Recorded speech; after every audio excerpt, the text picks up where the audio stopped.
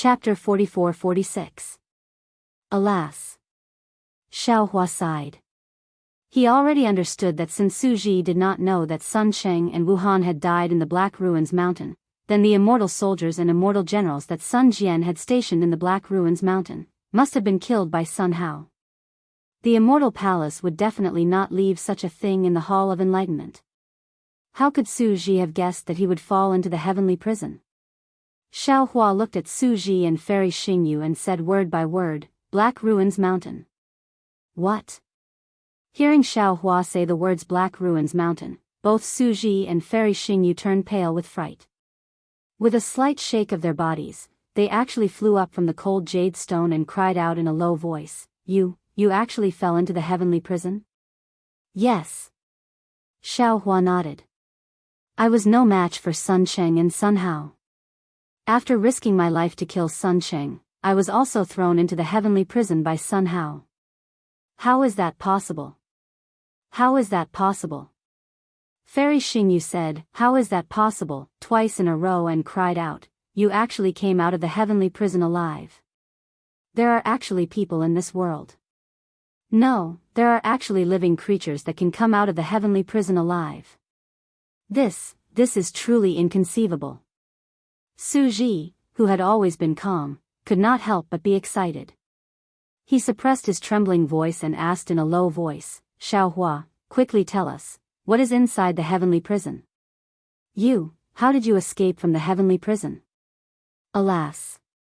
Xiaohua already had an excuse. He sighed and said, Seniors, it's not that I don't want to tell you what is inside, but I don't know what the real heavenly prison is. When I fell into the heavenly prison, it was pitch black. I couldn't see anything. My divine sense couldn't leave my body. I couldn't see with my naked eyes. There wasn't even a trace of sound. But occasionally, there would be some strange flashes of light. At the same time, there would also be some strange qi of heaven and earth. Oh, there would also be fluctuations similar to the thunder tribulation. Junior was drifting in the darkness. I originally wanted to die. But when I wanted to die, I couldn't activate my Dharma power and couldn't even move my body. Later, when there was qi of heaven and earth, I didn't want to die. Junior thought, since there is the qi of heaven and earth, I can cultivate.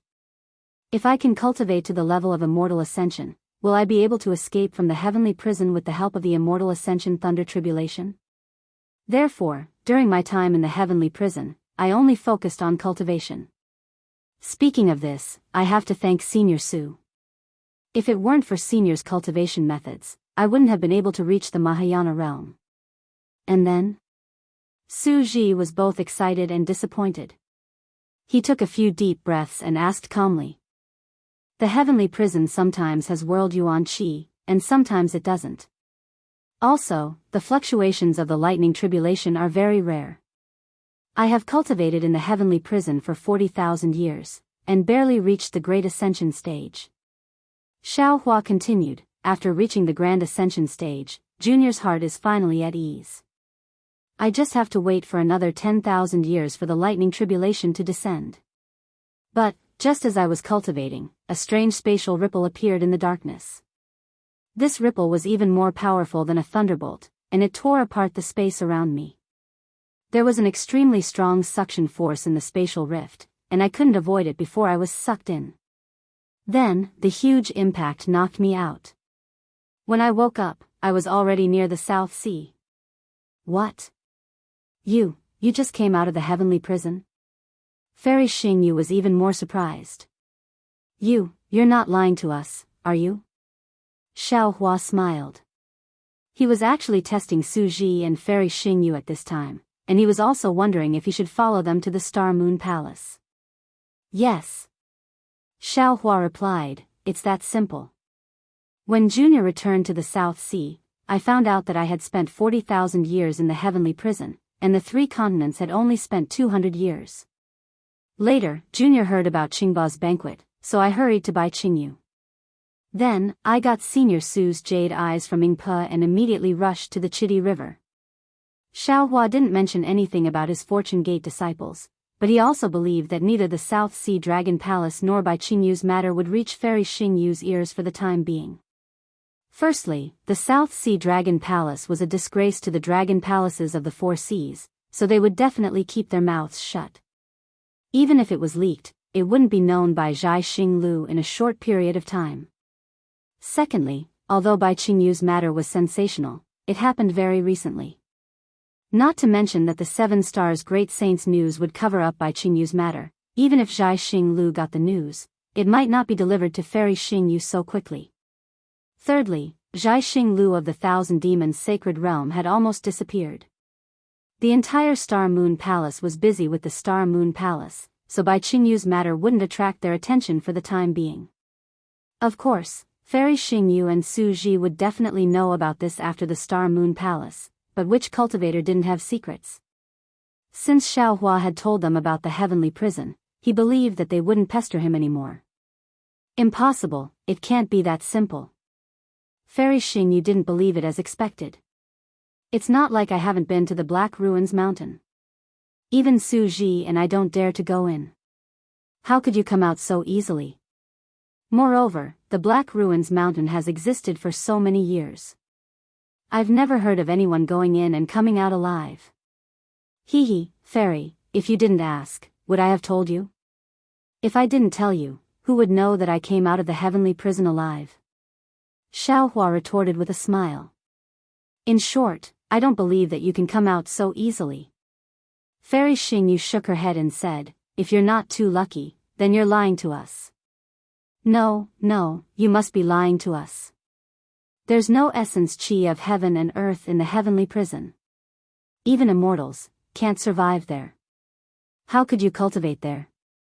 Xiaohua's face showed a meaningful smile as he asked, Fairy, are you an immortal? Have you been to the heavenly prison before? Xingyue. Su Ji, who had been silent, suddenly spoke. Don't forget that there's the Star Moon Palace in the 3 continents. What's wrong with the Star Moon Palace? What does this have to do with the Star Moon Palace? Fairy Xingyu was stunned and somewhat puzzled. Su Ji explained, the Star Moon Palace is about to appear soon. Isn't it similar to the time when Xiaohua escaped? Hiss. Fairy Xingyu sucked in a breath of cold air and looked at Xiaohua in disbelief. She said, if that's the case, then it's really possible. Xiaohua, your luck is really that good? If I claim to be the second luckiest in the world, I'm afraid no one would dare to claim to be the first. Xiaohua shrugged his shoulders and replied in all seriousness, Junior's biggest weakness is that my luck is too good. Ha ha ha. Fairy Xingyu covered her mouth and laughed until she was trembling. After a while, she said breathlessly, you're really too glib-tongued. No wonder Princess Baihua had a good impression of you after seeing you once. On the other hand, Su Ji looked at Xiaohua and said, your experience is truly inconceivable. We forced you to tell us about the heavenly prison in the Black Ruins Mountain. You can't tell other cultivators about it in the future. Oh. Why? Xiaohua was stunned and felt warmth in his heart. He could hear trust and concern in Su Ji's words. No one knows what the heavenly prison is. Any cultivator knows that once they enter the heavenly prison, there's no way out. Therefore, no one dares to go near the Black Ruins Mountain. However, if they know that someone can survive in the Black Ruins Mountain and cultivate there for 10,000 years, which is only equivalent to 100 years in the 3 continents, even if they know that the chances of survival are very small, they'll still rush into the Black Ruins Mountain. Su Ji said earnestly, think about it. If a Dao sect cultivator who's only a nascent soul cultivator enters the Black Ruins Mountain and comes out as a human Mahayana cultivator, how many cultivators can resist such temptation? Yes, I understand. Xiaohua bowed and said, after today, I won't mention this again. Also, Su Ji said again, stay away from the Black Ruins Mountain in the future. According to what I know, the Black Ruins Mountain isn't something from the 3 continents. Or rather, the heavenly prison should be a space where the chaos divine realm fell into the 3 continents. The time in the heavenly prison is different from the time in the 3 continents. There might even be many different times and spaces in the heavenly prison, like layers and layers of willow catkins. And at the root of this space, there might be a trace of connection with the chaos divine realm. Of course, once this connection disappears, the entire Black Ruins Mountain and the entire heavenly prison will be completely destroyed. Don't think that after going in and coming out, you'll get greedy again. I'll be honest with you. This time, your luck is too good. The Star Moon Palace just happened to pass by the space where the heavenly prison is, and that's why you were brought out. Otherwise, even if you cultivated to the Ascension realm, the heavenly tribulation wouldn't be born in the heavenly prison. Yes. The more Su Ji said this, the more relieved and happy Xiao Hua was. He nodded and said, I understand. Actually, my days in the heavenly prison were miserable beyond words. Other than darkness, there was only darkness. I even had thoughts of dying. I definitely won't try that kind of inhuman life again. Senior, please don't worry. At this point, Xiao Hua was suddenly shocked again. His eyes were filled with disbelief. Su Ji's words made him think of the transportation passage from the Chaos Divine Realm to the Great Snow Mountain. After all, the Chaos Divine Realm was the upper realm. It was far from the 3 continents. Xiao Hua didn't know how many realms there were in between. If there wasn't any special opportunity, he definitely wouldn't be able to return to the 3 continents from the upper realm. Unless, as Su Ji said, there was an opportunity like the Star Moon Palace that could tear the heavenly prison apart. Therefore, Xiao Hua hurriedly asked, That's right, Senior Su. You said that the Star Moon Palace's appearance could tear the heavenly prison apart. What's going on with the Star Moon Palace? Isn't the Star Moon Palace an ancient relic of the 3 continents? Chapter 44-47. Hee hee. Fairy Xingyu laughed again. Don't worry. Let's finish your story first. It won't be too late to tell you later. What else do you want to know? Didn't I tell you everything? Xiao Hua looked innocent, as if he had been wronged. Su Ji asked, Xiao Hua, are you from the 3 continents? When I was preparing to give you the cultivation method and other things, I did check all the Daoist sect cultivators in the 3 continents, but I couldn't find your origin no matter how hard I tried. It was as if you appeared in the longevity town out of thin air. Xiao Hua had already thought it through. He actually wanted to hide the matter of the West Sea, but he had met the Grand Mist Ancestor, so the matter of the West Sea could not be hidden from Su Ji and Fairy Xingyu. Moreover, Xiao Hua also had an extravagant hope in his heart. He wanted to get the method to return to the Dawn Rain continent from these 2 mysterious experts. Xiao Hua smiled and said, I appeared in the longevity town out of thin air, but the first time I appeared in the 3 continents was not in the longevity town, but in the West Sea. The West Sea? You are really not a human from the 3 continents. Fairy Xingyu felt a little strange, but she replied with certainty, Su Ji, see, I'm right. Yes, I'm from the Dawn Rain continent. A rogue cultivator. Xiao Hua wanted to say that he was a disciple of the Imperial Thunder sect, but he suddenly remembered that he had been expelled by the Imperial Thunder sect.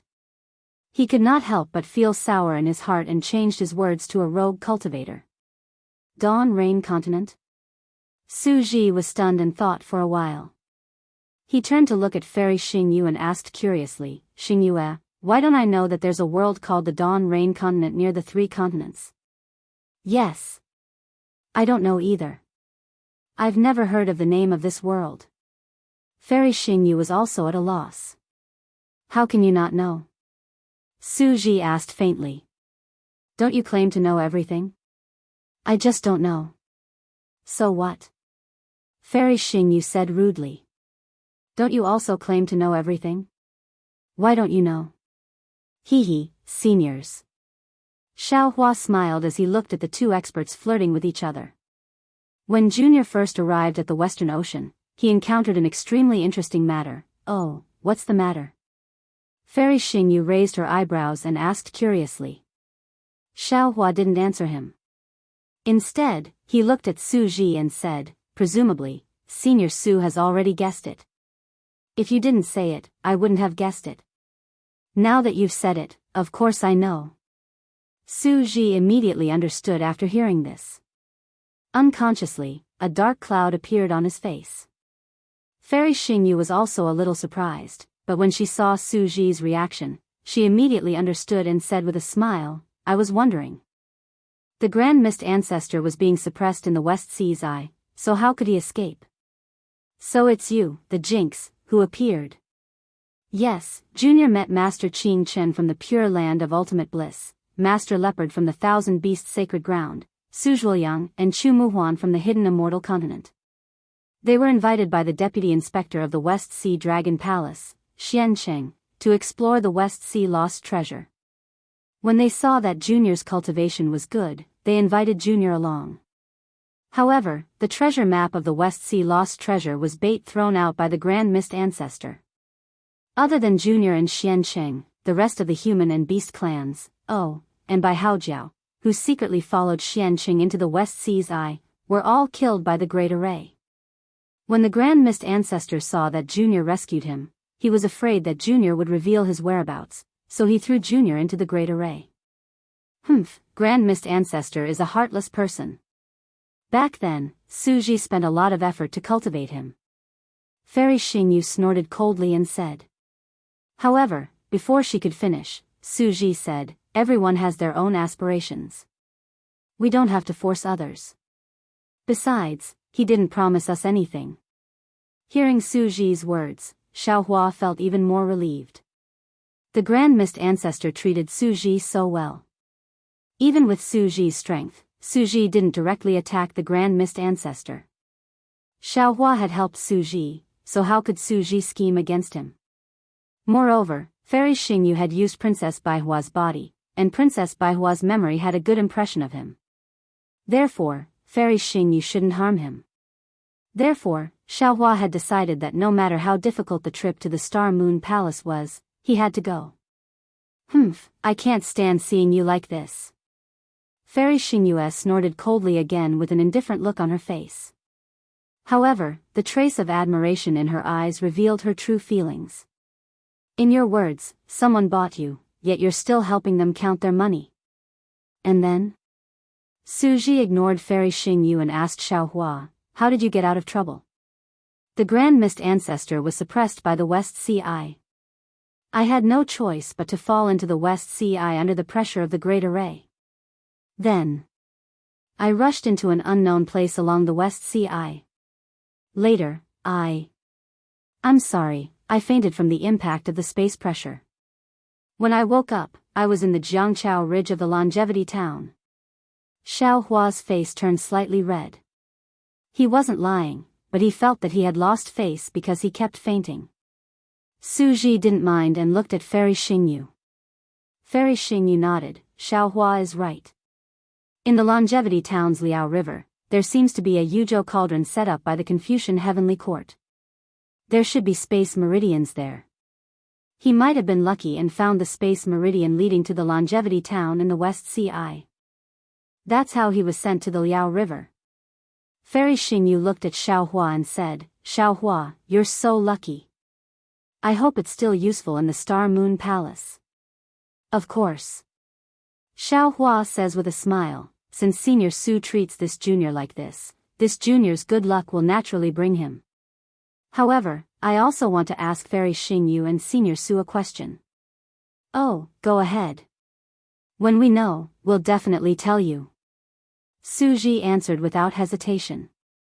I just want to know if there's a space meridian leading to the Dawn Rain continent from the 3 continents. Although Fairy Xingyu had said that she didn't know about the Dawn Rain continent, he still didn't want to give up. Fairy Xingyu smiled bitterly. Xiaohua, didn't I say it before? It's not that we don't want to help you, but the problem is that we don't know which realm the Dawn Rain continent is. How can we help you? Xiaohua looked at Su Ji, unwilling to give up, and asked, Senior, if possible, can you think about it again? If Xingyu says she doesn't know, then she really doesn't know. Su Ji shook his head and said, Of course, the name of the realm we know may be different from the name you mentioned. Without waiting for Su Ji to finish speaking, Fairy Xingyu smiled and said, Xiaohua, you're now a human Mahayana realm cultivator, and your strength has reached the upper stage of the 9th grade of essence force. If there are no accidents, you will definitely ascend within 10,000 years or even several thousand years. Why do you have to return to the Dawn Rain continent? Could it be that you can't ascend in the hidden immortal continent? Although the immortal palace of the Confucian cultivators is powerful, with your character of not causing trouble, they won't make things too difficult for you. Xiaohua smiled bitterly. He naturally knew that he didn't need to spend thousands of years, let alone tens of thousands of years. Therefore, he wanted to find a way back to the Dawn Rain continent even more. He also knew that after he ascended, he would probably have no chance to return to the Dawn Rain continent. Xiaohua thought for a moment and said, although I'm a rogue cultivator, I have a beautiful memory in the Imperial Thunder sect of the Dawn Rain continent. Then Xiaohua roughly explained the matter of the Imperial Thunder sect, and finally said, my master had no choice but to sacrifice his life for me, and Shueshue also sacrificed her life for me. My other dual cultivation partner still doesn't know whether I'm dead or alive. I feel that if I don't return to the Dawn Rain continent, I won't be able to get rid of the lingering thoughts in my heart. That's right. Fairy Xingyu gnashed her teeth and said, you just have to go back and let that snobbish Imperial Thunder sect see that the disciple they expelled is now a Mahayana realm cultivator. A peerless genius who cultivated from the nascent soul realm to the Mahayana realm in just 200 years. Let them regret it until their intestines turn green. However, at this point, she glared at Xiaohua again and said, as for that jealous fairy Xianxia, it's fine if you don't look for her. I think that little girl Shueshue is still a good choice. Alas, it's a pity that she's already dead. Fairy Xianxia took advantage of her for nothing. Suji pondered for a moment and said, let's go and see the senior brothers in the Myriad Thunder Valley. Your senior brother Xiangyang is excellent. You also think of your senior brother in the Punishment Palace? Fairy Xingyu asked gently. Not the senior brother in the Punishment Palace. Suji looked into the distance and said, it's an elder brother in my hometown. When Fairy Xingyu heard this, there was a trace of nostalgia in her eyes. She whispered, that's an extremely distant memory. Xiaohua naturally knew that their hometown was a secret in the hearts of Suji and Fairy Xingyu. He didn't dare to ask more and just watched from the side. After a few minutes, Suji withdrew his gaze from the distance and looked at Fairy Xingyu and said seriously, Xingyue, since we can't return to our hometown, why don't you help Xiaohua? Your law palace must have records of the 3 continents and the surrounding realms. You might as well think of Xiaohua. Yes, I know. Fairy Xingyu nodded and said, although this matter is forbidden in the law palace, I don't think Celestial Master of Law will know about this, right? Suji blinked his eyes and said with a smile, of course not. Fairy Xingyu's face turned slightly red. She looked up at Xiaohua and asked, Xiaohua, first tell me what's so special about the Dawn Rain continent. Also, what was the situation when you came from the Dawn Rain continent to the 3 continents? You didn't faint in the space passage again, did you? I didn't faint this time. Xiaohua said with a smile, I remember the situation in the space passage clearly. Okay, tell me about the situation in the Dawn Rain continent. Fairy Xingyu nodded and asked. Chapter 44-48. After Xiaohua finished explaining the situation of the Dawn Rain continent, Fairy Xingyu and Suji were both surprised. Suji asked, what? You said that there are only Taoist cultivators in the Dawn Rain continent? Oh, there are also sword cultivators and beast cultivators. There are no Confucian cultivators or Buddhist cultivators. There are no demon clans. Yes, there are no traces of Confucian cultivators. There are only Buddhist cultivators. Xiaohua nodded. According to legend, there were Confucian cultivators and Buddhist cultivators in ancient times, but they were all killed by our Taoist cultivators. Impossible. Fairy Xingyu shook her head without hesitation. There is no such realm nearby. Maybe. Suji thought for a moment and said, Xiaohua's cultivation was not high enough, and he might not have experienced many places, so he couldn't have seen the whole Dawn Rain continent. Yes. Xiaohua nodded and said, in the northwest of the Dawn Rain continent, there are so-called soul cultivators who cultivate the 12 great gods. On the other side of the Million Mountains, there seems to be a place called Defeat League. See, you're talking about soul cultivators? Soul cultivators of the 12 great gods? Fairy Xingyu exclaimed, and her face showed even more surprise. Impossible. That's absolutely impossible. What's impossible? Su Ji was also stunned. He looked at Xiao Hua and then at Fairy Xingyu and asked curiously, what are the 12 great gods? What is a soul cultivator? Remember. Fairy Xingyu's face showed a rare look of horror. She said, you must never mention the 12 great gods and soul cultivators in the future. If you still want to live and not be hunted down by the celestial venerables. Su Ji already understood and nodded. I understand. This is a forbidden power. Then he looked at Xiao Hua and said very seriously, Xiao Hua. Can you remember? Yes, I understand. From this moment on, I have completely forgotten about the great gods and soul cultivators. Xiao Hua's heart trembled and he hurriedly replied. However, he was extremely bitter in his heart. When he was on the Dawn Rain continent, he was afraid of being hunted down by Daoists. When he was on the 3 continents, he was also hunted down by Confucian cultivators. Now that he had finally reached the Grand Ascension stage, he was also afraid of being hunted down by the so-called celestial venerables, just because he was a soul cultivator. Alright, Xiao Hua, tell me more about the spatial meridian you passed through. Fairy Xingyu asked solemnly. As far as I can remember, there is absolutely no such space vein. It shouldn't be a spatial vein. Xiao Hua hesitated for a moment before saying, Junior feels that it's a few layers of innate restrictions. You. Hearing this, Fairy Xingyu almost jumped up from the ice jade. She looked at Xiao Hua in disbelief and said, you actually passed the Great Meru Buddhist Formation, the 5 Elements Destruction Formation, and the Clear Song of Time Demon Formation? This, how is this possible? Fairy, so you actually know the names of these innate formations? Xiao Hua was overjoyed and said anxiously, isn't Junior just lucky? Bullshit luck. Fairy Xingyu sat down dejectedly and looked at Su Ji. Why don't you and I have such good luck? Xingyu. Su Ji was obviously confused. He asked curiously, what are you talking about? Why can't I understand? It's right that you don't understand. Fairy Xingyu looked at Su Ji and forced a smile. If you knew, you wouldn't be alive now. Su Ji nodded and did not ask any more questions.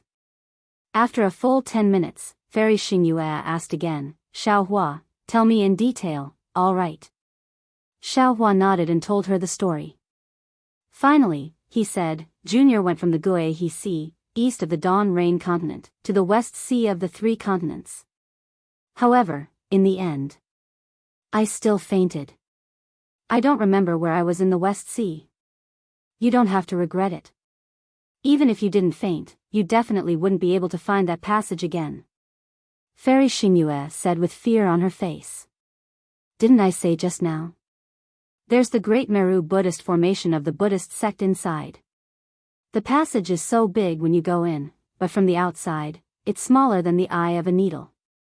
The naked eye, Buddhist consciousness, divine thought, eye-clearing technique, and so on can't detect it. Only the 3 Buddha lords of the Buddhist sect can see it.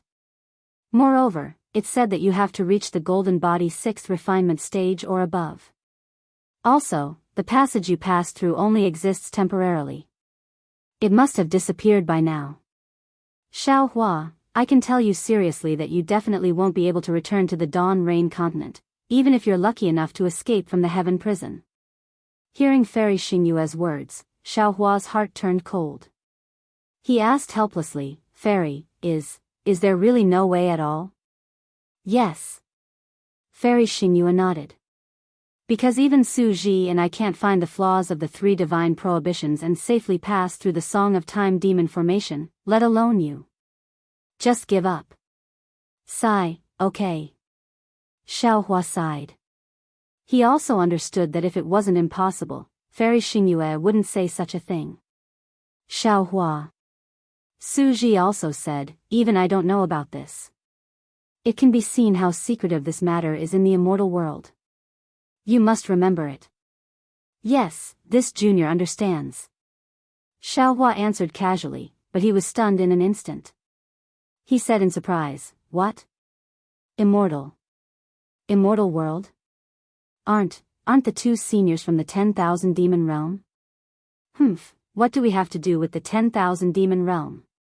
Fairy Xingyue looked at Xiaohua's surprise and snorted coldly. The 10,000 demon realm has everything. There's the spirit clan, the demon clan, and the divine clan, but there's no human clan. Suji and I are real humans. How can we be from the 10,000 demon realm? But are the seniors really from the immortal world? Xiaohua still couldn't believe it. Isn't it impossible for the immortals from the immortal world to return to the cultivation world? It's impossible to return to the cultivation world normally.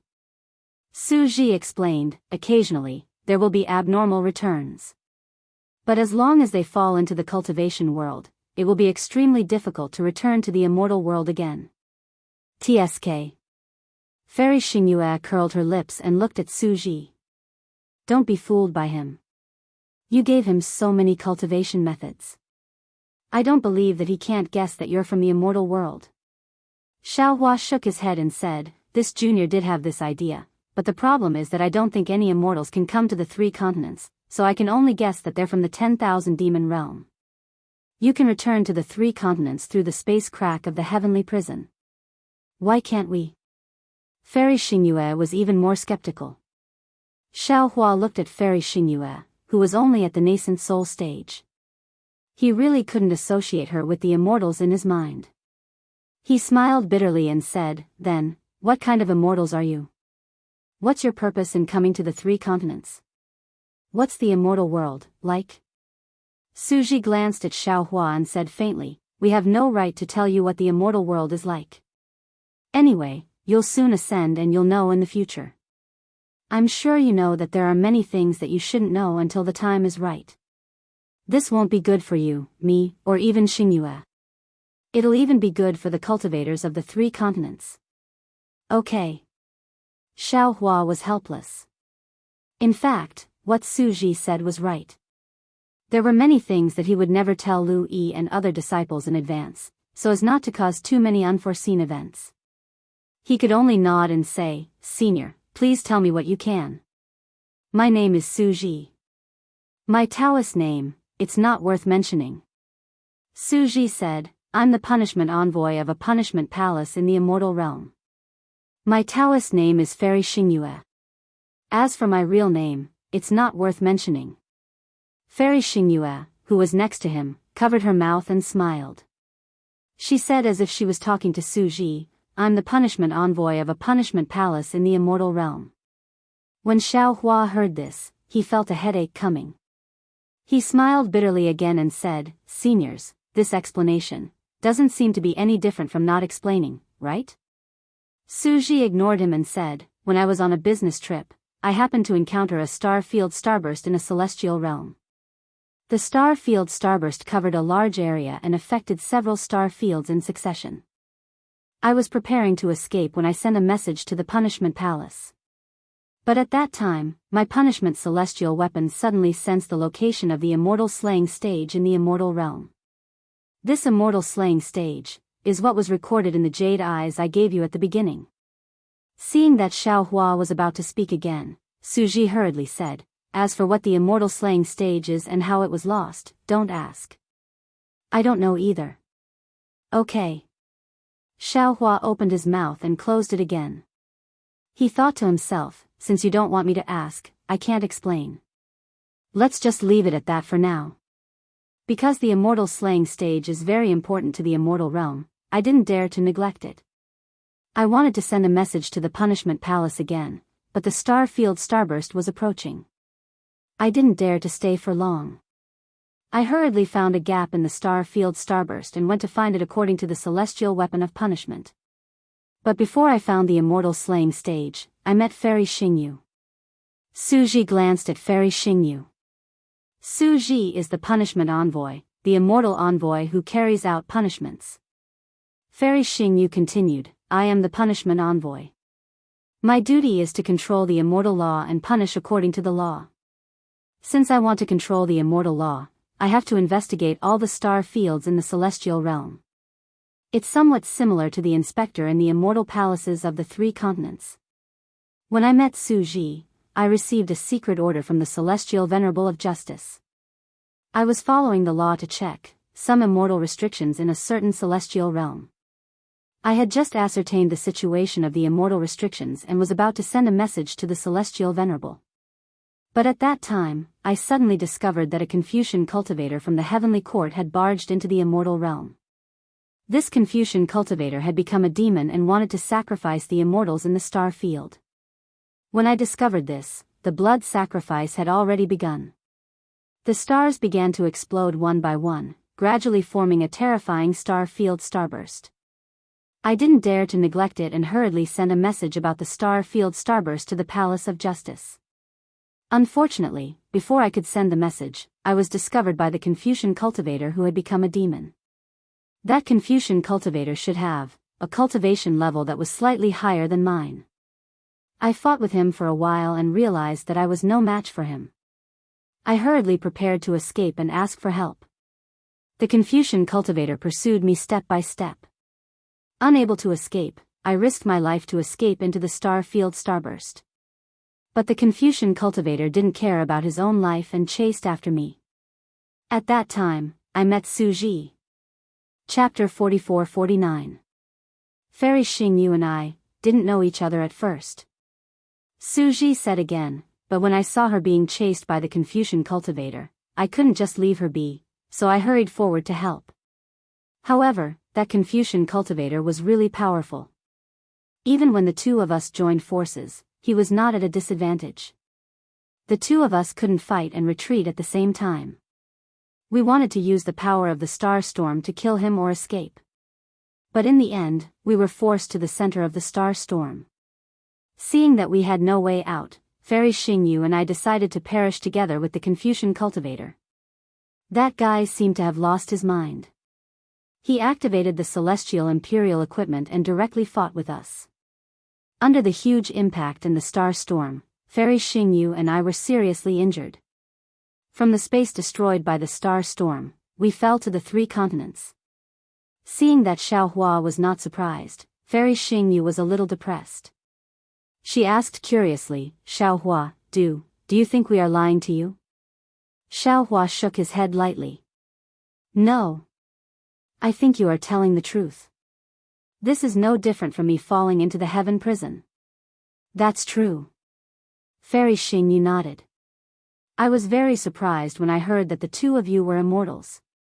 But if you think about it carefully, immortals can't easily return to the cultivation world. Since the two seniors have returned, there must have been an unforeseen event. As for what unforeseen event it is, the biggest possibility is that it is similar to this junior's experience. Xiaohua explained. Using myself as an example, this junior understands. After arriving at the three continents, we naturally had to determine the realm we were in. Su Ji didn't think as much as Fairy Xingyu. He said, but when we found out that this was the essence qi of heaven and earth, not the immortal spirit qi of the immortal world, our hearts sank. So we didn't dare to think about anything else and began to heal ourselves. After our injuries were healed, we began to discuss how to get out of here. Alas, Su Ji sent some information back to the punishment palace. I only sent back news about the star storm. Speaking of what had happened back then, Fairy Xingyu was still a little regretful.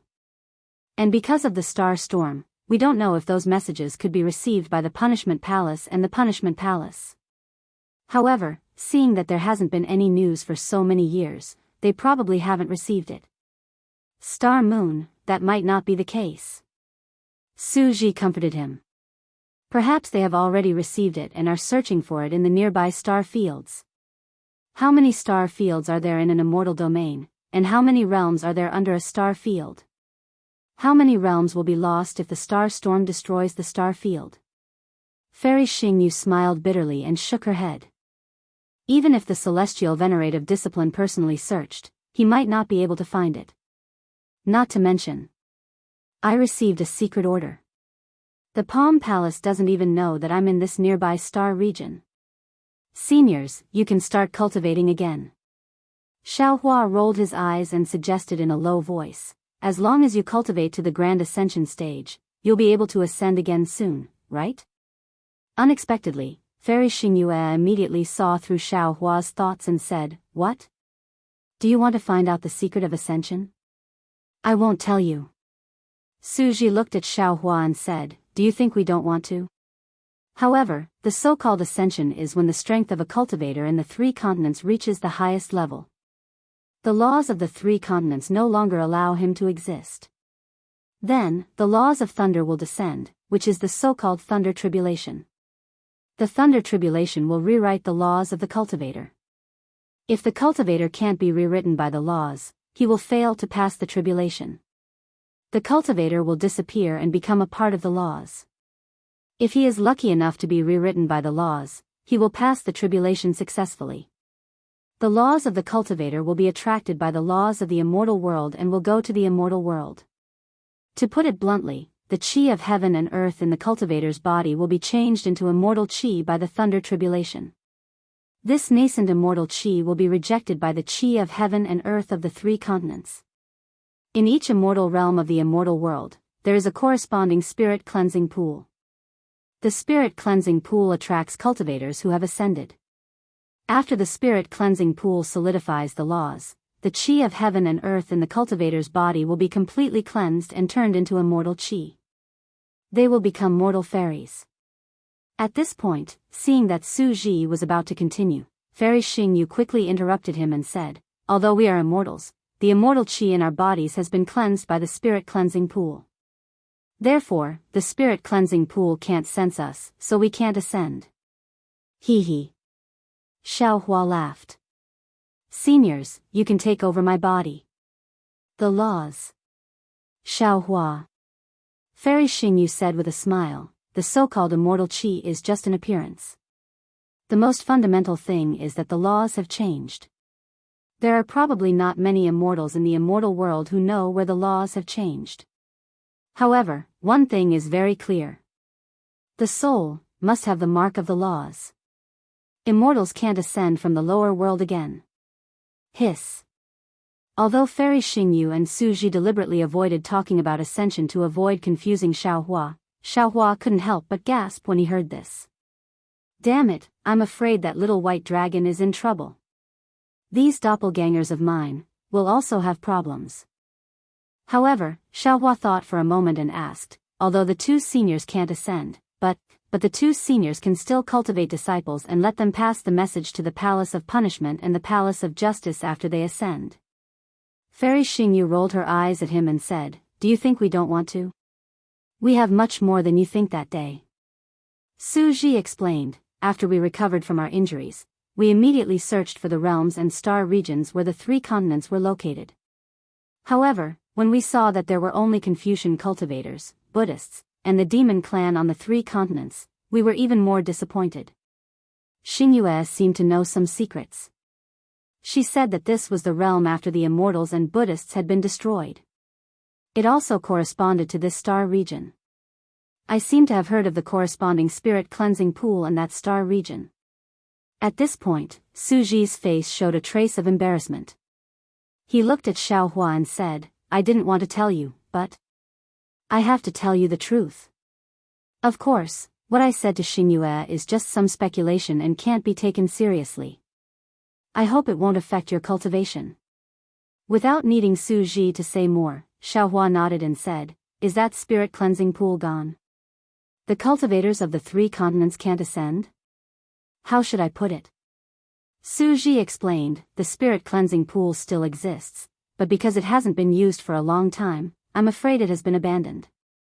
Because I'm the punishment envoy of the punishment palace, I have some impression of the location of the spirit cleansing pool. That's how I know there is such a spirit cleansing pool." "That's good."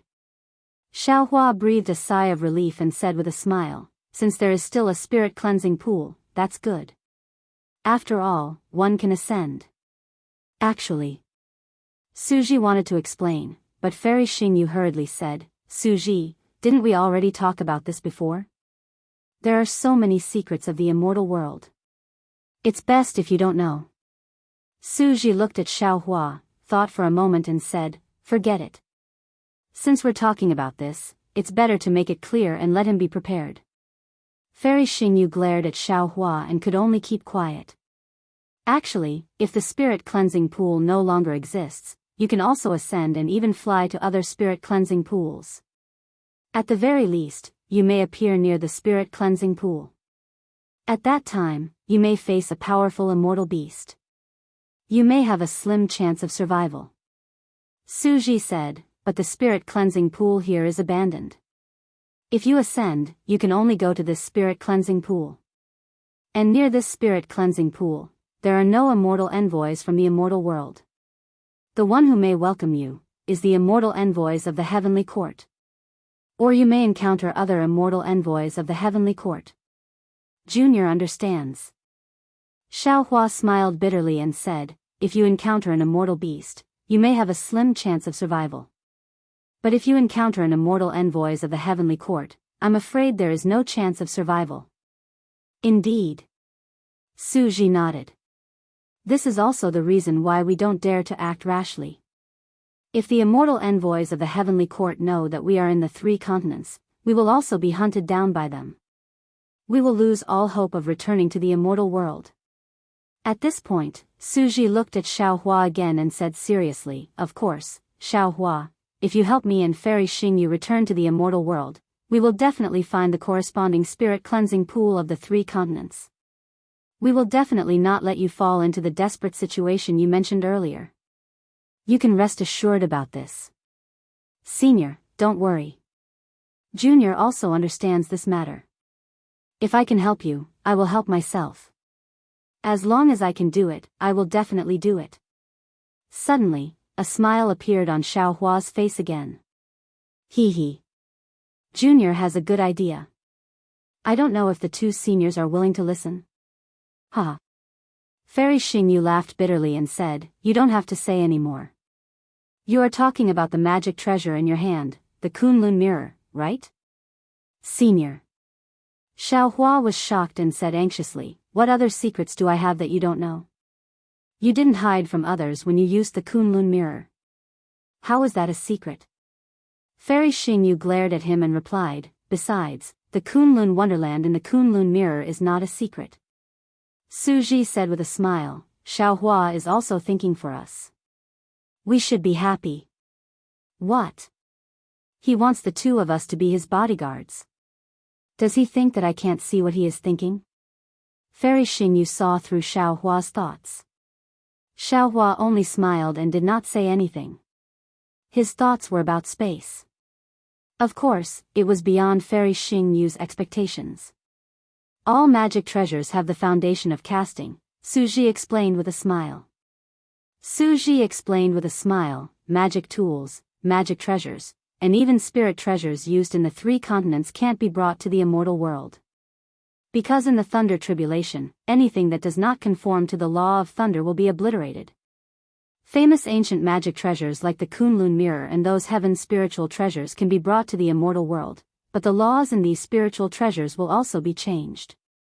For example, isn't the Kunlun wonderland in the Kunlun mirror?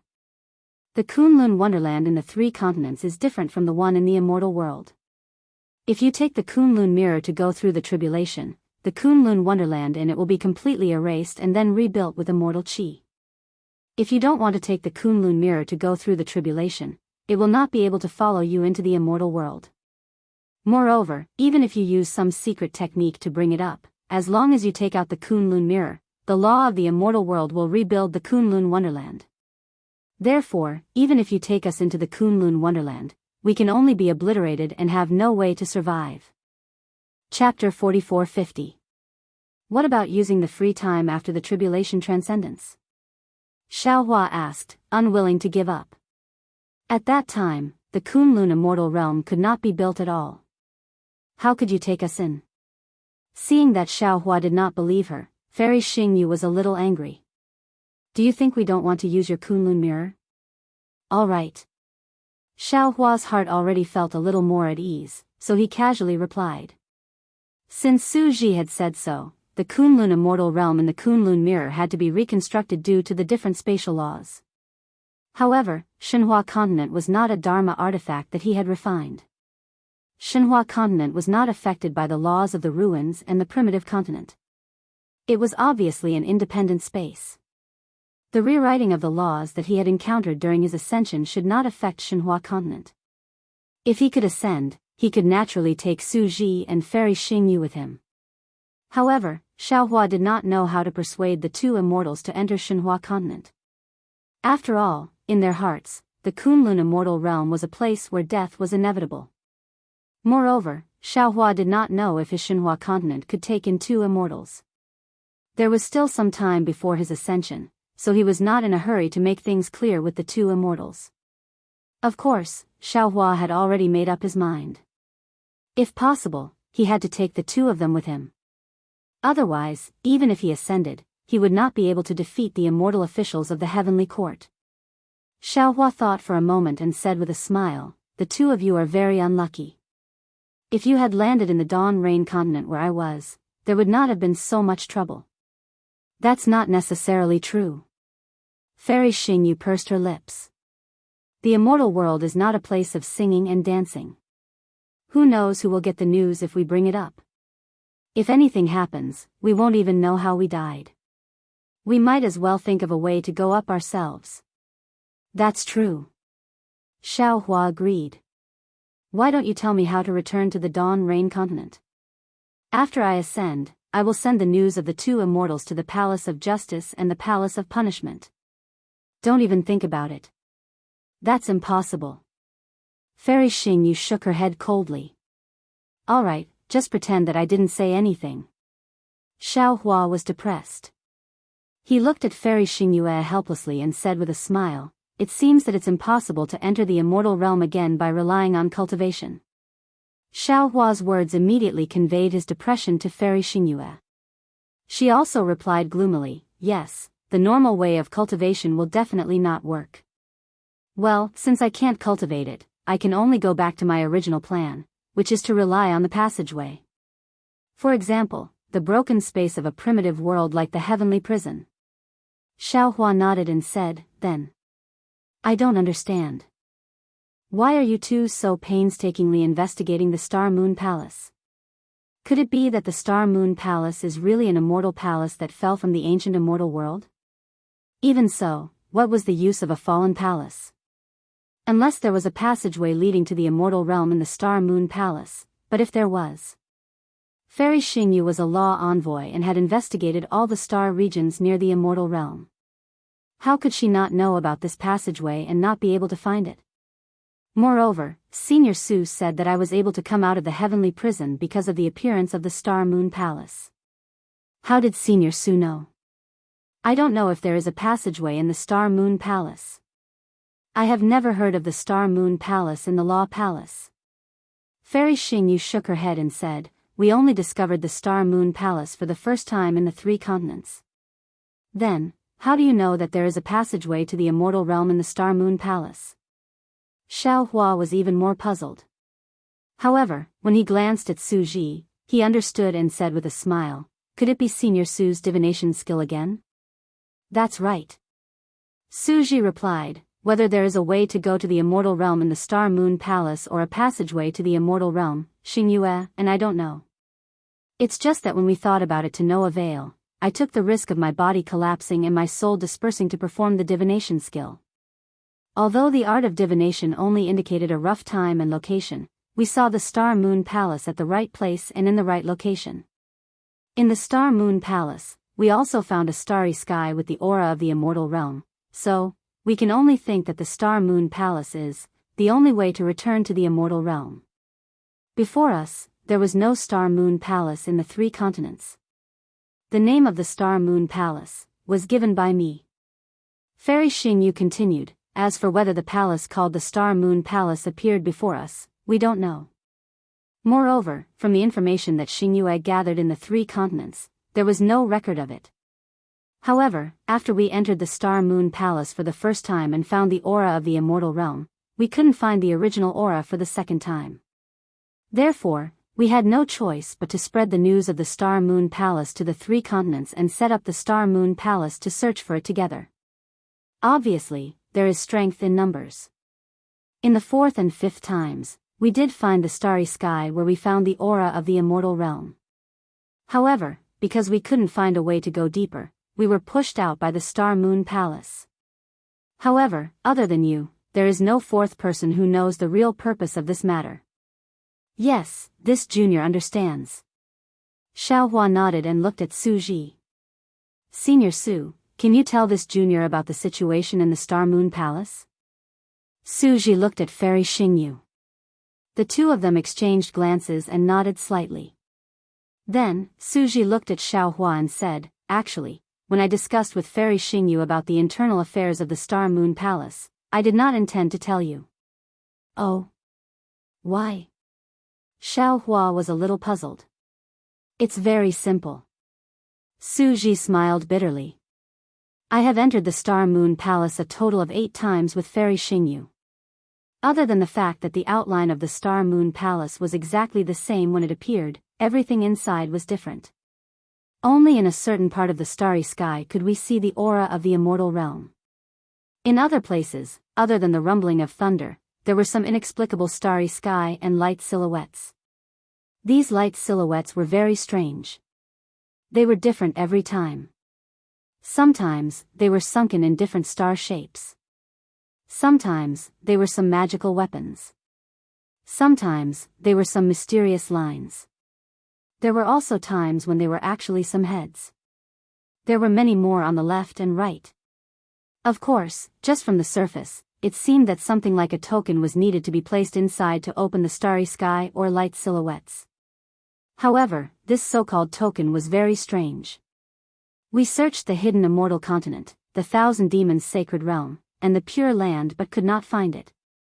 Even though Fairy Xingyu controlled the stars and moons and could see all kinds of strange things every day, and every time we entered the Star Moon Palace, we were fully prepared.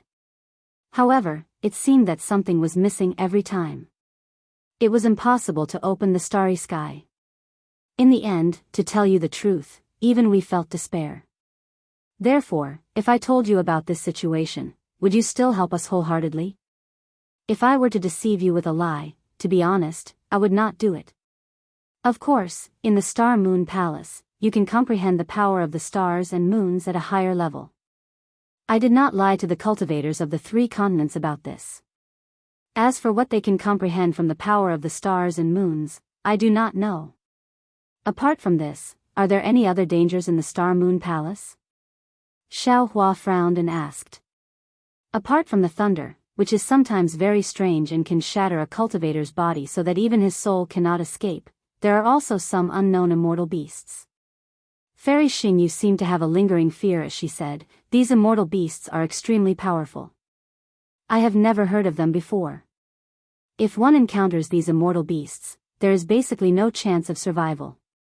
There is also an even more inexplicable attack. It seems that there is a restriction in the void. Su Ji explained, if one encounters this attack, it seems that there is no way to avoid it.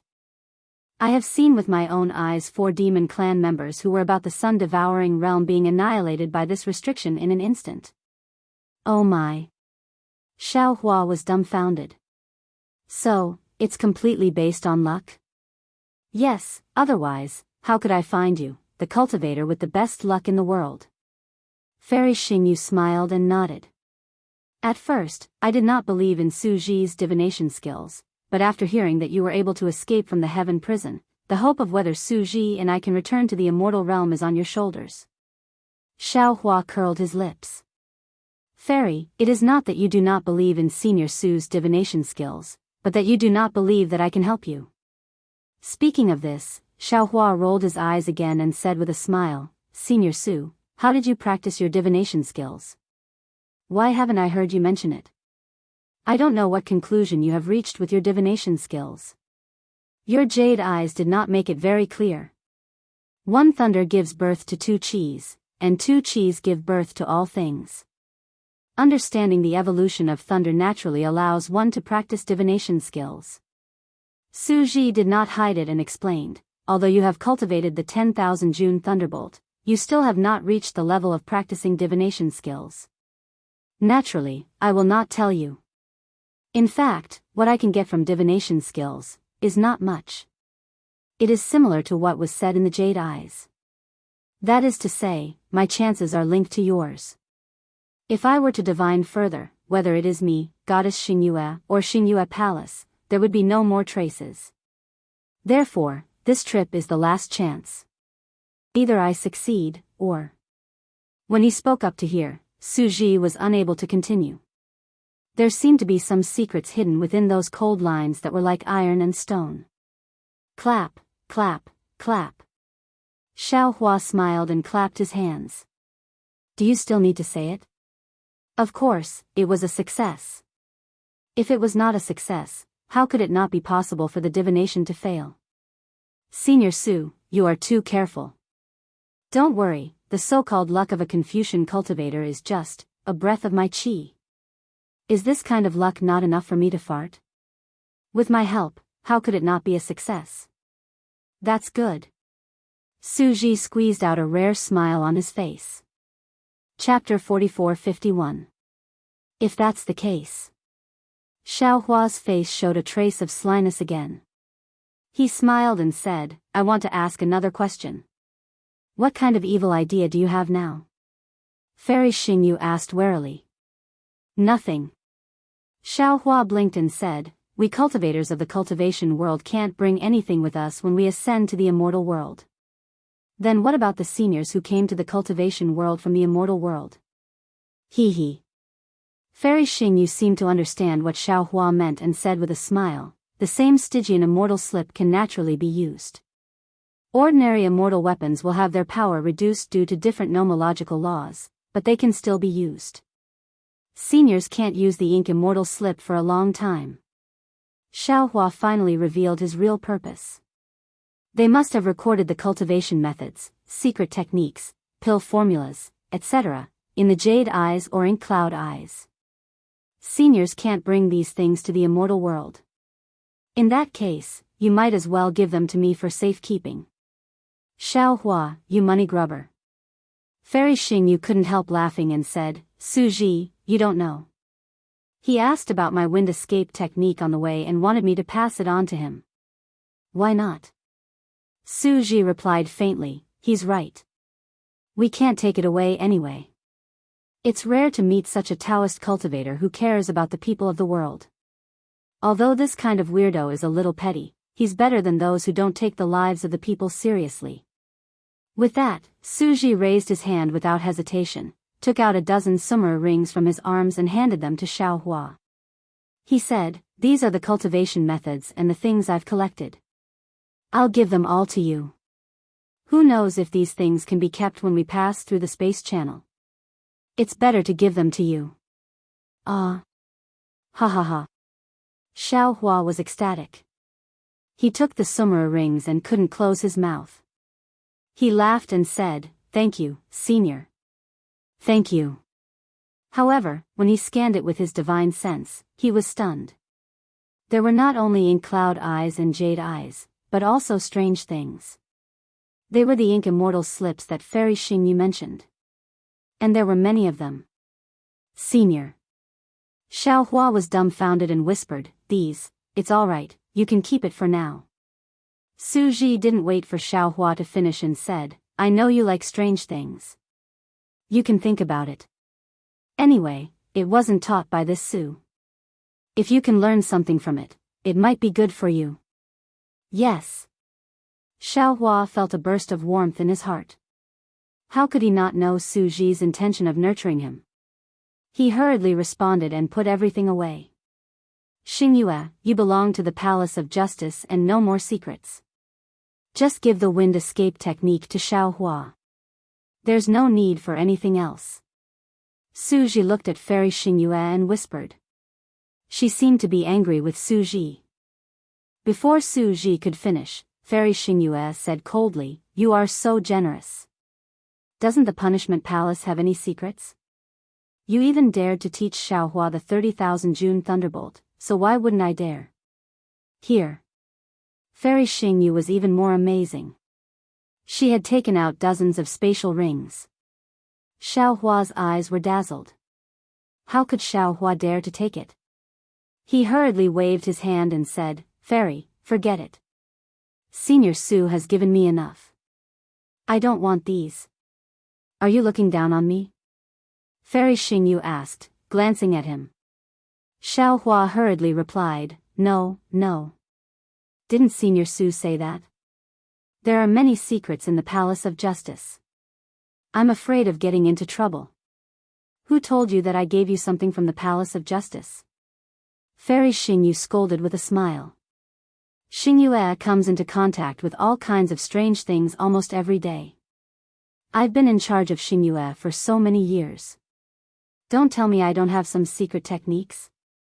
"Really?" Xiao Hua was overjoyed. With a sweep of his divine consciousness, the dozens of spatial rings immediately disappeared from his eyes. "You are really a miser." Fairy Xingyu couldn't help but laugh again. She looked at Su Ji and said, "I've been with Su Ji in the 3 continents for so long. Except for that treacherous Hong Meng, we haven't taken in any disciples. We have some things to teach you, but first, there's not enough time. Second, there's nothing to teach in the 3 continents. If there's a chance, we'll talk about it when we reach the immortal world." "Yes, thank you, seniors." Xiao Hua was overjoyed again. Su Ji raised his hand and patted Xiao Hua on the shoulder, saying, "My name and Xingyue's name won't change. When you arrive in the immortal realm, you can come to us. You're a rogue cultivator and don't have any foundation in the immortal realm. I'm afraid it won't be easy for you to cultivate." "Yes." Xiao Hua suddenly laughed and said, "Can I also follow you into the immortal realm?" Ha, you dare to sneak into the immortal realm in front of the law envoy and the punishment envoy?" Fairy Xingyu laughed and said, "Aren't you afraid that I'll charge you with violating the immortal law and let Su Ji carry out the punishment?" Ha, I'm just saying." Xiao Hua laughed. Su Ji said earnestly, "Although you can sneak into the immortal realm and use some channels to get the spirit cleansing liquid to build your body, you'll be no different from an ordinary mortal fairy. However, it's not recorded in the immortal book. As the saying goes, if you don't have a proper name, you can't do it openly in the immortal realm. Therefore, I suggest that you go through the thunder tribulation to become an immortal." "Okay, I understand." Xiao Hua wasn't thinking about himself. He was also thinking about the future of Xinhua continent in the space. However, it seemed that Su Ji, the punishment envoy, was very impartial. Xiao Hua didn't dare to reveal anything. He just said casually, "Actually, even if you can't return to the immortal realm through the Star Moon Palace, you can still live freely in the 3 continents, right?" "If that's the case, Xiao Hua, why do you have to look for the way back to the Dawn Rain continent?" Fairy Xingyu glanced at Xiao Hua indifferently and asked, "You've cultivated to the Mahayana stage of the human clan in the 3 continents and experienced the most important part of your life. You should have deeper feelings for the 3 continents." Xiao Hua touched his nose and was speechless. Su Ji didn't retort like Fairy Xingyu. Instead, he said, "When we were in despair, we also had this plan. However, we are immortals. Most of our bodies are filled with immortal qi, and our souls are also filled with the laws of the immortal realm. Our physical bodies can't exist on the 3 continents for long. The ubiquitous essence qi of heaven and earth corrodes our physical bodies all the time. You must have seen that Fairy Xingyu couldn't avoid the collapse of her physical body. At this time, she had no choice but to occupy the body of Princess Baihua. Although Princess Baihua's body is more suitable for Fairy Xingyu, her physical body hasn't been tempered by the spirit-washing liquid, so it can't contain Fairy Xingyu's soul. She used a secret technique to nourish herself for nearly 200 years and only dared to come out of seclusion recently. And her strength has faded too much. Although I was a little stronger than Fairy Xingyu before, I've performed divination twice, which has greatly eroded my physical body. I can already feel that in less than 100 years, my physical body will collapse. I have no choice but to find a usable body. In fact, a few years ago, I've already advised Su Ji that it's best to prepare for a rainy day and find a way out for himself first. Fairy Xing Yu's gaze fell on Su Ji with warmth. But he has always disagreed. He doesn't want to interfere with another person's life, nor does he want to take another person's life for no reason. I'm the punishment envoy of the Punishment Palace, in charge of the punishment fairy weapon of the immortal world. If I don't have the most basic self-discipline in my heart, how can I be fair? Su Ji replied faintly. Aren't you the same? Although you've taken over Princess Baihua's body, I know that if nothing unexpected happens, your physical body can last for another 100 years. For the same belief, you mentioned abandoning your physical body. You've also lost a lot of cultivation. One is marked by the company one keeps. Fairy Xingyu pursed her lips and smiled. I've always heard you say this, so I can't help but be self-disciplined. In the face of Fairy Xingyu's exposed thoughts, Su Ji changed the topic. He looked up at the starry sky and said disconsolately, in my hometown, there's an idiom to describe people without souls. It's called the walking dead. I thought, if my soul stayed in someone else's physical body, would it still be me? I'm afraid I'm no different from a walking dead, right? Fairy Xingyu raised her eyebrows and was about to get angry. However, after thinking for a while, she became dejected. She whispered, Su Ji, tell me about your hometown. I've told you so much, but you've never mentioned your hometown. Hometown? Xiaohua asked curiously, the hometown you mentioned earlier. Isn't it the immortal world? Of course not. Fairy Xingyu rolled her eyes at Xiaohua. The hometown that immortals talk about is the place where they ascend. If you ascend, the 3 continents will be your hometown. Oh. Xiaohua nodded. I see. Su Ji didn't pay any attention to Xiaohua. He gazed at the stars for the time it took to finish a cup of tea, and then he said, Xingyue, it's not that I don't want to tell you about my hometown. It's just that my hometown can't compare to the neon glow galaxy, nor can it compare to the 3 main continents. A place of the last days? What do you mean? Xiaohua asked, puzzled. The so-called place of the last days is the place where the path of cultivation is destroyed. Fairy Xingyu looked sympathetic. She glanced at Xiaohua and explained, there are many reasons for the destruction of the path of cultivation. It could be the loss of the cultivation method, the dissipation of the qi of heaven and earth, or the blockage of the ascension passage. Didn't Su Ji say that before? After the starburst, many realms will lose contact with the star field, which means they will lose contact with the spirit cleansing pool in the immortal realm. Those realms may become a place of the last days. There are no records of my hometown in the immortal realm. I don't know its corresponding name in the galaxy in the immortal realm. I only know that galaxy is called the Milky Way, and the blue planet I'm on is called Earth. Su Ji looked at the strange starry sky and said, until now, I still don't know why Earth and the Milky Way became a place of the last days.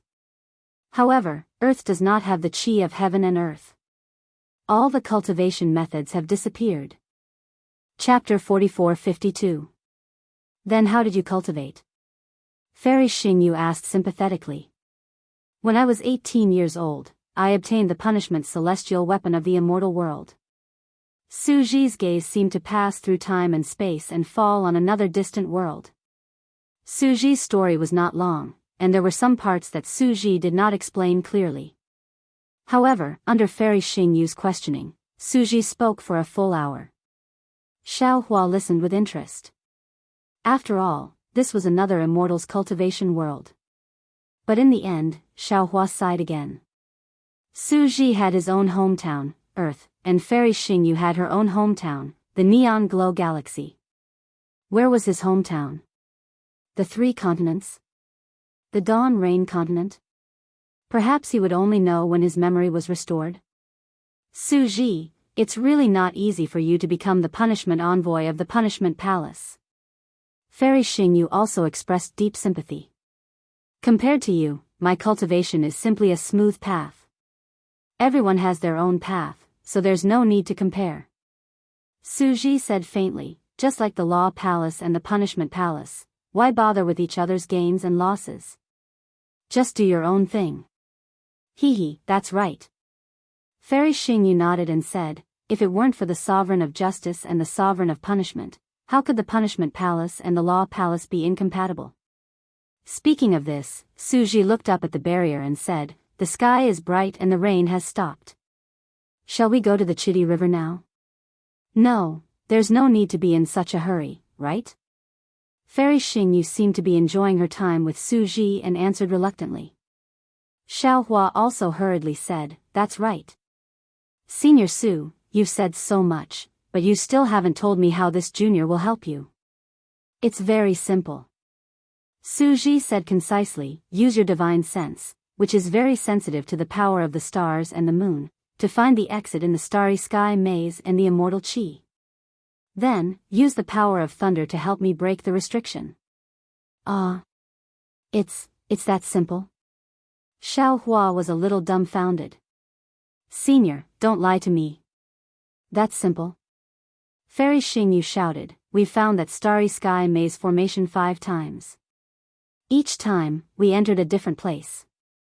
Later, we used the magical powers of tens of thousands of cultivators to find the exit of the immortal chi twice. As for that restriction, even Su Ji couldn't break it with his strength. Do you think you can? Alright, just pretend I didn't say anything.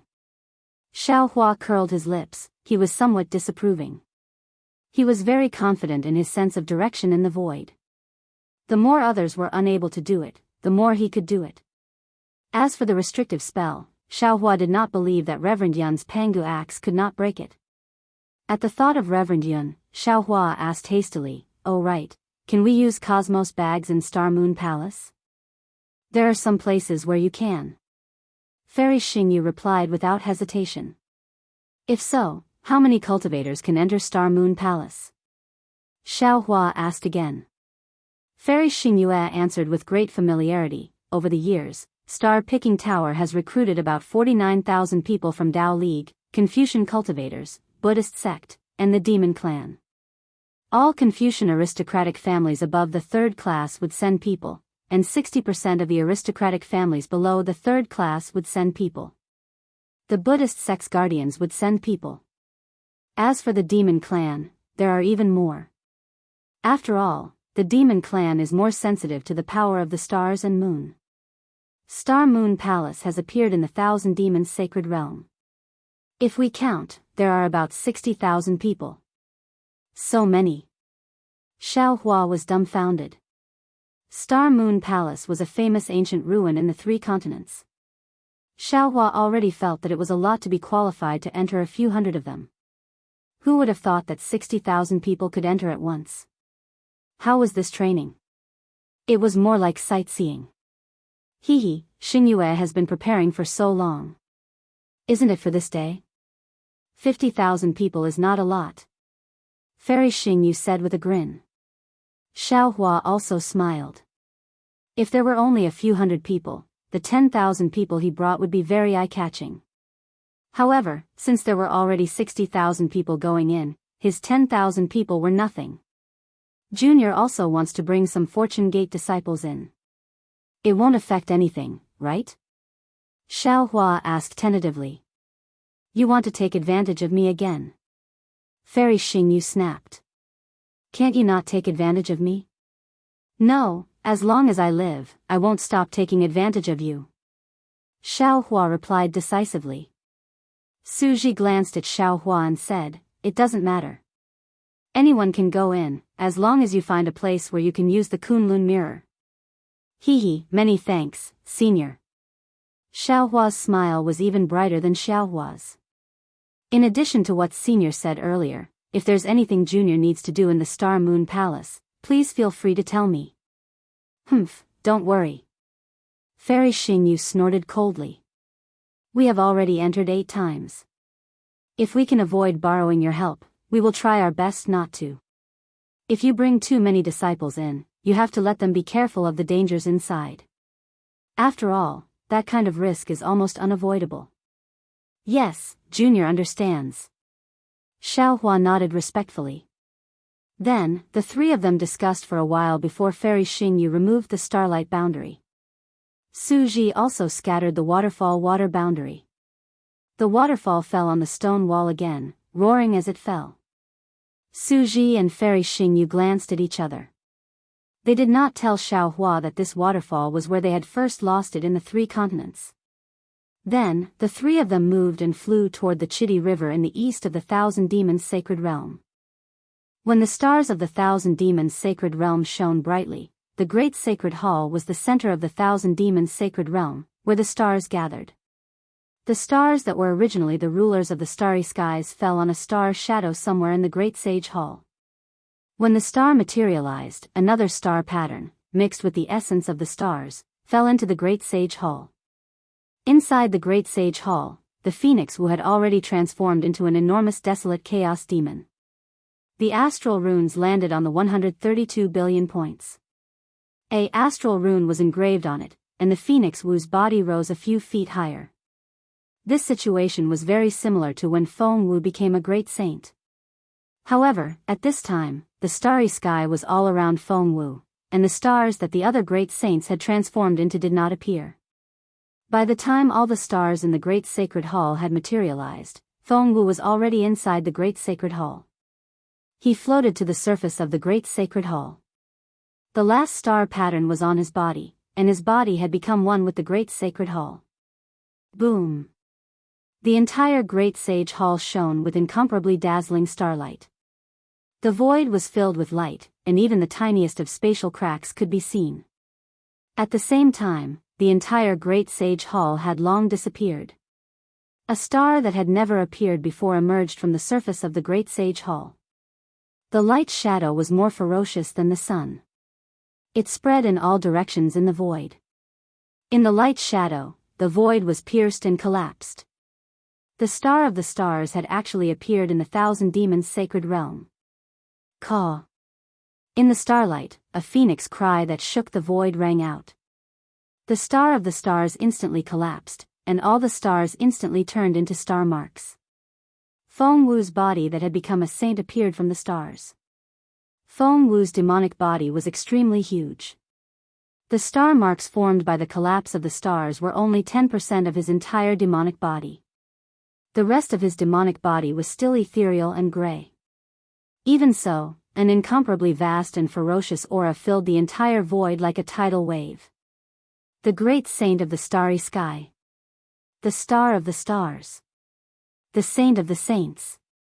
In the eyes of the golden-winged great rocks and the others, a 7-star great saint was already a peerless saint. However, they still underestimated the heavenly phoenix's covetousness.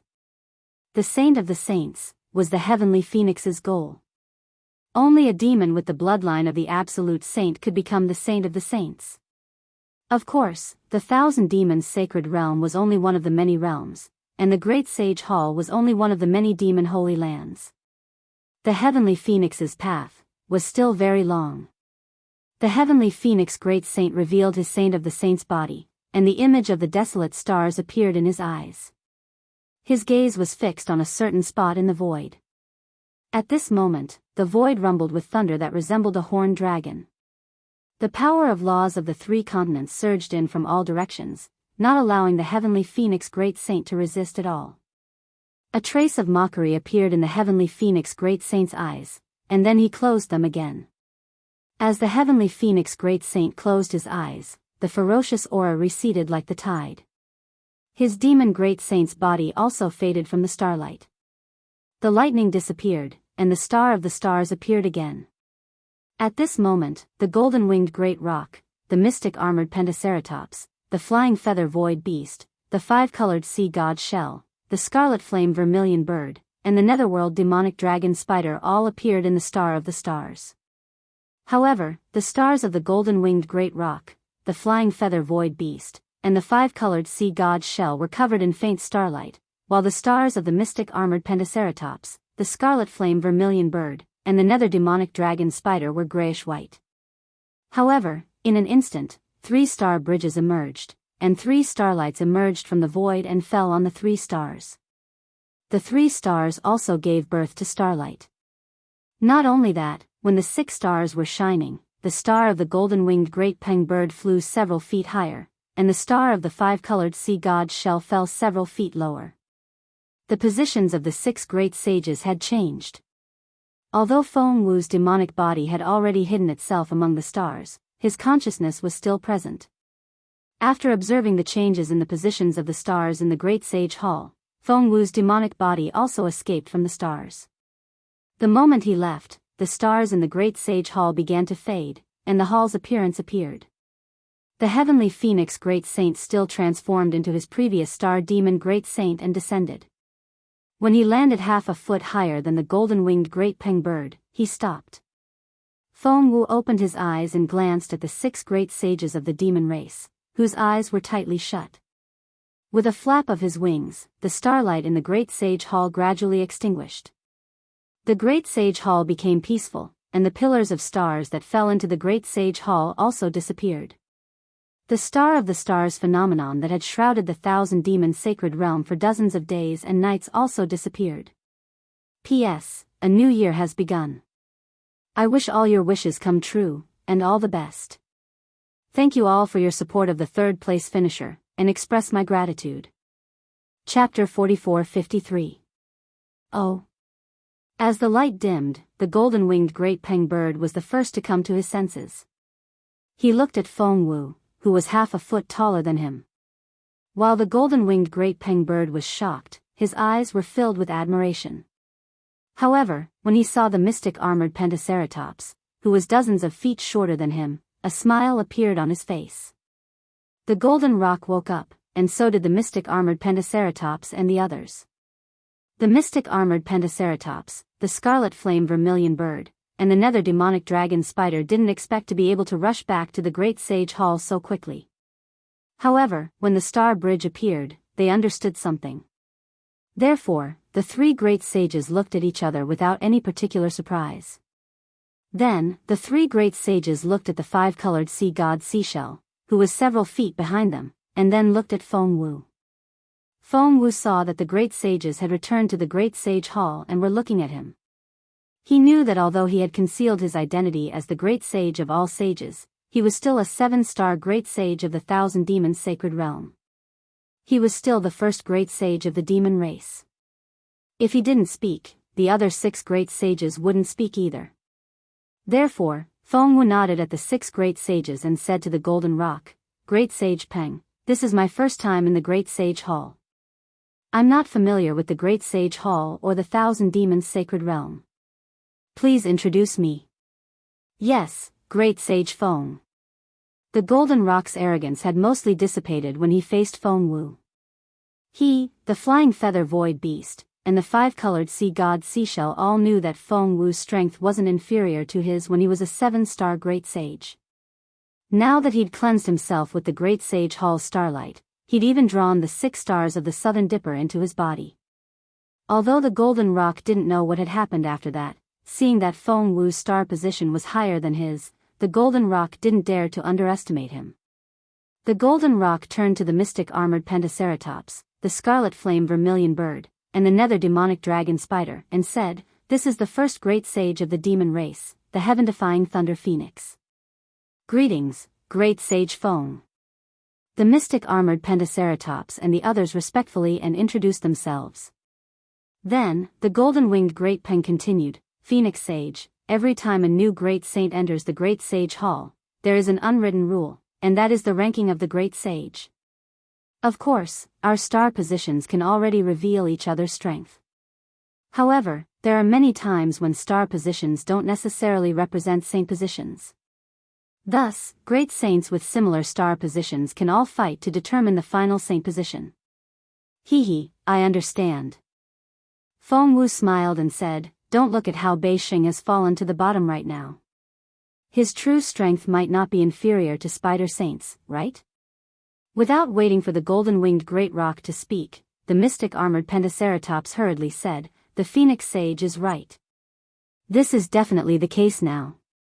However, the star position also represents the potential and speed of cultivation. In the future, Bei Sage may not be able to compare to Spider Sage." Feng Wu pondered for a moment, then nodded and said, "Since this is the custom of the Great Sage Hall, this saint will not overstep it. Great sages, if you have any objections, we can do our best to settle them. When the mystic armored Pentaceratops heard this, its eyes narrowed. However, it did not speak. Instead, it looked at the golden rock. The golden rock laughed and said, "Phoenix Saint, you're not joking with this saint, are you? This saint has already fought Phoenix Saint once before, and this saint admits that he is no match for him. If we fight again now, wouldn't this saint be looking for trouble?" Of course, Dragon Saint has always been unconvinced of this saint's position as the top expert of the demon race. He has challenged this saint many times. Now that Phoenix Saint has taken the lead, perhaps he will be interested. As it said this, the golden rock turned to look meaningfully at the mystic armored Pentaceratops and asked, "Don't you think so, Dragon Saint?" That's right, that's right." Before the mystic armored Pentaceratops could speak, the flying feather void beast in the distance shouted, "Dragons and phoenixes are the strongest demon race in ancient times. Phoenix Saint has never appeared in our thousand demons sacred realm. Now that Phoenix Saint has come to our great sage hall, it is indeed time for us to broaden our horizons and see who is the strongest." The mystic armored Pentaceratops had originally wanted to see just how powerful this newly ascended 7 stars great saint was. However, after seeing the stars rise above the sun, and seeing even the golden-winged great pen concede defeat, and finally the flying feather void beast egging him on, how could he not know what to do? The mystic armored Pentaceratops smiled and said, "Although this saint has just met Phoenix Saint, before this saint, Sparrow Saint, and Spider Saint returned to the Great Sage Hall, the Phoenix Saint Starlight Marrow cleansing attracted the power of 10,000 stars to our 1,000 demons sacred realm.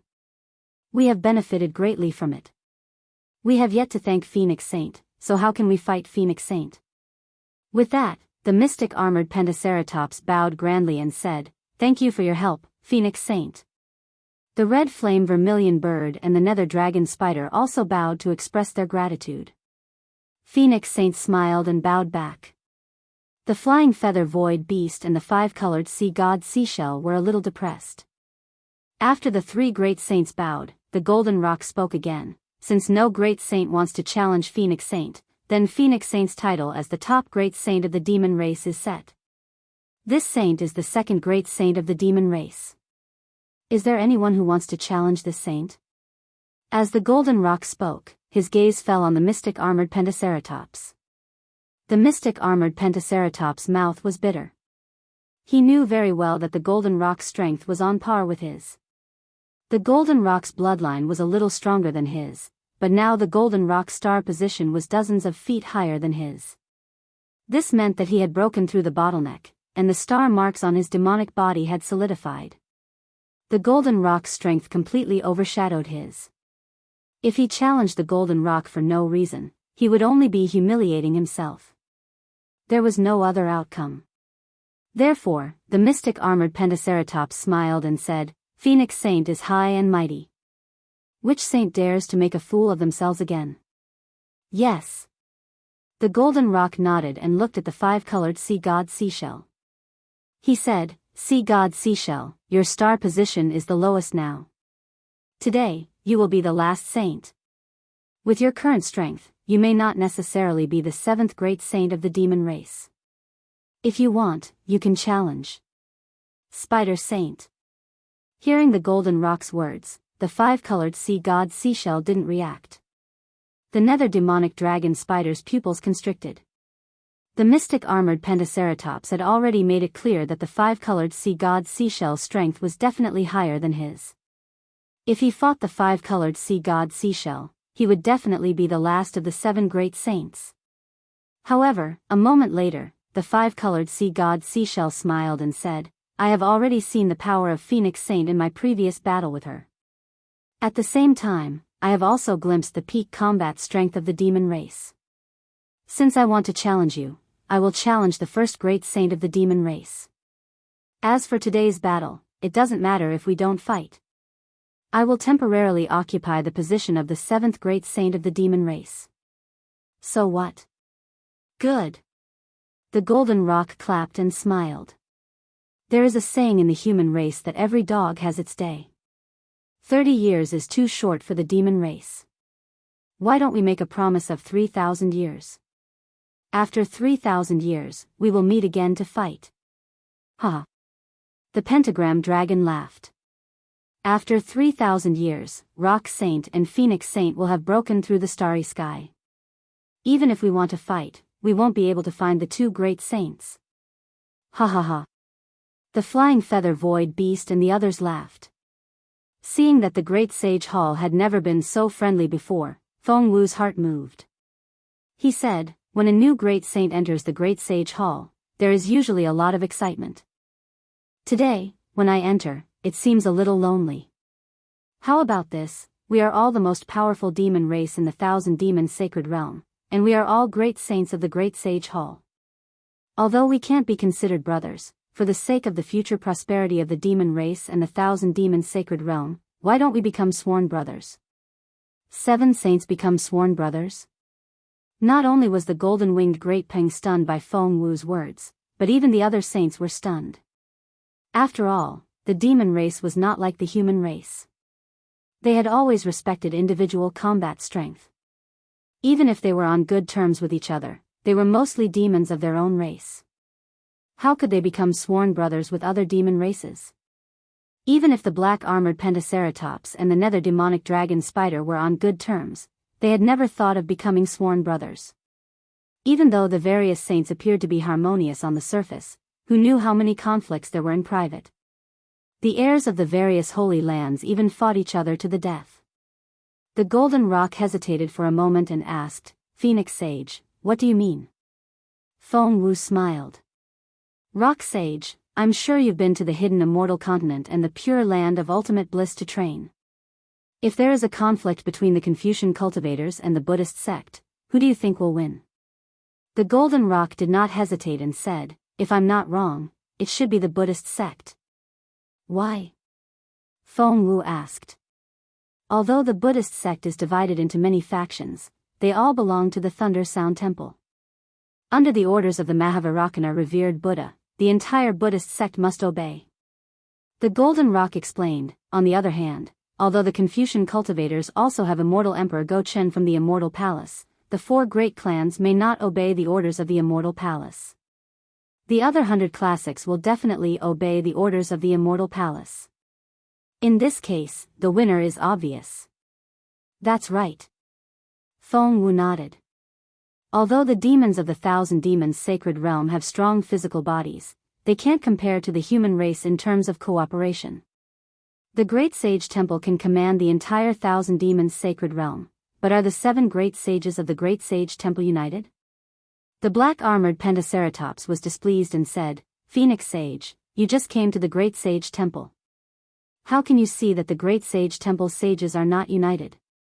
Dragon Sage, don't be impatient.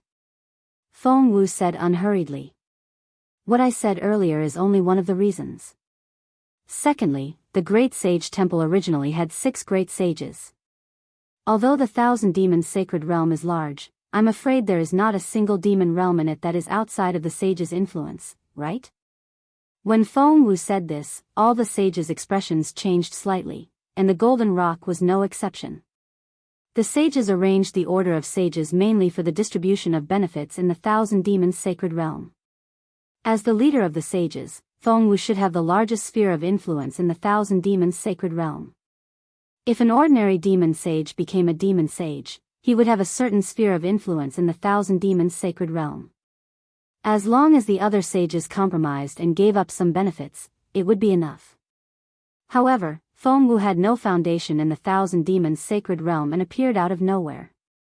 If Feng Wu occupied a sphere of influence in the 1,000 demons sacred realm, wouldn't the other great sages give up even more benefits? Chapter 44-54.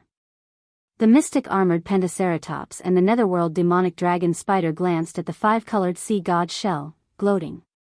However, Feng Wu's words left all the saints dumbfounded once again. Feng Wu continued, I'm now the number 1 great saint in the Great Sage Temple, and I should have the largest sphere of influence in the 1,000 demons sacred realm. However, my current situation is similar to Sage Peng's, and I might break through the starry sky soon. I don't want to destroy the balance of power in the 1,000 demons sacred realm, nor do I want to take the power that originally belonged to you from your hands. Therefore, I hope to become sworn brothers with all the saints and live peacefully in the future. Sage Phoenix's words make me ashamed. The Golden Rock nodded. Sage Phoenix is willing to make such a sacrifice for the peace of the Thousand Demons' sacred realm. You're truly our role model. I'm willing to become sworn brothers with Sage Phoenix, and I also suggest that every great saint should give a piece of the Demon King realm to Sage Phoenix to express our sincerity. That's right, that's how it should be. The flying feather void beast immediately shouted. I'm also willing to become sworn brothers with Sage Phoenix, and I'm also willing to give you a piece of the Demon King realm.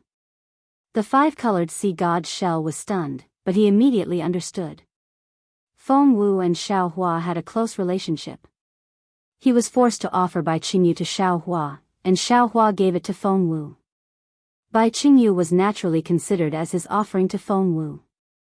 He didn't dare to delay, and hurriedly shouted, "Same for me." Seeing that all three great saints had agreed, the red flame vermilion bird also smiled and shouted, "I'm also willing." Thus, the mystic armored pentaceratops and the netherworld demonic dragon spider could only agree.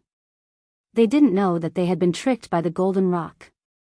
Seeing that all the saints had agreed, the Golden Rock smiled and said, "Since that's the case, Sage Phoenix, let's become sworn brothers in the Great Sage Temple, and let all the demons in the Thousand Demons' sacred realm witness a magnificent scene that has never been seen before."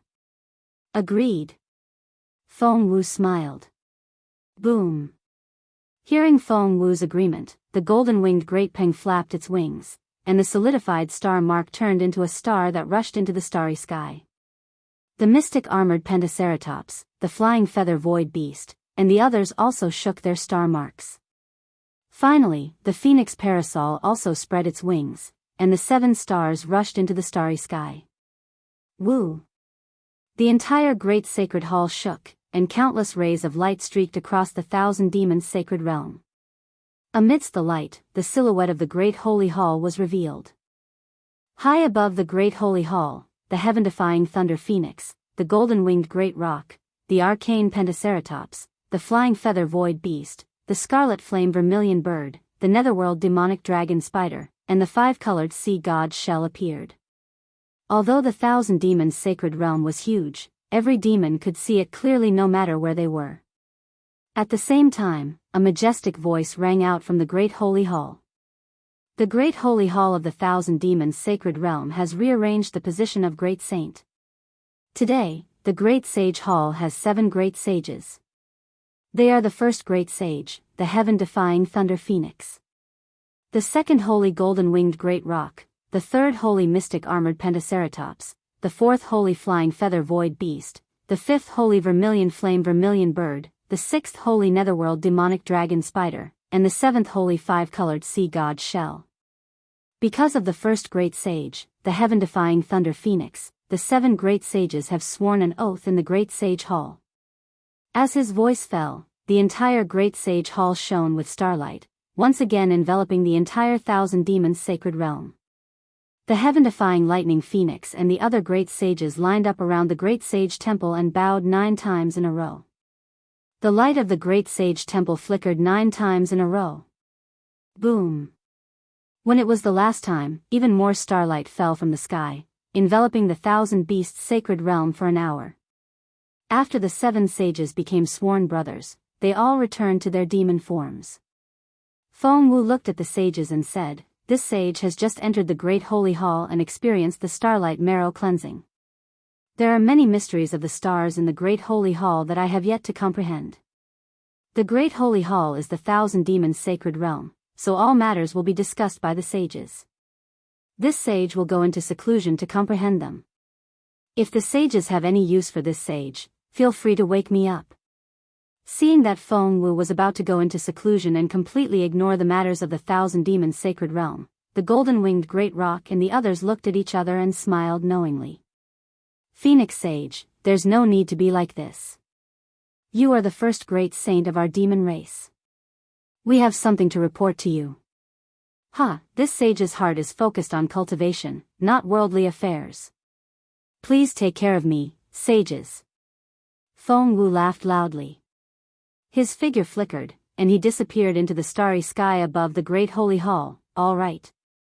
The golden-winged great rock watched helplessly as Feng Wu left. He looked around and said, "Since the Phoenix Sage doesn't care about worldly affairs, we'll discuss among ourselves. If there's anything we need the Phoenix Sage for, it won't be too late to tell him then." The mystic armored Pentaceratops was also happy. Although he was currently the third great saint, he was actually no different from the second great saint. In particular, the golden-winged great rock had already broken through his bottleneck. If nothing unexpected happened, he would definitely be able to shatter the stars within 3,000 years. The same was true for the heaven-defying Thunder Phoenix. To the mystic armored Pentaceratops, 3,000 years was merely 30 years for an ordinary human. He had plenty of patience. "All right." The mystic armored Pentaceratops nodded. "This sage will first talk about what I saw in Qijing. This demon realm is truly strange." However, before the mystic armored Pentaceratops could finish speaking, another streak of starlight rushed out of the space in front of the golden-winged great rock. This starlight flickered rapidly, like an eye blinking. The golden-winged great rock was shocked. He said in a low voice, "Dragon Sage, please wait. There seems to be an extremely urgent report." "Dragon Sage, please." The mystic armored Pentaceratops naturally knew the rules and nodded. The golden-winged great rock's claw grabbed the air, and the starlight fell into it. When the starlight faded, it was a beast's skin shaped like a flying bird. The golden-winged great rock picked up the beast's skin and scanned it with his vital sense. He looked up at the other 5 saints and handed the beast's skin to the mystic armored Pentaceratops. "Dragon Sage, please take a look." The mystic armored Pentaceratops was very curious about the golden-winged great rock's expression. When he took the beast's skin and scanned it with his vital sense, he was enraged and shouted, "How is this possible? The humans actually sent an army of hundreds of thousands to invade our 1,000-demon sacred realm? And they returned to the hidden immortal continent after destroying a demon realm? Damn it, they actually called themselves the invincible army of the 3 continents. Wherever they go, no matter if it's demon realm or human realm, anyone who dares to stand in their way will be killed. They really don't want to live anymore. Damn it. The nether demonic dragon spider saw this and shouted, "Dragon Sage, when did this human army invade our 1,000-demon sacred realm? How come we didn't know?" "Dragon Sage, this saint wants to personally lead a demon realm army to stop them." The red flame vermilion bird was also furious. "Only we demon realm can say such arrogant words. A mere human army dares to call themselves an invincible army? Dragon Sage, did it only say to destroy a demon realm?" The flying feather void beast's eyes flashed and asked softly. "That's right." The mystic armored Pentaceratops nodded. "Not only did we massacre a demon realm, but we also killed the 14 demon kings and great demons blocking our way." "Then, what about the demon realms where the 14 demon kings and great demons are?" The flying feather void beast asked again. The mystic armored Pentaceratops was stunned when he saw that the flying feather void beast wasn't surprised and instead asked about the demon realms where the great demons were. He looked at the flying feather void beast, then at the golden-winged great rock, and asked curiously, "What does their demon realms have to do with them?" "Oh, looks like they weren't trampled or massacred." The flying feather void beast understood and lowered his head, no longer speaking. "Sage and I, what do you mean by that?" The golden-winged great rock's heart thumped as if he had thought of something. He turned his eyes to the 5-colored sea god's shell and asked, "Sage and I, how did the banquet go this time? Why did your star rank drop so much?" "Dragon Sage." The 5-colored sea god's shell didn't want to talk to him. "Hurry up and give Sparrow Sage an army of the demon clan. These humans are too arrogant. We have to teach them a lesson." "Okay, Sparrow Sage." The mystic armored Pentaceratops nodded and looked at the red flame vermilion bird. "Why don't you? Don't worry." The vermilion bird chuckled. "These humans were able to sneak into the territory of our demon race without anyone noticing. This vermilion bird is a little suspicious. In my opinion, we should first investigate how they managed to escape our detection." "Okay." Seeing that the sages were starting to understand, the golden-winged great rock said, "We just became sworn brothers in the great sage hall. Are you trying to shirk your responsibility now? This matter has something to do with Phoenix Sage." With that, the golden-winged great rock gave a simple explanation of what happened at Qingbo's banquet. Finally, he said, "Phoenix Sage seems to be on very good terms with that Xiaohua. Phoenix Sage became sworn brothers with us before saying that he wouldn't interfere with the affairs of the Great Sage Hall, nor would he spread his forces throughout the Thousand Demons' sacred realm. I think it's because of the human army. For Phoenix Sage's sake, we can't make things too difficult for this army, right?" Then. The red flame vermilion bird was shocked and said anxiously, "Phoenix Sage isn't a human spy, right?" Ha ha ha. The netherworld demonic dragon spider laughed and pointed at the red flame vermilion bird. "Sparrow Sage, you haven't been burned silly by your red flame, have you? If Phoenix Sage is a human spy, how could he have been recognized by the Great Sage Hall? How could he have been worshipped by all the stars? Besides, Phoenix Sage didn't attack Peng Sage, Ni Sage, or Bei Sage. He even hoped that we could work together to build the glory of the Thousand Demons' sacred realm. If he's a spy, I don't think he would say that, right?" "This sage thinks so too." The golden-winged great rock nodded. "It's already extremely rare for a human spy to become a great demon of our Yao clan. How could a spy become a 7-star great saint? Besides, with Phoenix Sage's current status, why would he care about being a human spy?" This sage understands." The red flame vermilion bird nodded. However, as he nodded, a smile appeared on his face. He understood that there was no need to take anything said in the Great Sage Hall seriously. Chapter 44-55. Are you still going to stop the Fortune Gates army? The great golden-winged rock asked with a faint smile. I'm not crazy. The red flame vermilion bird laughed. Why would I make you unhappy for no reason?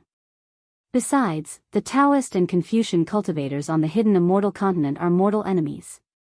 Aren't the Fortune Gates disciples going to turn the hidden immortal continent upside down? Won't the Thousand Demons' sacred realm be able to take advantage of that? If that's the case. The great golden-winged rock ordered, Dragon Sage, pass down the Great Sage Hall's order. Don't stop the Daoists' army. Let them go back and find trouble with the Confucian cultivators. We'll continue to discuss the matter of Qijing. Yes, I understand. The mystic armored Pentaceratops nodded in agreement. Xiaohua accompanied Su Ji and Fairy Xingyu as they flew into the sky. Starlight once again appeared in the Thousand Demons' sacred realm. The Great Sage Hall's silhouette appeared majestic in the sky. Su Ji and Fairy Xingyu stopped and looked at the grand occasion that seemed to be right in front of them. How is that possible? Fairy Xingyu turned pale with fright. Heaven-defying Thunder Phoenix? The 7 stars great sage from before? Why don't I have any records of him? Moreover, once the 7-star great saint enters the Great Sage Hall, he will immediately become the strongest expert of the demon race. The power structure of the entire Thousand Demons' sacred realm will change greatly. This is something that has never happened before in the Thousand Demons' sacred realm. Not only that. Su Ji's expression changed. Although the 6 great sages of the Great Sage Hall were powerful, they were not united. They fought for their own interests and rarely extended their hands out of the Thousand Demons' sacred realm. Now that the 7 great sages of the Great Sage Hall have become sworn brothers, won't they be expanding the Thousand Demons' sacred realm? Although the human race has a lot of people, our true strength is still incomparable to the demon race. The grudge between the Confucian cultivators and the Buddhist sect has not been resolved. If the demon race rises again, the 3 continents will not be peaceful in the future. Su Ji.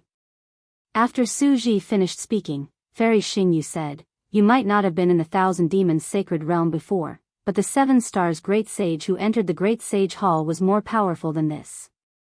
It was said that the Thousand Demons' sacred realm was filled with stars that illuminated the Thousand Demons' sacred realm for 81 days and nights. Although the stars had already passed by the time I arrived, the power of the stars and moon in the Thousand Demons' sacred realm is extremely powerful, far surpassing what I've seen. What? Far beyond what you can see? Xingyue, you mean? Suji almost didn't dare to believe his ears, and he said in shock, "You've never seen it in the celestial realm?" Not bad. Fairy Xingyue nodded affirmatively. This reminds me of some of the secrets of the Demon League that the Palace of Justice has. Hearing that this was a secret of the Palace of Justice, Suji frowned and only responded in a low voice, not asking any more questions. Fairy Xingyue also knew that these secrets could not be divulged. She only explained, "The Star of the Stars, the Saint of all Saints." I suspect that this 7 Stars Great Saint is not only the 7 Stars Great Saint, but also the so-called Saint of all Saints in the Demon League. Kill. Xiaohua's heart stirred, and he said, "Although I'm somewhat familiar with this heaven-defying Thunder Phoenix, and previously Bai Qingyu also obtained some of his main force, I didn't expect him to have such great achievements. If the 2 seniors have any misgivings, please allow me to go and kill him." No. Suji shook his head and said, "Even if the first great saint of the demon clan is the saint of all saints, it has nothing to do with us. We won't interfere in the affairs of the 3 continents. Of course, Xiaohua, if you think that this great saint will hinder the prosperity of the human clan and cause endless killing, you can go ahead and kill him." Fairy Xingyue looked at Xiaohua thoughtfully, as if pondering whether what Xiaohua said was true. Then, she shook her head and said, "The Star of the Stars is a demon clan expert who possesses the power of the stars. Not only is his strength outstanding, but his luck is also on par with the stars. With the ability of the human clan, I'm afraid we can't get rid of him. Xiaohua, since you're familiar with him, you'd better be careful." Xiaohua heaved a sigh of relief and nodded. "I understand. I'll try my best to befriend him. If he doesn't offend me, I won't touch him either. Let's go. This has nothing to do with us." Suji waved his hand and said, "The ones with a headache should be Immortal Emperor Go Chen and Vairocana revered Buddha." Suji was right. At this time, in the Thunder Temple, the Buddhas were silent. Whether it was bodhisattvas, arhats, or heavenly kings, they all put their palms together and looked at the Buddhist cloud in front of the Thunder Temple. At this time, the Buddhist cloud was a little dim. The endless heavenly flowers and Sanskrit chanting inside had long been blocked by the dazzling starlight. The Buddhist cloud was like a mirror, revealing the strange starlight of the Thousand Demons' sacred realm. Of course, the outline of the Great Sage Hall, which should have been the clearest, could not be seen at all. The heaven-defying Thunder Phoenix and the other 7 Saint Star Demon bodies could not be revealed. The only thing the Buddhas could see was the endless starlight. The dazzling starlight only lasted for a moment. Then, a breeze blew, and the Buddhist radiance shone brightly, completely covering the starlight. The Vairocana revered Buddha's voice rang in the Buddha's ears, "Amitabha. The radiance of the stars and the moon is the radiance of heaven and earth. Only my Buddhist radiance is the radiance of humanity. The radiance of the stars and the moon originates from nature, while the Buddhist radiance comes from one's own body. When the radiance of the stars and the moon enters one's body, no matter how strong one's strength is, it's only relying on external forces. The Buddhist radiance is one's foundation, one's own self. My Buddha." The Namo Wisdom Manjushri Bodhisattva put his palms together and said, "Buddhism is formed by faith, and light is born from thoughts. Heaven and earth may change, but the Buddhist radiance is inexhaustible because of faith. Namo Amitabha. Namo Amitabha." The Buddhas lowered their brows and chanted. For a moment, the sky was filled with peanuts. Strands of faith power were born out of thin air and surged into the radiance behind the Namo Wisdom Manjushri Bodhisattva's head. After a while, the Namo Dipankara Archaic Buddha said, "Namo Amitabha." A few days ago, the Thousand Demons' sacred realm's 7 stars of the Big Dipper descended. According to the demon race's cultivation, a great sage descending. Previously, the Great Sage Hall already had 6 great sages. With this one, there should be 7 great sages. Namo Amitabha. The revered one is right. The Namo Mahatma Samantabhadra Bodhisattva put his palms together and replied, "This seventh great sage is different from the previous 6 great sages. He caused the 7 stars of the Big Dipper to descend. According to the demon race's words, he's a 7 stars great sage. His strength should be 7 times that of an ordinary great sage." Speaking up to this point, the Namo Mahatma Samantabhadra Bodhisattva frowned and said, "However, for the stars to shine today, and the entire 1,000 demons sacred realm to be covered in starlight, it's really strange.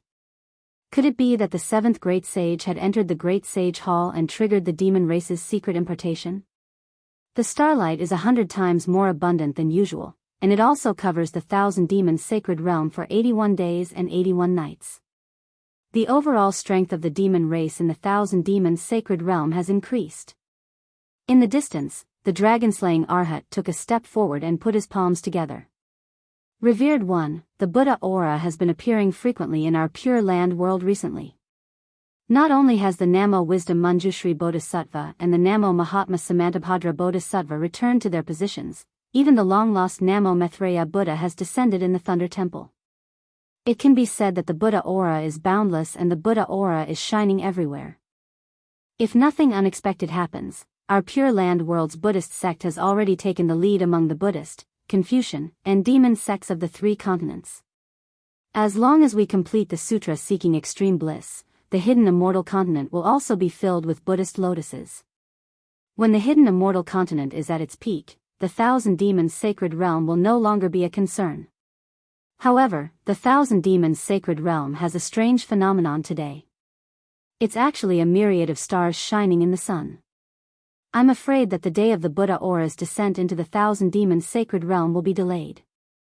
In this disciple's opinion, the demon race must have sensed a crisis and used the secret technique of the Great Sage Temple to forcibly increase the overall strength of the demon race." Namo Amitba. The Namo Mahatma Samantabhadra Bodhisattva shook his head. "Dragon-slaying sage, what you said seems to make sense, but I think that's not the case." "Oh. Go ahead, Bodhisattva." The dragon-slaying Arhat raised his long eyebrows and asked. "First of all, our Buddhist sect has no direct conflict with the demon race. Although our Buddha sect saves all living beings, it doesn't exclude the demon race. However, the demon race has always been stubborn and ignorant. They are far less intelligent than us humans. The glory of our Buddha aura has never covered the hidden immortal continent, so why should we be so ambitious and try to illuminate the 1,000 demons sacred realm?" The Namo Mahatma Samantabhadra Bodhisattva explained. "Secondly, the astronomical phenomenon of myriad stars shining in the sun is far from what an ordinary great sage of the demon race can do. This must be related to the 7th great sage, not some secret technique of the demon race." The dragon-slaying Arhat opened his mouth and wanted to refute, but he swallowed his words. He bowed and said, "Namo Amitba, this disciple thanks the Bodhisattva for his teachings." Senior brother Samantabhadra. The Namo Mahatma Samantabhadra Bodhisattva smiled again. "The demon realm is the demon realm. My Buddha is in my heart. Why should I care if it's myriad stars shining in the sun?" "Yes, junior brother Manjushri is right." The Namo Mahatma Samantabhadra Bodhisattva nodded. "This seed is concerned." Vaishravana. At this moment, Mahavarakana Buddha spoke. "Did you hear anything?" Vaishravana hurriedly said, "Revered one, this disciple didn't hear it clearly, but vaguely. It should be the ranking of the 7 great sages of the demon race's Great Sage Temple. The current first great sage is no longer the golden-winged roc, but the heaven-defying thunder phoenix. The 5-colored seashell that used to be ranked 4th also fell to the bottom. What puzzles this disciple the most is that the 6 great sages of the demon race who have always been fighting each other to the death have become sworn brothers with the heaven-defying thunder phoenix. Oh. How can this be?" The Namo Mahatma Samantabhadra Bodhisattva and the Namo Mahatma Samantabhadra Bodhisattva were stunned. Manjushri. The Namo Mahatma Samantabhadra Bodhisattva didn't seem to want to say more about this matter. Instead, he asked, "Where is the sutra seeking bliss now?" Revered one. The Namo Mahatma Samantabhadra Bodhisattva hurriedly replied. It's already at the northern part of the Pure Land world, the peak of the South Sea. It won't take long before it crosses the sea and leaves the Pure Land world. Namo Amitabha. We're halfway through the sutra seeking bliss. Don't make any changes. Be careful. This disciple understands. The Namo Mahatma Samantabhadra Bodhisattva smiled bitterly. Ever since Chuanzang took in a demon race named Jia Qi, the path of seeking the sutra seeking bliss has become smooth. Even if there are any changes, this powerful demon race will stifle them. As he spoke, the Namo Mahatma Samantabhadra Bodhisattva looked up at the Namo Mahatma Samantabhadra Bodhisattva. The Namo Mahatma Samantabhadra Bodhisattva nodded at the Namo Mahatma Samantabhadra Bodhisattva with a smile. Vaishravana Heavenly King, Vaishravana Heavenly King. The Namo Mahatma Samantabhadra Bodhisattva said, the situation in the 3 continents is very complicated. The 1,000 demons sacred realm and the 7 sages have become sworn brothers. The sutra seeking bliss is between the Pure Land world and the hidden immortal continent.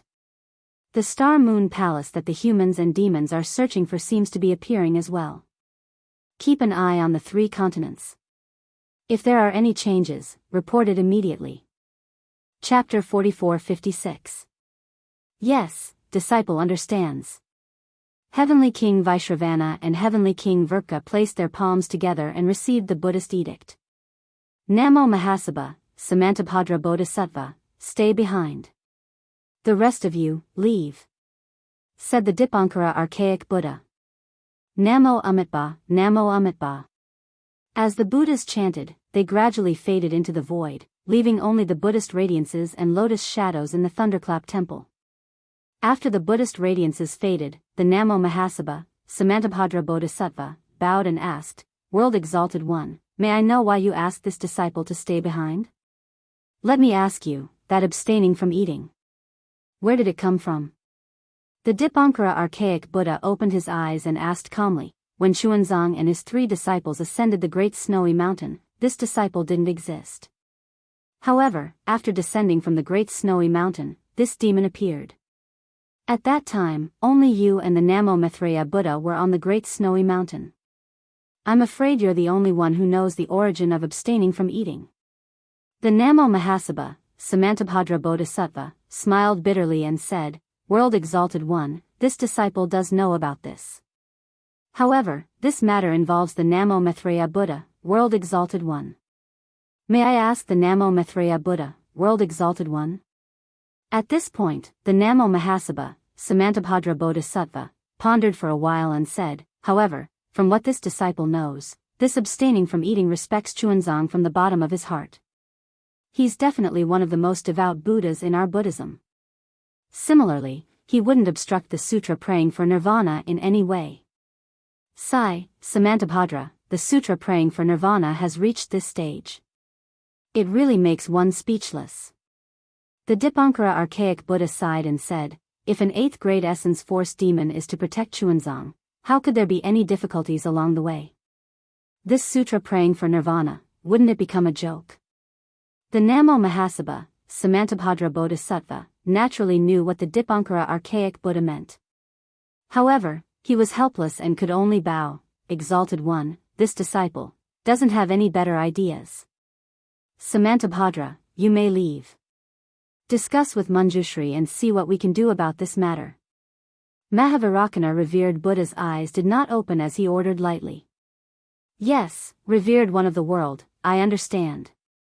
Samantabhadra Bodhisattva bowed.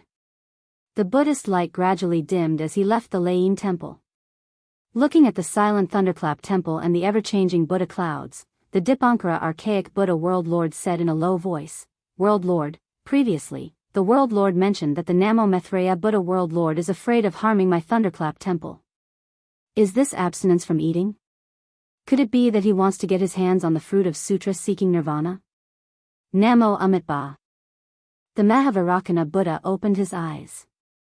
His eyes were as bright as torches, with the sun, moon, and stars being extinguished one after another. He then said to the Namo Dipankara archaic Buddha, Senior apprentice brother, I'm unable to see through this matter, nor am I able to explain it. Does Senior Martial brother feel anything? No. The Namo Dipankara archaic Buddha shook his head as well. I didn't feel anything either. If the Maitreya Buddha comes out of seclusion, I can ask him. The Mahavairakana Buddha World Lord said, however, from Samantabhadra's words, this abstinence is a disciple of my Buddha. He wants to protect Chuanzang out of pure Buddha's heart. It shouldn't affect the sutra seeking nirvana. It shouldn't affect the Thunderclap Temple either. Only, senior martial brother, you have to arrange more tribulations to prevent the immortal palace from having any evidence against you. Yes, I understand. The Dipankara archaic Buddha World Lord nodded. I'll ask Samantabhadra and Manjushri to pay more attention to this matter. However, Chuanzang and his disciples will soon cross the South Sea and East Sea and return to the buried immortal continent. The immortal palace will be the ones having a headache. Amitba, the immortal palace isn't just having a headache over the sutra seeking nirvana. The Mahavairakana Buddha World Lord smiled and said, they're having a headache over the 1,000 demons' sacred territory. Senior martial brother, do you still remember the 4 great continents that we descended upon during the Golden Body first cycle? The Dipankara archaic Buddha pondered for a while and asked, are you talking about the demon ancestor of the desolate era upper worlds? Amitba, that's right. The Mahavairakana Buddha World Lord nodded, star of myriad stars. I remember it very clearly. The demon of myriad demons. The Dipankara archaic Buddha shook his head and sighed, sigh, Namo Amitba. The demon race is too daring. How long has it been, and how many worlds have we been apart? How did another demon of myriad demons appear in the 1,000 demons sacred realm? Wherever the demon of myriad demons goes, a sea of blood will be born, and vengeful souls will never cease to exist. Senior martial brother, our pure lands will have to increase our vigilance from today onwards. We might have to face the demon of myriad demons after the sutra praying in nirvana. The Mahavairakana Buddha World Lord reminded. The Dipankara archaic Buddha World Lord nodded and said, you're right, World Lord. I'll immediately send out a Buddhist decree to the heavenly kings and bandis to increase their vigilance. Amitba. My Buddha is merciful. Knowing that the 3 continents would face a tribulation, he arranged for the 2 bodhisattvas and the Maitreya Buddha World Lord to descend upon our 3 continents. With our Buddhism sect's current strength, even if the demon race has the 7 great sages, we won't be at a disadvantage. The Mahavairakana Buddha World Lord clasped his palms together and said with an indescribable benevolence, on the other hand, the immortal palace should be the strongest. Even if we don't consider the 100 schools of thought's unwillingness to accept the military school, their strength seems to have fallen into a disadvantage. The immortal palace had already fallen into a disadvantage before the sutra praying in nirvana. How could they possibly turn the tables around now? The Dipankara archaic Buddha World Lord calmly replied. However, as soon as he finished speaking, a strange glint flashed across his eyes, which were as calm as a dry well, and he said, also, Supreme of the world, I'm not sure if you noticed, but before the star of 10,000 stars appeared, there seemed to be a movement in the 1,000 demons sacred realm that surpassed the laws of the 3 continents. Amitba. The Mahavairakana Buddha World Lord's face was also filled with surprise. He nodded and said, Senior martial brother is right. Let alone this disturbance, there have been many disturbances that transcended the laws of the 3 continents recently. It's just that this disturbance came from the past. It swept past the present and rushed straight into the future. If the Maitreya Buddha World Lord was here, he might be able to see something. However, Senior martial brother and I might not be able to see through it. World Lord. The Dipankara archaic Buddha World Lord hesitated for a moment before saying, do you think it's related to the 2 from the moon-embracing palace? Or, is it related to that person in the 1,000 demons sacred realm? If I'm not mistaken, it should be.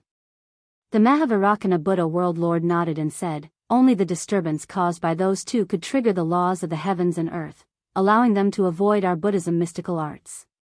Moreover, it said that the Star Moon Palace will appear in the 1,000 demons sacred realm's Crimson Earth River. It should be caused by those 2, right? However, those 2 have always kept a low profile and never caused any trouble in the 3 continents.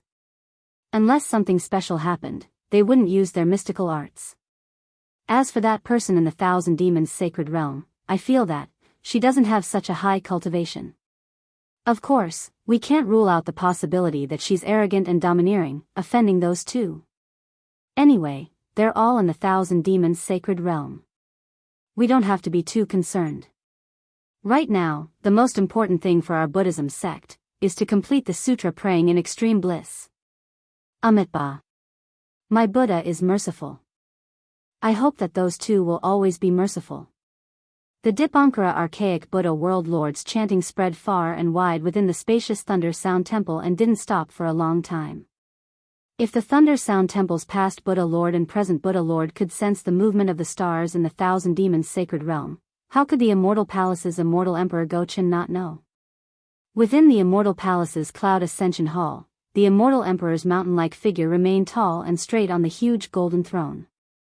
Hundreds of dragon-shaped destinies carried thousands of inscriptions around the golden throne. Although they seemed to be moving freely, they were also circulating in a mysterious trajectory. In front of the Immortal Emperor's eyes, a huge starry sky had just been concealed. The clouds surrounding the starry sky still had dazzling starlight flickering. It seemed like the myriad of stars in the Thousand Demons sacred realm had also covered the golden throne's radiance. Everyone.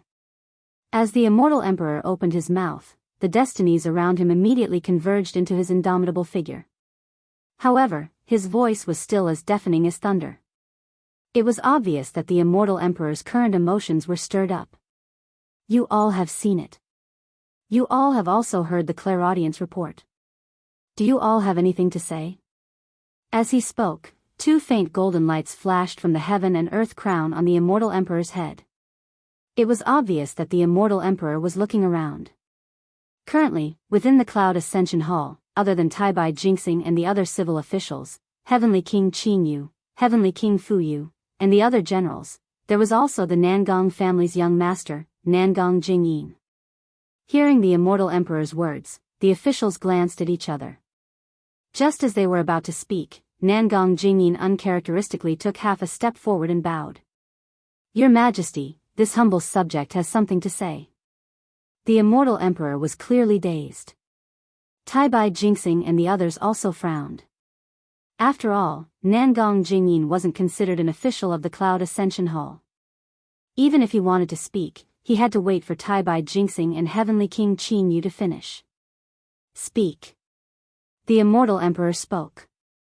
Your Majesty. Nangong Jingyin's square face revealed a trace of understanding. He said, this humble subject has read our Nangong family's books since young. Not only did I study the teachings of the human race, but I also dabbled in the inheritance of the beast race. Whether it was the 13 great saints of the beast race at their peak or the 2 great saints of the beast race at their weakest, this humble subject has some understanding of them. However, this humble subject has never heard of a 7-star great saint appearing in the beast race today. This humble subject remembers that the beast race once had a 2-star great saint who attracted the 7-kill star and knowledge star of the Southern Dipper into his body.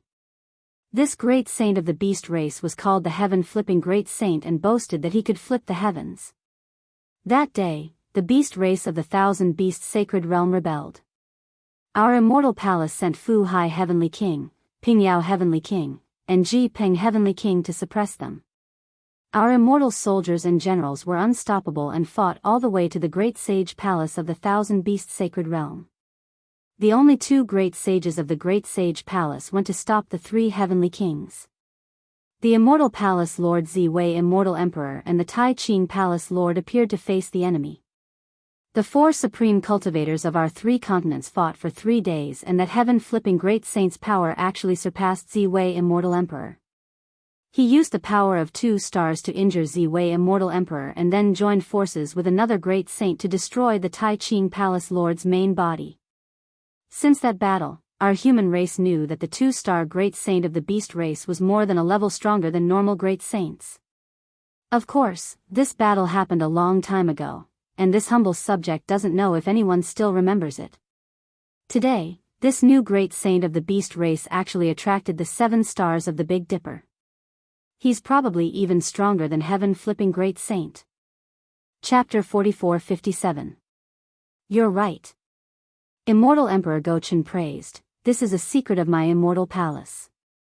Even the officials of the Immortal Palace don't know about it. It's rare for your Nangong family to have such a clear record. Your Majesty. Nangong Jingyin's expression changed slightly, and she hastily bowed. I know that this is a secret, but I don't dare to not report it. The rise of the demon race is a nightmare for our human race. I would rather report it than be punished by your Majesty. Emicham, I'm not that muddle-headed. Immortal Emperor Gochen sneered, speak your mind. Yes, your Majesty. Nangong Jingyin was neither arrogant nor rash as she continued, however, I still have a huge doubt. I wonder if your Majesty can clear it up for me. Speak. Immortal Emperor Gochen ordered. I've just said that I'm willing to make any sacrifice for the prosperity of our human race. Thus, I usually pay attention to the movements of the Thousand Demons Sacred Realm and the Extreme World. I have some understanding of the 6 great sages of the Thousand Demons Sacred Realm. Nangong Jingyin said respectfully, however, I've never heard of this heaven-defying lightning phoenix's name. I also didn't know that the phoenix race, which has long been declining in the Thousand Demons Sacred Realm, actually had such a great sage. Can your Majesty please tell me which demon realm this heaven-defying lightning phoenix came from? Needless to say, Nangong Jingyin was trying to flatter Immortal Emperor Gochen. Unexpectedly, Immortal Emperor Gochen faintly replied, what you know, I also know. What you don't know, I also don't know. I also want to ask the 4 great clans. Who can tell me where this 7-star heaven-defying lightning phoenix that suddenly appeared, came from? Nangong Jingyin took in a cold breath and hastily bowed, I know my mistake. Please punish me, your Majesty. What mistake did you make? If you're guilty, then wouldn't I be even more guilty? Immortal Emperor Gochen was clearly a bit angry as he said coldly.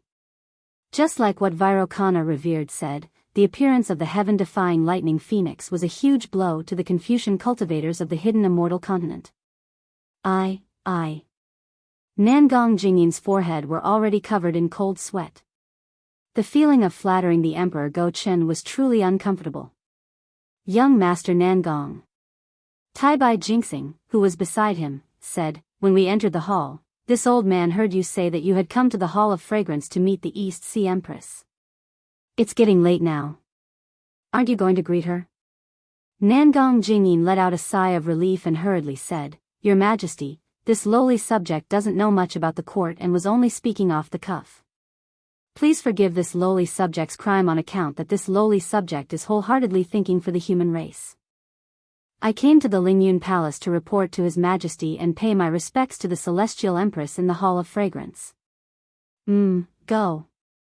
Immortal Emperor Gochen didn't say much and ordered.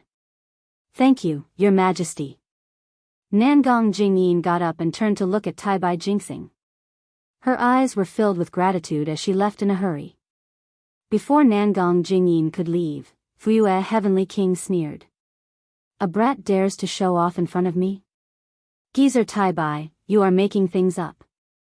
I want to see how this brat is going to deal with this. Taibai Jinxing innocently waved his horsetail whisk and replied, I don't dare to make things up in front of His Majesty. He came to pay respects to the Celestial Empress. Damn it, why is he paying respects to the Celestial Empress for no reason? Fuyue Heavenly King snorted. Truly a weasel paying respects to the chicken. Qin Yu quickly interrupted Fuyue Heavenly King and said to Immortal Emperor Gochen. This lowly subject has 3 questions. Your Majesty, please tell Heaven's Secret Hall to quickly investigate. Speak. Although Immortal Emperor Gochen's face couldn't be seen clearly, this one word contained a myriad of thunderbolts. He was probably pissed off by Fuyue Heavenly King. Firstly, the origin of this heaven-defying lightning phoenix. Secondly, what exactly was that constellation transit just now? Thirdly, why did the Great Sage Hall's 5-colored sea god shell suddenly drop from the 4th Great Sage to the 7th Great Sage? Qin Yu explained in detail. As long as Heaven's Secret Hall can investigate these 3 matters, the situation in the Thousand Demons Sacred Realm will be clear. Immortal Emperor Gochen nodded and said, Summon Heaven's Secret Hall Xia Xian. This lowly subject is here. A voice came from outside the Overcloud Palace. Then, the heavenly secret hall's palace master Wuxia Xianxia appeared in front of everyone. Did you hear what Heavenly King Qinyu said? Immortal Emperor Go Chen went straight to the point. Wuxia Xianxia bowed and said, "This lowly subject knows. This lowly subject has already sent elite disciples to the Thousand Demon Sacred Realm. They will return in a few days." Immortal Emperor Go Chen was very satisfied and asked, "What is the matter? Why are you waiting outside the palace?" "Your Majesty, this lowly subject has an important matter to report," Wuxia Xianxia said in a low voice. Immortal Emperor Go Chen looked around and said, "Can everyone hear me?" Wuxia Xianxia thought for a bit and nodded. "Yes." "Okay, speak." Immortal Emperor Go Chen ordered. "Your Majesty, this lowly subject has 3 important matters to report. First, there are several 100,000 high-level cultivators from the Dao Gate inside the Thousand Demon Sacred Realm that are drawing upon the worldly origin energy." Before Wuxia Xianxia could finish, Heavenly King Qinyu interrupted him in shock and shouted, How is this possible? Palace Master Xia, how many 100,000 are you talking about? Your so-called high-level cultivator, what kind of cultivator is he?" Heavenly King Qinyu.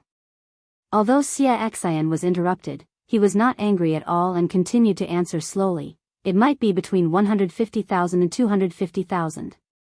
As for their realm, it should be above the nascent soul realm or even below the body integration realm. This is the funniest thing in the world." Heavenly King Qinyu laughed and waved his hand. "There aren't that many Dao Gate cultivators in the entire hidden immortal continent. This is impossible." Unfortunately, Wuxia Xianxia ignored Heavenly King Qinyu and continued to report, "Second, before the stars illuminated the sun, a large-scale worldly law appeared in the Thousand Demon Sacred Realm. This law far surpasses the inscription chains of my immortal palace." It can't be?" Taibai Jingxing was even more shocked than Heavenly King Qinyu. "Far surpasses the inscription chains of my immortal palace. Then it surpasses the worldly law of the 3 continents? How is this possible?" Third, at the Thousand Demon Sacred Realm's Chidi River, there was an abnormal spatial ripple. The Xingyue palace that Xingyue is looking for should have appeared there. Wuxia Xianxia still ignored Taibai Jingxing and finished the last matter. After Wuxia Xianxia finished speaking, the entire Lingyun palace was silent. Taibai Jingxing and Heavenly King Qinyu looked at each other. They knew that Wuxia Xianxia of the Heaven's secret palace was a man of his word.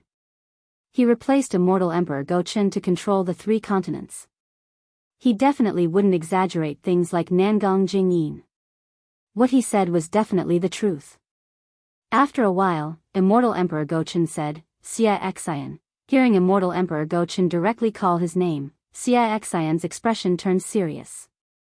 He bowed and said, "I'm here. From today onwards, you will temporarily be in charge of the Hall of Enlightenment. Increase the intensity of monitoring the Thousand Demon Sacred Realm and the Pure Land world. You must investigate the Great Sage Palace's heaven-defying Lightning Phoenix and Thunder Temple's Namo Maitreya Buddha's foundation. Immortal Emperor Go Chen ordered, if there is any movement, immediately report to me." "Yes, I understand." Wuxia Xianxia nodded. "I'll take my leave." "Go." Immortal Emperor Go Chen ordered.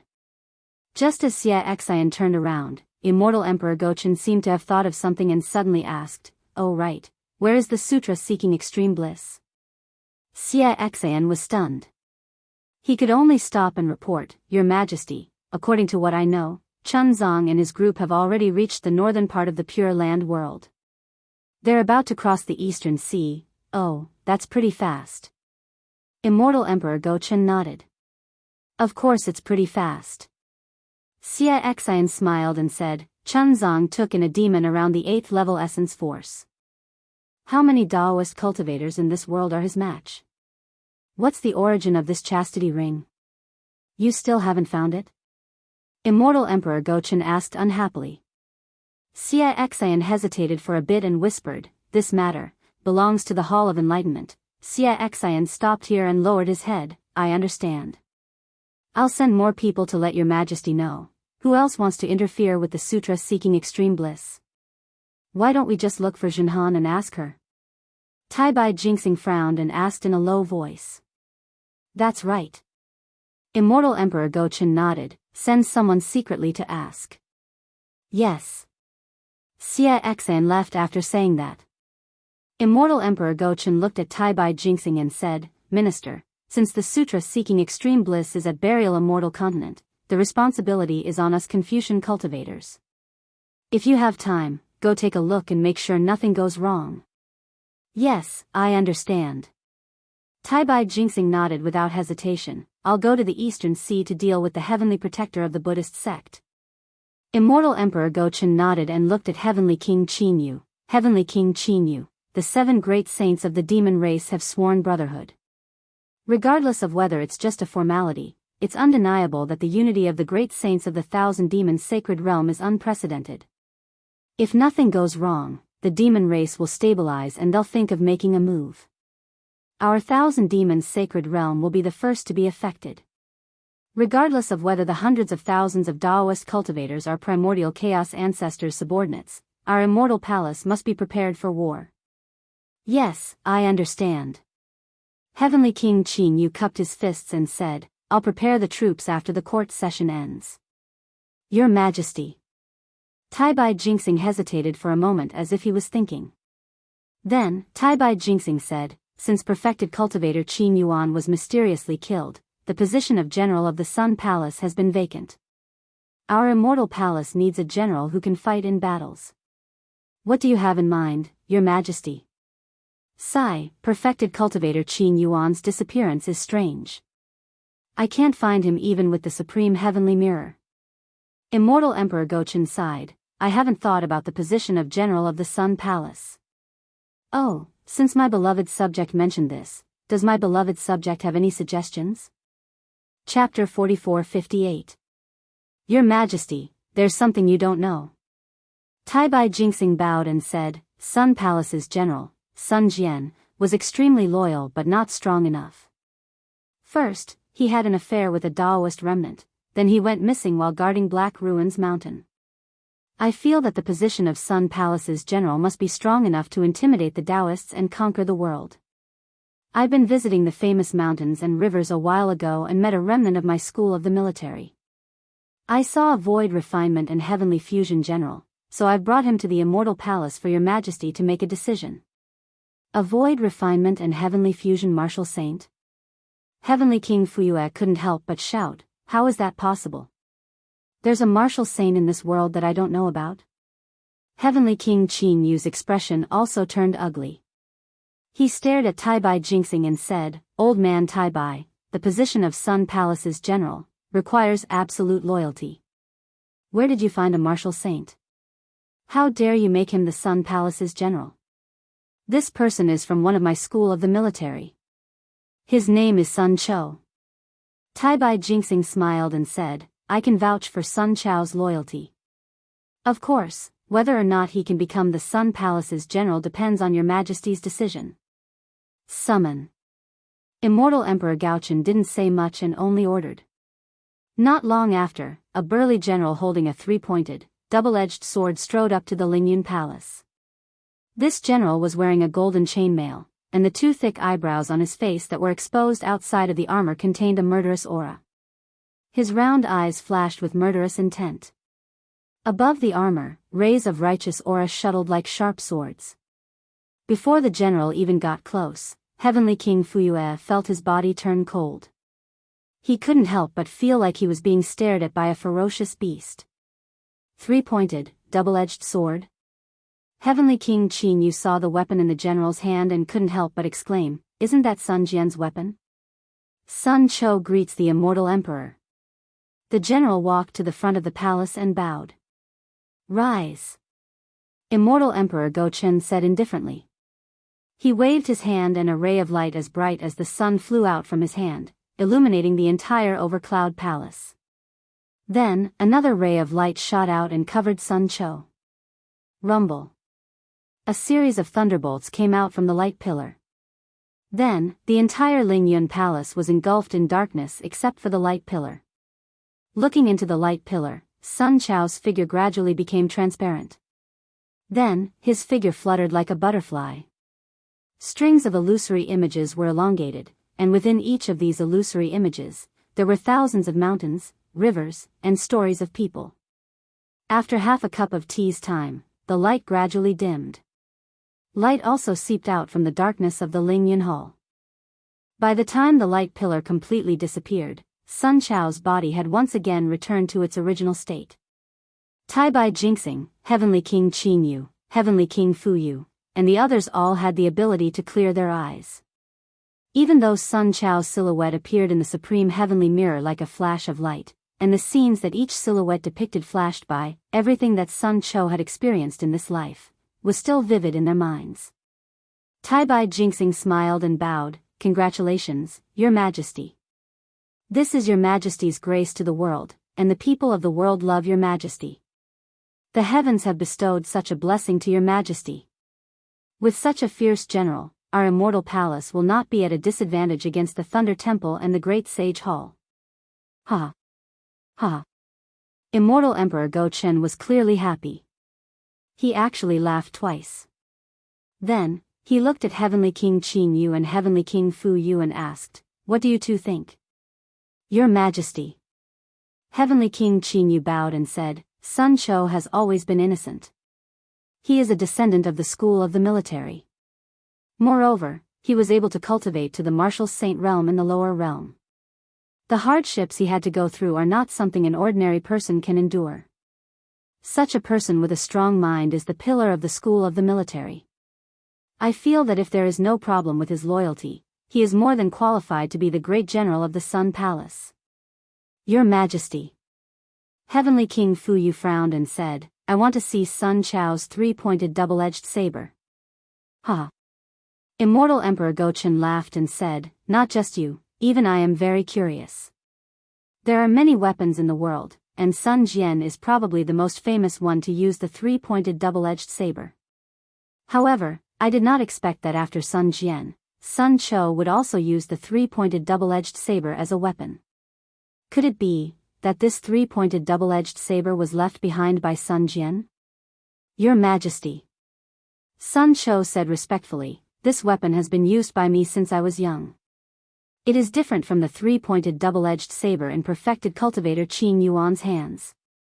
"Sun Chou, show me your weapon." Heavenly King Fu Yu raised his hand and said, "Sorry." Unexpectedly, Sun Chou refused. "This is the weapon of this commoner.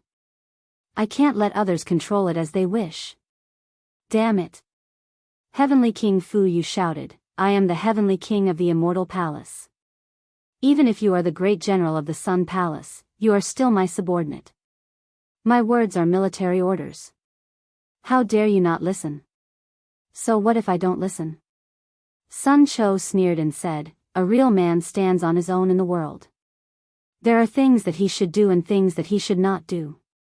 If he can't even grasp a few principles, how can he be loyal? Then go to hell." Heavenly King Fu Yu roared angrily, and his voice shook the Lingyun Palace. The space around Sun Chou cracked inch by inch, and pillars of Aoran Qi shot towards Sun Chou like flying swords. At the same time, Heavenly King Fu Yu raised his right hand, and a curved saber that looked like a silver moon strangely appeared from his waist. Everyone felt their vision blur, and the moonlight on the curved saber flashed past space and landed behind Sun Chou's neck. The cold moonlight was hidden in the lightning. In an instant, Sun Chou's eyes narrowed into needles. He muttered, "Heavenly King of the Immortal Palace, is nothing more than this." Although his voice was low, it contained grief and anger. The moment the words came out, they also condensed into 8 balls of Aoran Qi. Boom boom boom. They all burst in front of Sun Chou's eyes.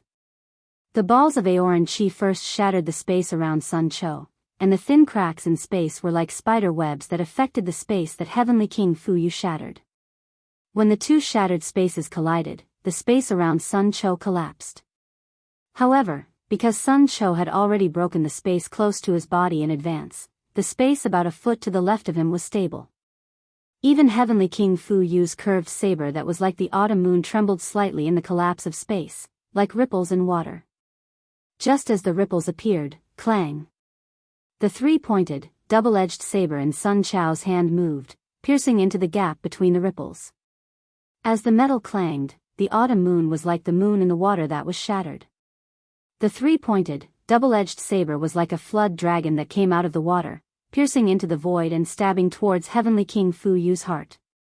Seeing the silver light in the void, the breastplate at his heart made peng peng peng sounds, and the hundreds of inscriptions on it were already shattered.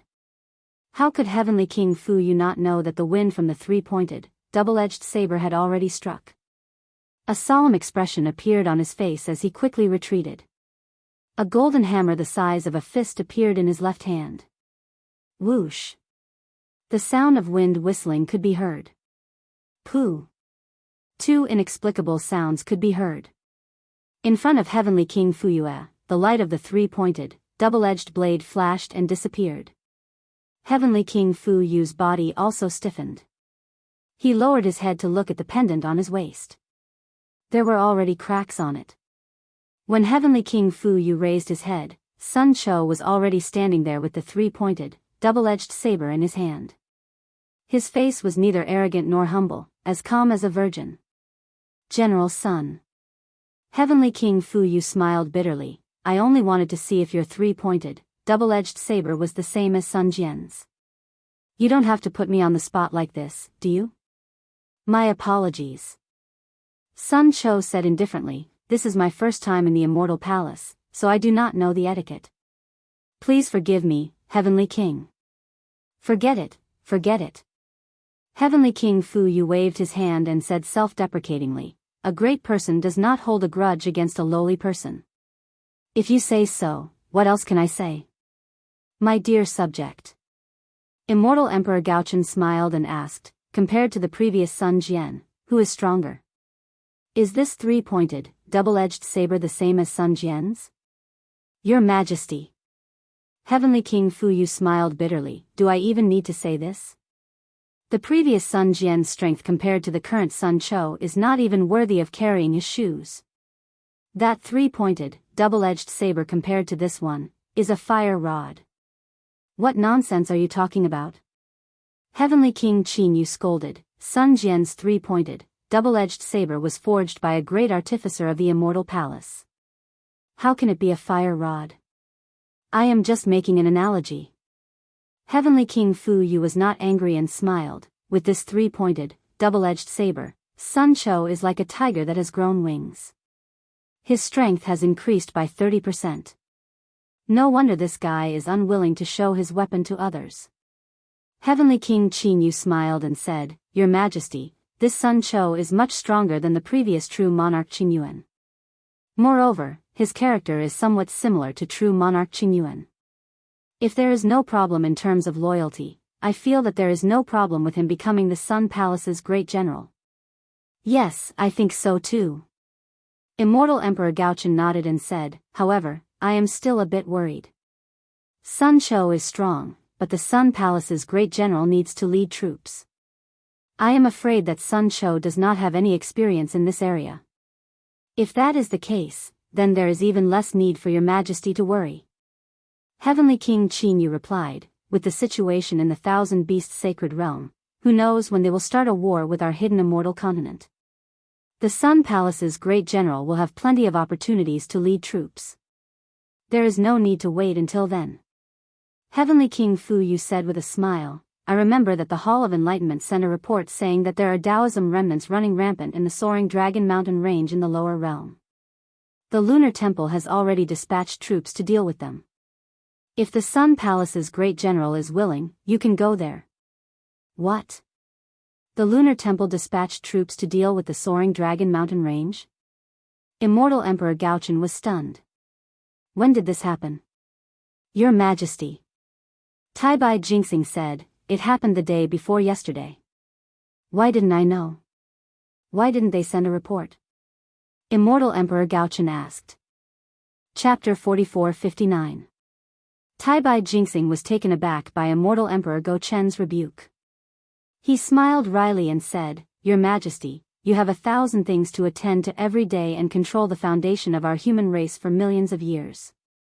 There are too many things that require your Majesty's attention, so there is no need to report such a trivial matter.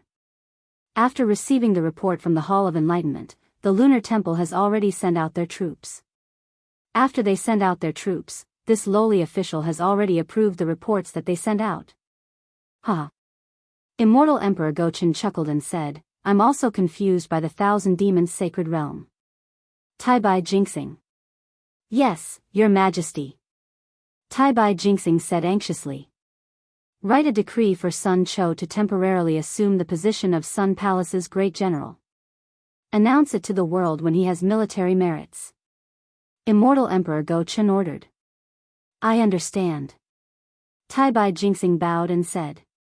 Sun Cho hurriedly bowed and said, Thank you, Your Majesty. Okay, General Sun, wait at the side.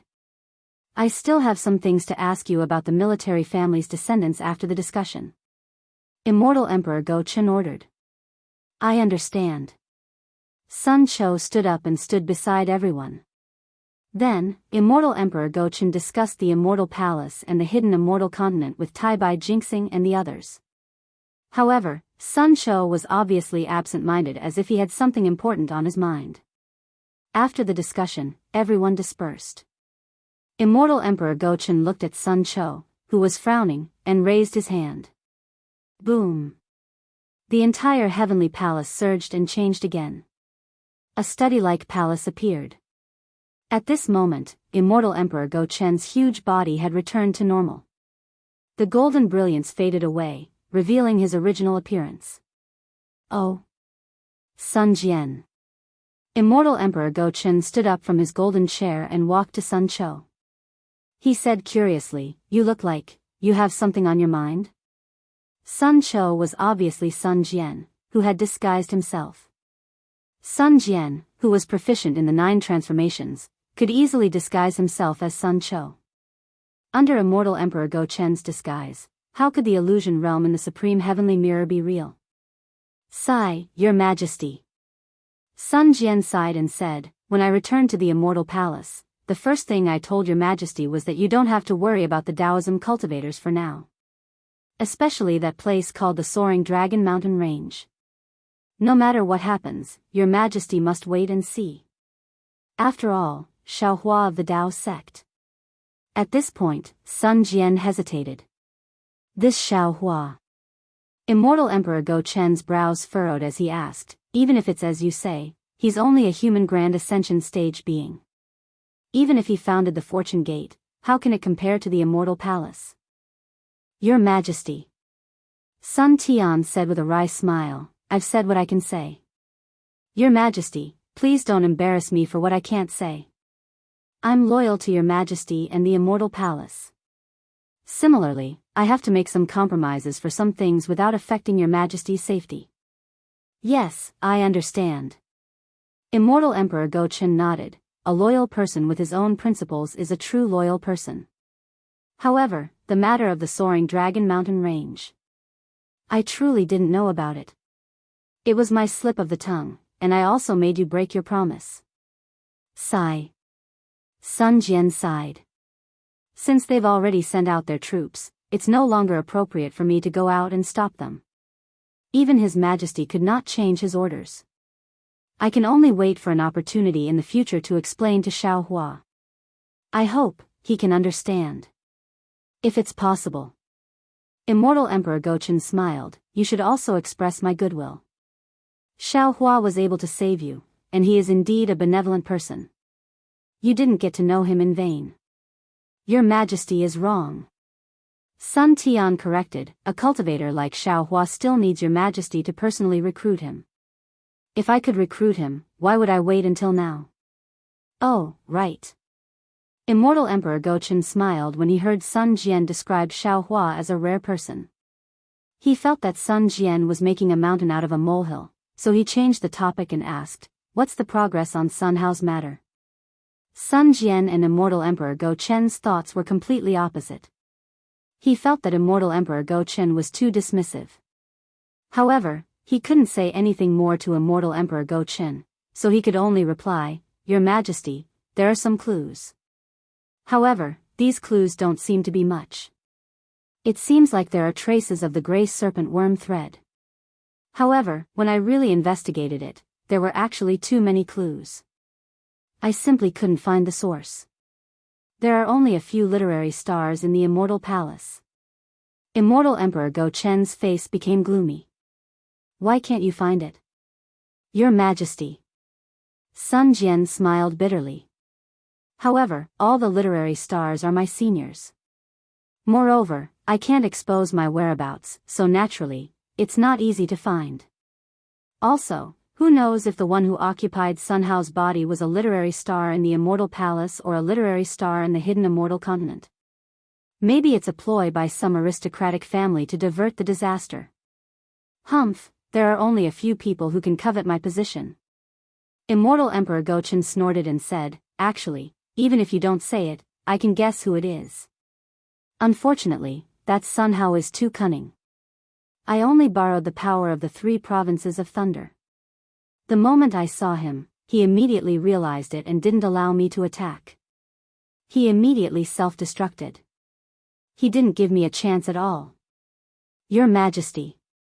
Sun Jian reminded, you must be careful. Sun Hao knows your Majesty's methods very well. His self-destruction was completely aimed at your Majesty's magic power. Even with the power of the Supreme Heavenly Mirror and your Majesty's method of controlling the hidden Immortal Continent, you still couldn't find his secret. It shows how well your Majesty's enemy knows your Majesty. Alas, you're absolutely right. Immortal Emperor Gochen sighed and said, the people who know themselves the best are not those who love themselves, but those who hate themselves. This principle is unbreakable throughout the ages. It's a pity that I don't have much time left. Sun Jian said regretfully, perhaps it won't be long before that person discovers my secret. At that time, I won't be able to investigate it anymore. Immortal Emperor Gochen was stunned and asked curiously, Sun Jian, what do you mean? Didn't I let you temporarily take over the position of the Sun Palace's great general to give you some leeway to create a false impression for that person? Sun Jian smiled and looked at Immortal Emperor Gochen, saying, Your Majesty, do you think that with the Maitreya Buddha, the Thunder Temple's strength will surpass my Immortal Palace? With the addition of a 7 stars Great Saint, the Great Sage Temple's strength will surpass my Immortal Palace? If it was someone else, Immortal Emperor Gochen wouldn't reveal his true feelings. However, facing Sun Jian, he showed a bitter expression and replied, yes, if the demon race and the Buddhist sect had one more pure 9th level essence force expert, I wouldn't be so distressed. However, the Maitreya Buddha of the Thunder Temple is one of the 3 great Buddha lords. The heaven-defying Thunder Phoenix of the Great Sage Temple is a 7 stars Great Saint. Their influence is incomparable to that of an ordinary 9th level essence force. At this point, Immortal Emperor Gochen thought of something and smiled. Of course, I didn't expect that not only would you return safely, but you would also miraculously cultivate to the Wisdom Saint realm. Although you didn't want to reveal the secret to me, I am very happy that I have you, perfected Lord Qin Yuan, who is comparable to the Thunder Temple's Maitreya Buddha of the Thunder Temple. Your Majesty's words are somewhat insincere. Sun Jian's strength had improved by leaps and bounds, so he didn't hesitate to speak frankly in front of Immortal Emperor Gochen. Hence, he spoke with a smile. Immortal Emperor Gochen smiled and was about to say something else when Sun Jian continued, however, I still have to congratulate your Majesty. Oh? Where did the congratulations come from? Immortal Emperor Gochen was stunned. Suddenly, a golden light rose around him and the golden throne below him let out a loud rumble. The entire Ling Yun Palace rapidly collapsed. Immortal Emperor Gochen seemed to have understood something.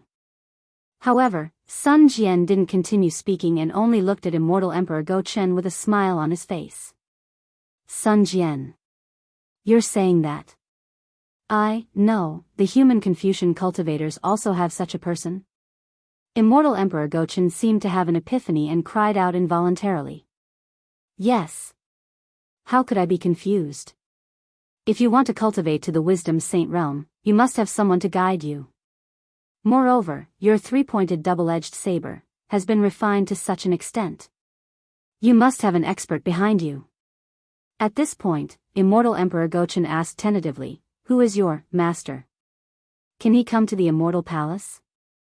Your Majesty. Sun Jian smiled and said, I don't know if this expert will come or not. However, I know that Your Majesty must invite him. He is more important to the Immortal Palace than the Maitreya Buddha of the world to the Thunder Temple. Yes, of course, I must invite him. Immortal Emperor Gochen frowned again because he knew very well what the Maitreya Buddha of the world meant to the Thunder Temple. He didn't know who else could be so important to the Immortal Palace. Sun Jian was waiting for this moment. He smiled and asked, Your Majesty, you must know the true scholar, right? Of course. Immortal Emperor Gochen said disapprovingly, wasn't he created by Sun Yu and Xian? At this point, Immortal Emperor Gochen stood there in a daze. He was in disbelief and even stuttered. He no longer had the composure of an immortal emperor and asked, You mean, what Shenru wanted to do, that master has already done it? Sun Jian didn't answer. He raised his hand and slapped the top of his head. Boom! 5-colored true qi gushed out and turned into 5-colored clouds above his head. Each cloud was like a lively flame. A kind of vitality seeped out from the clouds. It was far beyond the 5-colored true qi of ordinary Confucian cultivators. Immortal Emperor Gochen couldn't sit still anymore. Whoosh! He flew up and landed on top of Sun Jian's head. His eyes flashed with a golden color. Golden eyes. Only the Sun family of the Immortal Palace could cultivate the clear eyes technique. Immortal Emperor Gochen looked for a while and calmed down a little. He slowly flew back to his golden seat and stared at Sun Jian. Did Xian's Tian Xian fall into his hands? Princess Xian? Sun Jian was stunned and shook his head. I don't know. Chapter 4460. Only by understanding the heaven's heart can one cultivate the true 5 Qis unification. Immortal Emperor Gochen says, if he didn't get Xian's half of the heaven's heart, how would you know the cultivation method of the 5 Qis unification? I don't know how that senior got the 5 Qis unification. Sun Jian answers, however, even if he got Princess Xian's half of the heaven's heart, he still has the other 4 half of the heaven's heart. There are only 4 half of the heaven's heart in this world. Immortal Emperor Gochen says, the other half is in the heavenly court. Oh, so that's how it is. Then I'm ignorant. Sun Jian nods. Only the previous masters of the Immortal Palace know about this. It's normal that you don't know. Immortal Emperor Gochen laughs. Seeing Immortal Emperor Gochen laugh, Sun Jian understands and answers, I'll explain this to that senior. That's what you said, it has nothing to do with me. Immortal Emperor Gochen's eyes flash with fervor and asks, what I'm concerned about is this 5 Qis unification. I've already asked that senior before returning to the Immortal Palace. Sun Jian says. Immortal Emperor Gochen looks at Sun Jian's mouth and really wants to take the words out of his mouth. However, he already has a premonition in his heart. After all, Sun Jian has already displayed the 5 Qis unification in front of him. Sun Jian says word by word, that senior agreed for me to return the 5 Qis unification to the Confucian cultivator. After all, this 5 Qis unification was originally a lost cultivation method of the Confucian cultivator. Good. Immortal Emperor Gochen claps his hands and laughs. With the 5 Qis unification, why would I fear the demon race? However, Sun Jian says, I feel that cultivation methods are dead, but people are alive. Although this senior doesn't care about fame and fortune, the ancients are still willing to spend 1,000 gold coins to buy horse bones. Your Majesty, why can't you invite this senior to my Immortal Palace? Of course. Immortal Emperor Gochen makes up his mind and says, what's this senior's name and where is he now? I'll go down to the lower realm to search. This. Sun Jian hesitates again. Actually, he wants to recommend Xiaohua. However, he also understood that Xiaohua believed that he was a Daoist cultivator and that it was impossible for him to come to the Immortal Palace. At this time, he revealed the 5 Qis unification's cultivation method because he heard the news about the heaven-defying Thunder Phoenix and the Maitreya Buddha. On the 3 mainlands, other than Xiaohua and the Fortune Gate's disciples, no one knew more about the heaven-defying Lightning Phoenix and Maitreya Buddha than him. Since Feng Wu and Subhuti could go to the Great Holy Hall and Lightning Tune Temple, why couldn't Wen Chu come to the Immortal Palace? Therefore, Sun Wu hesitated for a moment before he smiled and said, "This senior's name is Wen Chu." Naturally, he was already a literary star. As for where he went, I don't know. However, your majesty should know that the day this senior appears will be the day I reveal myself. I hope to stall for as long as possible. Wenxiu. Good name. Immortal Emperor Gochen clapped his hands and laughed. My Immortal Palace's Wenxiu Palace does not have a master yet. What do you think if I invite him to be the master of the Wenxiu Palace? Sun Wu smiled and said, Your Majesty is right. Although the Wenxiu Palace is not comparable to the Pure Jade Palace, High Purity Palace, and Grand Purity Palace, the name of the Wenxiu Palace is too special. Even the masters of the three pure palaces do not dare to call themselves Wen Chu. This senior can pass down our orthodox 5 cheese unifications cultivation method. He is indeed worthy of being the master of the Wenxiu Palace. Not only that. Immortal Emperor Gochen said excitedly, since Wen Chu can disclose the 5 cheese unifications cultivation method to the Immortal Palace, he is qualified to be the master of our Confucian cultivators. I want to give him the title of Immortal Master and announce it to the entire hidden immortal continent. Your Majesty is wise. Sun Jian prostrated himself in admiration. In just a short moment, Immortal Emperor Gochen had tied Wen Chu to the chariot of Immortal Palace. Wen Chu's title as an Immortal Master wouldn't be any weaker than the Maitreya Buddha of the Thunderclap Temple and the heaven-defying Lightning Phoenix of the Great Sacred Hall. The entire hidden immortal continent would be shaken. Motherfucker. At this time, Sun Jian was shocked again. Daoist Shao is now the Dragon Master of the Dragon Clan. Wen Chu is now the Immortal Master of our Confucian cultivators. Bodhi has become the Buddha Maitreya Buddha, and Feng Wu has become the first great saint of the Demon Clan. This Fortune Gate is now the place where all things flow into one place. The Fortune Gate and the Fortune Dao Palace are truly places of fortune. With the title of Immortal Master, the 5 cheese unifications cultivation method, and the help of the Scholar Palace's master, Immortal Emperor Gochen raised his head and looked into the distance. He said meaningfully, not to mention the 4 great clans, even the 100 schools of thought, will have to listen to the orders of my school of the military. Sun Jian, you are truly my lucky general. Sweat. Seeing Immortal Emperor Gochen's plan, Sun Jian's face was covered in sweat. Although he was a famous commander and was unparalleled in judging the situation on the battlefield, when it came to power struggles, how could he see as far as Immortal Emperor Gochen? He only wanted to gain some benefits for Xiaohua, but he didn't expect Immortal Emperor Gochen to want even more. As the saying goes, there is no such thing as a free lunch in the sky. Whether it was Immortal Master or the Scholar Palace's master, they were not for nothing. At this moment, Sun Jian was almost regretting his decision. He was afraid that Xiaohua and Wen Chu wouldn't agree. However, before he could say anything, Immortal Emperor Gochen suddenly stopped and slapped the golden throne. A palm-sized golden leaf flew out. Immortal Emperor Gochen looked at it and said angrily, Your hair is long but your knowledge is short. How can you do this at a time like this? With that, Immortal Emperor Gochen crushed the golden leaf and said, Sun Jian, I will tell Tai Bai Jingxing to write a decree. Do you want to announce it to the world first? Or do you want to wait until you find that senior? I feel that it is better to inform that senior first. Sun Jian hastily replied. Unfortunately, Sun Jian still underestimated Immortal Emperor Gochen's arbitrariness. He simply asked Sun Jian and didn't expect Sun Jian to answer. Even if Sun Jian answered, it would be in vain. Immortal Emperor Gochen shook his head and said, I feel that it is better to announce it to the world first. What do you think? Why? Sun Jian knew it was inappropriate, but he still asked.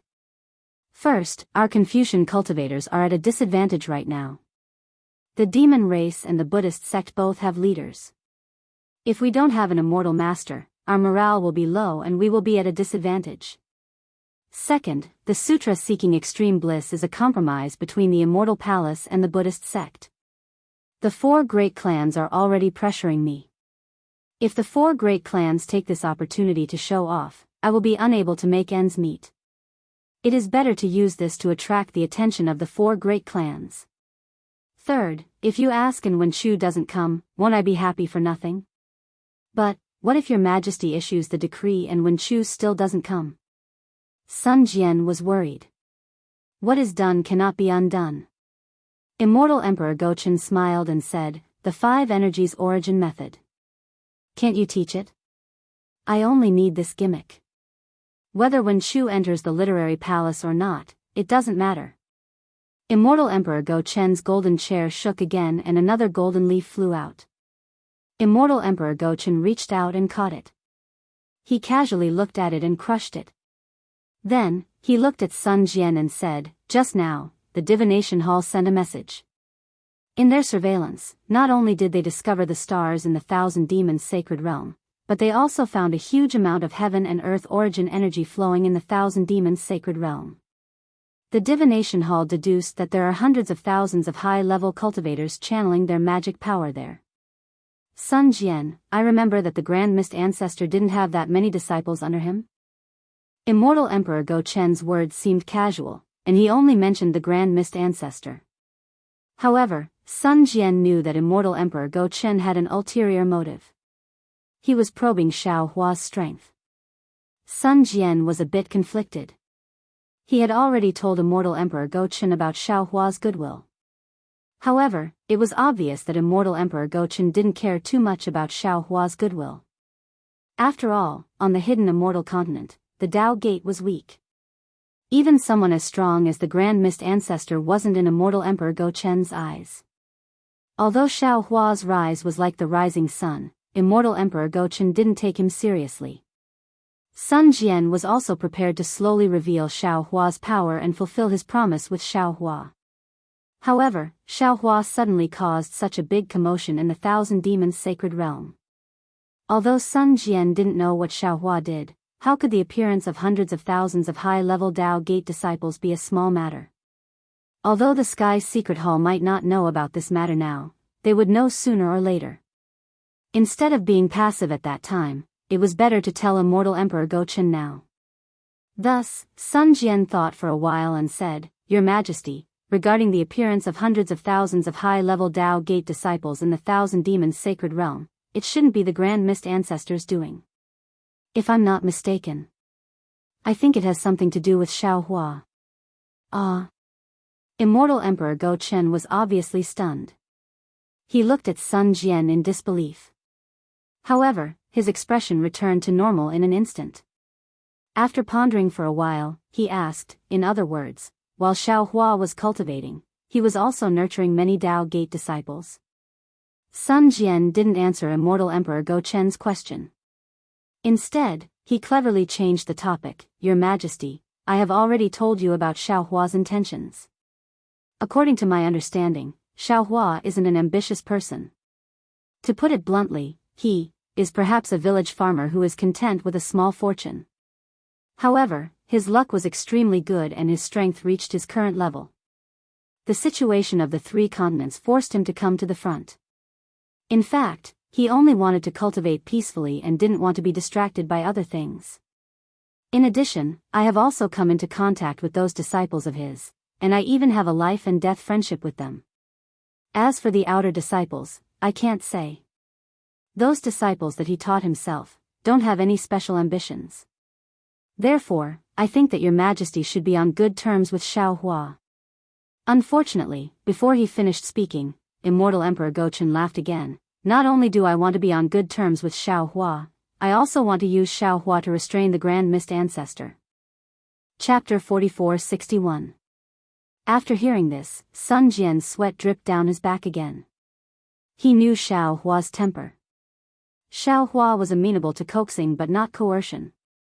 He hated being used by others the most. If Xiao Hua knew about Immortal Emperor Gochen's plan, who knew what kind of loopholes he would make?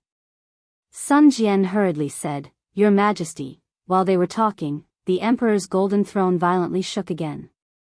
Another piece of gold flew out. The Emperor became impatient and picked it up to take a look. A rare trace of awkwardness appeared on his face. He looked at Sun Jian and asked, "Why is your auntie looking for you again? Didn't you go to the Hall of Fragrance earlier?" "Well." Sun Jian was also stunned. He nodded and said, "I just returned to the Immortal Palace and went to see you in the Hall of Fragrance." "Forget it, you should go." The emperor helplessly said, "I have already scolded her twice. If I refute her again, she will be angry." "Yes, I understand." Sun Jian didn't dare to say anything else and bowed, "I will go right away." However, just as he said that, Sun Jian seemed to have thought of something and said, "Oh right, if it's possible, Your Majesty, send a decree to the Hall of Enlightenment not to provoke the hundreds of thousands of Daoist sect cultivators, or let me take charge of this matter. Your Majesty only needs to invite Senior Wuxiu into the Wuxiu Palace, and everything will be fine. Your Majesty and I will only need to find the thief who covets Your Majesty's throne." "Okay, I understand. Go to the Hall of Fragrance." The emperor was clearly absent-minded and said, "Be careful, don't let your whereabouts be exposed." Sun Jian wryly smiled, "Your Majesty, I am now the Sun Palace's Grand General. A trip to the Hall of Fragrance won't cause any suspicion, right? All in all, just be careful." Immortal Emperor Gochen waved his sleeve and signaled for Sun Jian to leave. Not to mention Sun Jian, the Nangong young noble, Nangong Jingyin, asked Immortal Emperor Gochen for permission to visit the Eastern Sea Emperor at the Lingyun Palace. After coming out of the palace, he went straight to the west of the palace. He flew past many pavilions and clouds before finally arriving at the foot of a mountain. The Immortal Palace had always been dominated by palaces. Even with Nangong Jingyin's experience, she couldn't help but stop in the air. After a while, she broke out from the intoxication of the mountain scenery and smiled. "Since ancient times, I only felt that the 4 seasons were new, but I didn't know that the autumn moon was near. Only when the mortal world is heavy would I feel that the scenery of the mountain ridges is new." The moment she finished reciting, a yellow scarf warrior suddenly came out from the foot of the mountain.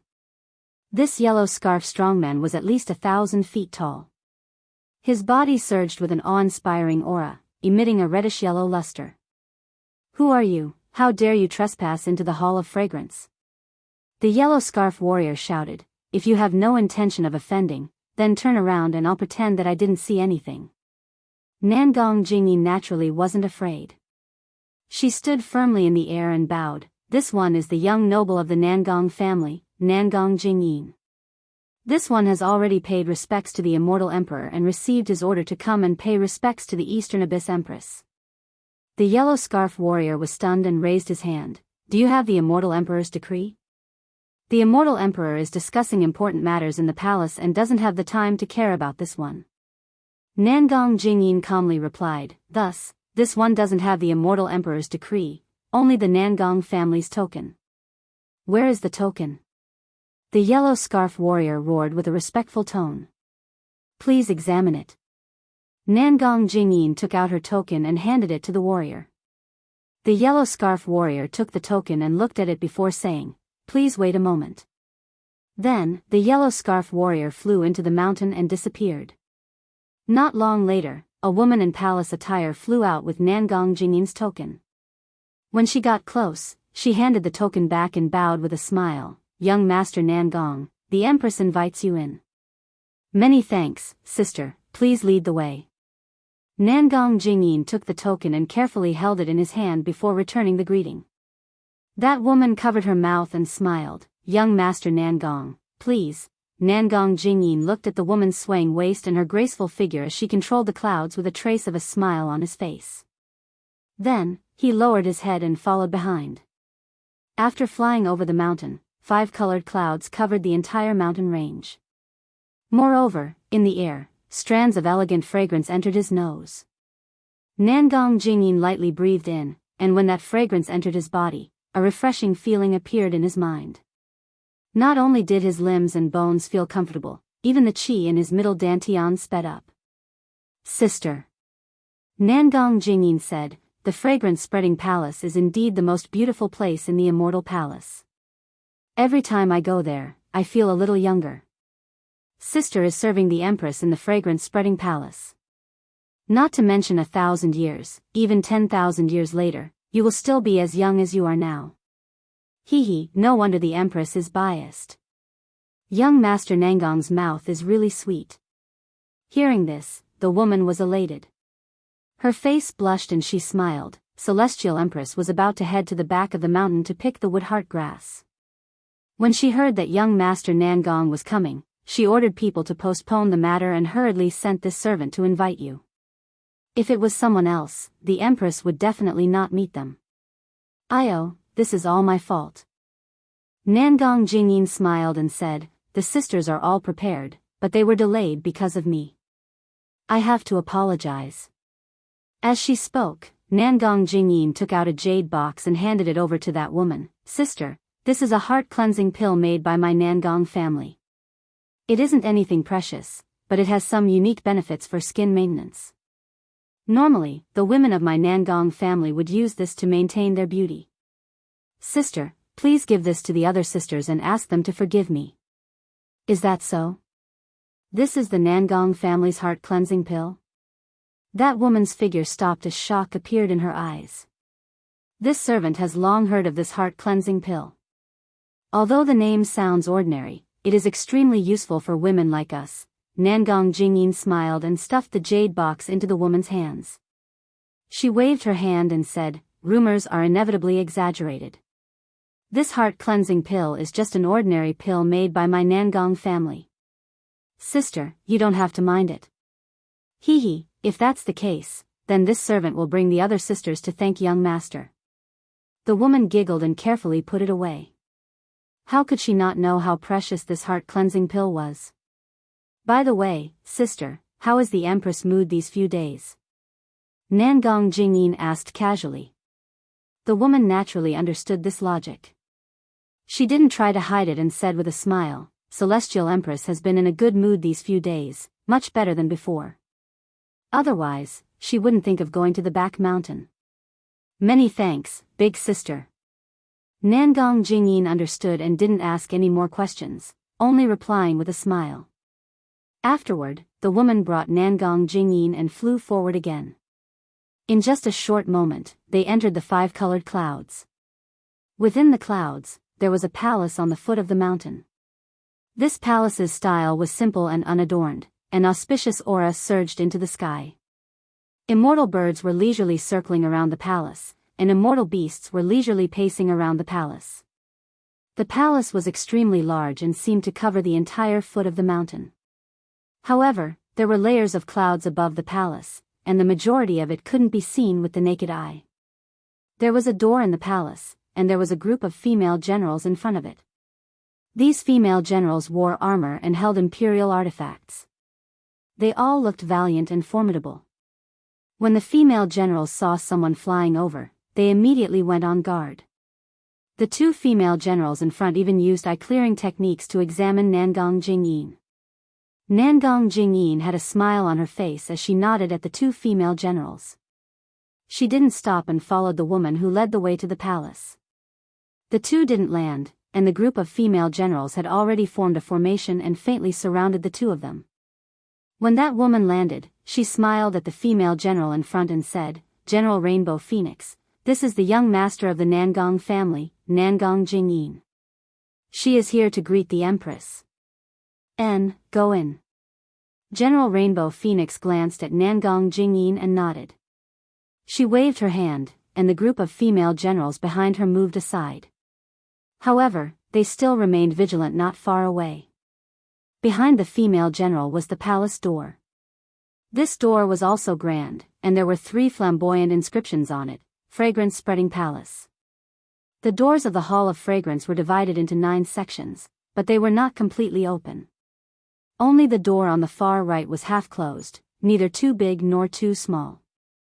The woman walked to the door and said respectfully, Young Master Nangong, please, okay. Nangong Jingyin nodded and walked in. The woman hurriedly turned around and walked towards a side door. Nangong Jingyin stepped into the fragrance-spreading palace and was greeted by thousands of flowers. Some were big, some were small, some were blooming, and some were budding. They filled the entire fragrance-spreading palace. Other than the dense fragrance in her nose, there was only a myriad of colors. There wasn't a single path, nor was there a palace. Nangong Jingyin looked around and couldn't help but feel dizzy. The moment Nangong Jingyin closed her eyes, that woman flew out from a flower beside her and said respectfully, "Young Master Nangong, please follow this servant, sister, please." Nangong Jingyin opened her eyes. Her eyes were clear now. The woman didn't move. Instead, she stepped into a faint yellow flower bud. The instant she stepped in, the flower bud suddenly expanded to more than 30 meters in size. Nangong Jingyin didn't dare to delay and quickly followed. Swoosh! A faint yellow light mixed with clouds covered the entire flower bud. Nangong Jingyin felt the entire world shake. His body seemed to have moved a little, but it didn't seem to have moved at all. The flower bud returned to its original state. Chapter 44-62. Shortly after, the woman brought Nangong Jingyin to 8 similar-colored flower buds. After the last flower bud turned, the entire flower bud flew out from the flowers and brought Nangong Jingyin and the woman into the flower bushes. The bushes were torn apart like clouds, and Nangong Jingyin's eyes lit up. She was already on the stairs of a palace. Empress. The woman landed on the stairs and immediately bowed. Nangong family's young master Nangong Jingyin requests an audience, announce. A clear voice sounded from within the palace, and a grassy lawn appeared from the clouds and extended to Nangong Jingyin's feet. Servant Nangong Jingyin greets Empress. Nangong Jingyin stepped onto the lawn and bowed. As she spoke, the lawn returned to the palace, and the clouds dissipated.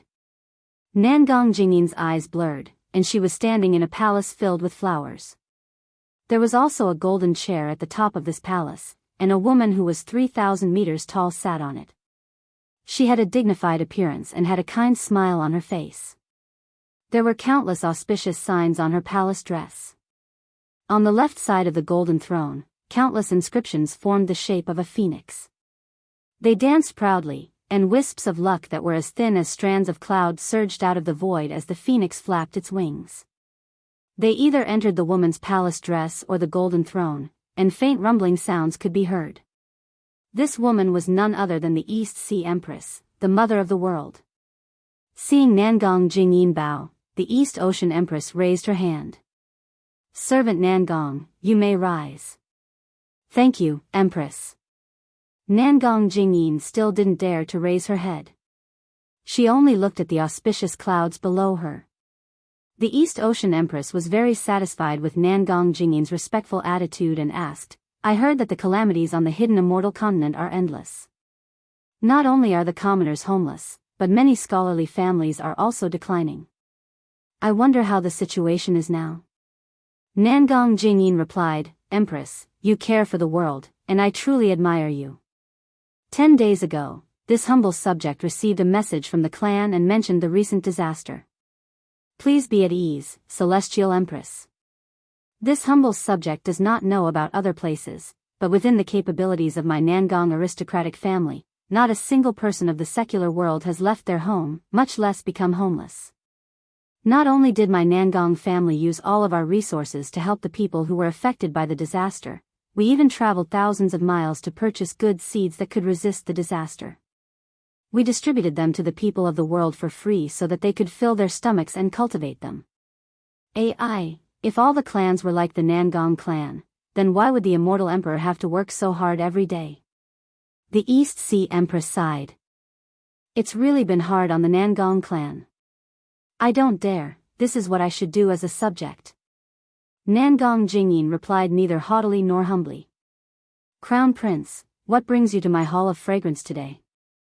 The East Sea Empress smiled and said, "Your Nangong family has done a lot for the hidden immortal continent. If I can participate in politics, I will definitely ask the immortal emperor to reward your Nangong family." Nangong Jingyin smiled and said, "This humble subject has not come to the Hall of Fragrance for a long time, and I miss Celestial Empress very much. Furthermore, this humble subject's mother has also sent a message, and she specially instructed this humble subject to come over. She said that she has something to tell Celestial Empress." "Oh. What matter does Xing have to be so mysterious? The East Sea Empress smiled and said, this humble subject has known your mother since young. After this humble subject married into the Sun family, she married into the Nangong family. However, every year during this humble subject's birthday banquet, she would send her regards over. How long has it been? If there is something, why didn't she say it that day? This. Nangong Jingyin said embarrassedly. Mother said clearly in the message that this humble subject is not allowed to take a look, so this humble subject does not know. Take it out. The East Sea Empress smiled and said. Yes. Nangong Jingyin nodded and carefully took out a palm-sized pink jade pendant and respectfully presented it. At this moment, a female official walked out from the nearby clouds. This female official took the jade pendant and looked at it. She then opened her mouth and spat out a mouthful of qi, which entered the jade pendant. Rumble. With a soft sound, four-colored qi surged out from the jade pendant and transformed into a several qi-long subbody. This subbody was an absolute beauty, and she was also wearing palace attire. She looked around and bowed towards the East Sea Empress. This subject, Sun Yaoxing, greets Celestial Empress. This subject has come to greet Celestial Empress as a Yuan spirit child. This subject seeks Celestial Empress understanding. It's fine. The East Sea Empress waved her hand and smiled. This is the fragrance-spreading palace. Other than your family's boy, there are no other subjects here. There is no need to be so courteous. Furthermore, this humble subject also knows that if you were to make a trip to the Immortal Palace, you would have to submit a letter of approval first. Your Nangong family also has to go through many formalities, and this humble subject is truly inconvenient. For you to come and see this humble subject as a Yuan spirit child, this humble subject is already very happy. Thank you, Celestial Empress. Nangong Jingyin's mother did not lose her respect because of the Celestial Empress's words. She still carefully replied, how is Celestial Empress recently? Sigh, not really. The East Sea Empress sighed, I believe you also know that this matter, this humble subject does not feel good in my heart. That's right. Nangong Jingyin's mother smiled and said, which mother would be unhappy if this matter happened to her? If was imprisoned in the Heaven Punishment Prison Crystal, this subject will also think of a way to save him. You will think of a way. But this humble subject cannot. The East Sea Empress shook her head and said, this humble subject is the mother of the world and must be a role model. This matter cannot make things difficult for the Immortal Emperor. Speaking of this, the East Sea Empress was a little bewildered. She looked at the slightly dimmed sub-body of Nangong Jingyin's mother and asked, Xing, do you have any important matters? If this humble subject is able to do it, this humble subject will definitely help. Big sister. Nangong Jingyin's mother revealed a mysterious expression again. She even changed the way she addressed the East Sea Empress. She said softly, this little sister didn't leave much Yuan spirit in the jade pendant. I'm afraid I won't be able to hold on for long. Then, this little sister will make a long story short. Go ahead. The East Sea Empress nodded. Actually, this little sister didn't come today for my own matters. Nangong Jingyin's mother said, this little sister heard about the 9th princess matter and knows that you are feeling terrible, so this little sister wants to help you. Oh. What does little sister mean? The East Sea Empress was dazed and was even more confused. Big sister, what do you think of Nangong Jingyin's mother changed the topic and asked. The East Sea Empress glanced at the respectful Nangong Jingyin and replied, is a good child. Didn't the Immortal Emperor give him his courtesy name when he was 20 years old? Furthermore, during these years in the Immortal Palace, he has followed the rules and is the most outstanding among the princes of the 4 great families. Little sister, you are really lucky. Big sister, if our Nangong family and the Sun family are connected by marriage. Nangong Jingyin's mother smiled and said, do you think the Immortal Emperor will spare the 9th princess? Will he let her out to marry Oh. The East Sea Empress was shocked. Her eyes flashed with a complicated expression as her gaze landed on Nangong Jingyin. At this moment, Nangong Jingyin was also shocked and had a trace of shyness on her face. She didn't know where to put her hands and feet. After a while, the East Sea Empress asked, "Little sister, is this your idea or Nangong's? Big sister is thinking too much." Nangong Jingyin's mother smiled and said, "Nangong doesn't know about this at all. I didn't even tell Yin. I just want to hear your opinion. If you think it's suitable, I will discuss it with Nangong. Yin doesn't have anything to be picky about." The East Sea Empress said softly, "The Nangong family is also one of the 4 great families. If Nangong comes to propose marriage, the immortal emperor will definitely give face." Of course. At this point, the East Sea Empress didn't say anything else. In fact, she also understood that the 4 great families wanted to make the immortal emperor a mere figurehead. The immortal emperor had always wanted to find a breakthrough point between the 4 great families and the immortal palace. However, the 4 great families were like one, and the immortal emperor had no chance at all. At this moment, Nangong Jingyin's mother proposed marriage. It sounded like her own idea, but the East Sea Empress didn't believe that Nangong Jingyin's mother didn't discuss it with the Nangong family's family head, Nangong Tianjiao. As for the Nangong family's intention, the East Sea Empress could faintly guess. From the family head's name, Nangong Tianjiao, one could see that Nangong Tianjiao was a prideful person. At this moment, the Nangong family was not only suppressed by the Dongfang and Shimen families, but even the Dark North family, which had always been ranked last, had the strength to compete with the Nangong family. Therefore, if the Nangong family wanted to become the head of the 4 great families, Nangong Tianjiao had to find an external power. The Immortal Palace's military school was his best choice. Of course, when the Nangong family proposed marriage, it was unavoidable that they would hit the East Sea Empress when they were down. However, this was also a sore point for the East Sea Empress, so she had to consider it. On the day of the East Sea Empress birthday banquet, the Immortal Emperor invited the Thunder Temple's Vairocana world's sovereign and the Great Sage Hall's golden-winged Great Pun Great Sage to discuss the sutra seeking extreme bliss. He also invited them to watch the Immortal Palace's Heaven's Choice Gathering. The so-called Heaven's Choice Gathering was the battle to choose the Heaven's Heart. Because in the previous Heaven's Choice Gathering, the 9th Princess Xianxia won, and the Immortal Palace's half-Heaven's Heart was given to her to comprehend. However, in order to save Xiaohua at the bottom of the Saint River, Princess Xianxia took out half of the Heaven's Heart. That half of the Heaven's Heart fell into Xiaohua's dantian and couldn't be taken out again. Therefore, in the Heaven's Choice Gathering, Princess Xianxia couldn't take out the only half of the Heaven's Heart. This caused the Immortal Emperor to lose all his face, and he was furious. Ignoring the East Sea Queen's pleas, he ordered the 3 provinces to bring the new princess to the hidden immortal continent and punish her severely. He also sent more people to find Tian Xian's whereabouts. Chapter 44-63. Princess Xian was the youngest daughter of the East Ocean Empress. She had been suppressed in the hidden immortal continent for more than 200 years. How could she not be worried? Seeing that the Nangong family's suggestion had the possibility of saving Princess Xian, she was naturally tempted. She believed that the immortal emperor would make some concessions in order to rope in the Nangong family. 200 years was a severe punishment for Princess Xian. Thus, the East Ocean Empress nodded. "Sister, I feel that this matter can be done, but I don't know if Yin is willing." Empress. Nangong Jingyin was a little embarrassed. This subject doesn't have any objections. Not to mention, I'm willing to sacrifice myself for the 9th princess.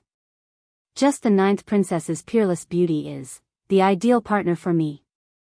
I'm just afraid I'm not worthy of the 9th princess. As long as you're willing. The East Ocean Empress nodded. We don't know where Xian is being suppressed. How can we discuss with her if we want to save her? Besides, some things can only be done in this way because of parents' orders and matchmakers' words. Since Big Sister agrees, then I'll. Nangong Jingyin's mother's body suddenly dimmed, and her voice couldn't be heard anymore. She disappeared before she finished speaking. That jade pendant naturally fell into the hands of the female official. However, the female official's face was as pale as paper. She looked at the jade pendant in a daze before carefully handing it back to Nangong Jingyin. The East Ocean Empress changed the way she addressed Nangong Jingyin. Send a message according to what your mother said. Yes, this subject understands. Nangong Jingyin hurriedly bowed. This subject will send a message to the clan. I believe that it won't be long before the Empress will be able to see the 9th princess. Very good. The East Ocean Empress smiled. Your mother is so considerate. I'll remember it. I'll take my leave now. I will send a message to you. Nangong Jingyin bowed, and when she turned around, she couldn't help but smile. When Nangong Jingyin walked out of the fragrance-spreading palace, a woman from before came forward to send him out. The moment he disappeared, the female official couldn't help but kneel on the ground and cry out, Empress, Empress, please don't betroth the 9th princess to the Nangong family. Otherwise, even if the 9th princess was rescued, she wouldn't be happy. Perhaps, she would rather be suppressed in the lower realms. Oh. Ha ha ha. The East Ocean Empress was stunned. Then, as if she had thought of something, she said angrily, Damned servant, are you hiding something from me? This female official was naturally the female official of the new princess palace, ha ha ha. The new princess was suppressed in the lower realms by the 3 provinces of Leitang, so the Emperor's Star Palace was temporarily sealed. Ha ha ha, and the other female officials were either guarding the Emperor's Star Palace or sent to other palaces. Ha ha ha happened to be sent to the fragrance-spreading palace. Today, when she saw that the East Ocean Empress had the intention of betrothing the new princess to Nangong Jingyin, she immediately thought of Xiaohua. She naturally knew that the new princess was in love with Xiaohua. Hearing the East Ocean Empress's scolding, Ha ha ha's mind spun rapidly. But at this moment, she didn't dare to hide it anymore. She was afraid that the new princess would be depressed for the rest of her life. Thus, Ahaha carefully probed, Empress, do you still remember how the princess begged you to give her half a day before she was suppressed? I remember. The East Ocean Empress said impatiently, I thought she wanted to deal with Jianghu's matter, so I begged the Immortal Emperor. The Immortal Emperor only gave her half a day. Damn it, could it be that she? Yes, the princess went to the lower realm to bid farewell to that person. Ha ha ha didn't dare to say Xiaohua's name and said submissively. Damn it, she's actually from the lower realm. The East Ocean Empress was furious. Which family is this person from? Why didn't I know anything about this? He's not a Confucian cultivator. Ha ha ha was about to cry. She knew better than anyone that as the 9th princess of the Immortal Palace, how could Xianxia marry a Daoist cultivator? Not a Confucian cultivator? Could it be a monk? Could it be a demon? The East Ocean Empress was even more surprised. Didn't the little monk that Xianxia befriended in the past attain Nanwu Wisdom Manjushri Buddha fruit? No, it's not monk Ci Hui, it's a Daoist cultivator. Ha ha ha squeezed out another sentence. Damn it. This is another trick of that Grand Mist ancestor, right? The East Ocean Empress immediately thought of the Grand Mist ancestor. Ha ha ha quickly said, this servant doesn't know, but it shouldn't be. Hurry up and tell me. The East Sea Empress panicked. Her body glowed brightly, and the golden throne shone as brightly as the sun. She had wanted to save her daughter, but she had not expected her daughter to betray the Tao to such an extent. She had actually gotten involved with a Daoist cultivator. Ha ha ha had no intention of resisting the East Ocean Empress's power. She told her everything she knew in detail. In the end, she didn't forget to say, this servant pleads with the Empress that the princess and that person are connected by heart. Although she hasn't told that person, but this servant can see that she's always thinking about that person. She's often in a daze with a smile in her eyes. If the Empress marries the princess to the Nangong family, I'm afraid the princess will never be happy. If that's the case, it's better to let her be suppressed in the lower realm. Damn it, damn it, damn it. The East Ocean Empress was furious. Why didn't you say so earlier? Empress, this servant didn't have the princess's permission. How would I dare to say it? Ha ha ha, argued. Moreover, that person is a Daoist cultivator. If the Empress finds out, won't she beat this servant to death? Aren't you afraid that I'll beat you to death now? The East Ocean Empress sneered. This servant is afraid, but this servant is more afraid that the princess will be sad for the rest of her life. Ha ha ha, replied hurriedly. Even if this servant is beaten to death by the Empress, I don't want the Empress to hurt the princess's life because of your love for her. Humph, previously you were suppressed because of Gusu Churi's relationship with a Daoist cultivator. Now, you're really a troublemaker. The East Ocean Empress was so angry that she trembled and almost cursed. This servant doesn't dare. Ha ha ha, felt wronged. This servant doesn't know how the princess met that person. Who is that person? The East Ocean Empress snapped out of her anger and scolded, tell me. He. Ha ha ha, bit her lips and said softly, his name is Xiaohua. Xiaohua? The East Ocean Empress was stunned. She thought for a while and said, this name is familiar. It doesn't seem like he's a subordinate of the Grand Mist Ancestor. The Empress knows Xiaohua's name? Ha ha ha, was shocked. I think I've heard it somewhere before. The East Ocean Empress thought and asked, where is this Xiaohua in the hidden immortal continent? What's his cultivation? How does he know? At this point, the East Ocean Empress stopped. How could Ha Ha Ha know so much about the new princess? This servant doesn't know where Xiaohua is in the hidden immortal continent. This servant only knows that he should be at the 5th grade Essence Force 200 years ago. Now, he should be at the 6th grade Essence Force. Ha Ha Ha naturally had to flatter Xiaohua. She did her best to increase Xiaohua's cultivation. Humph, he is merely a 5th grade origin power. How could he possibly reach 6th grade origin power in 200 years? The East Sea Empress scoffed.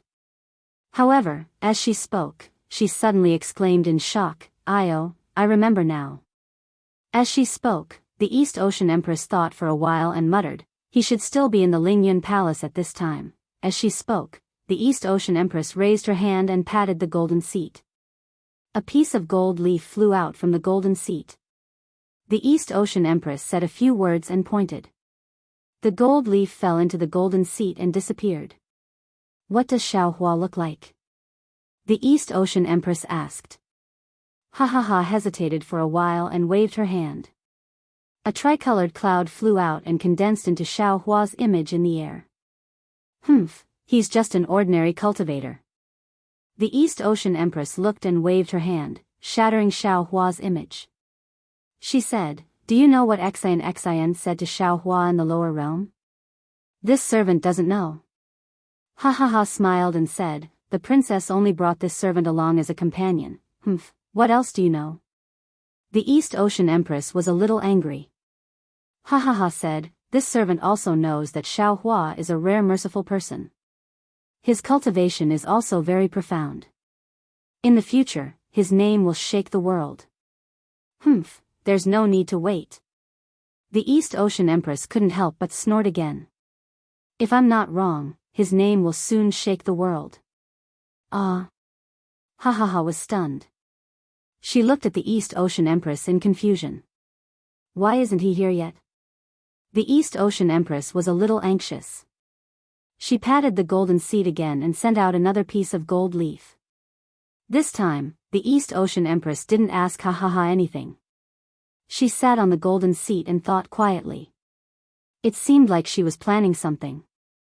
After waiting for the time it took to brew a cup of tea, there was still no movement. The East Ocean Empress sent out another piece of gold leaf. Fortunately, another piece of gold leaf flew over.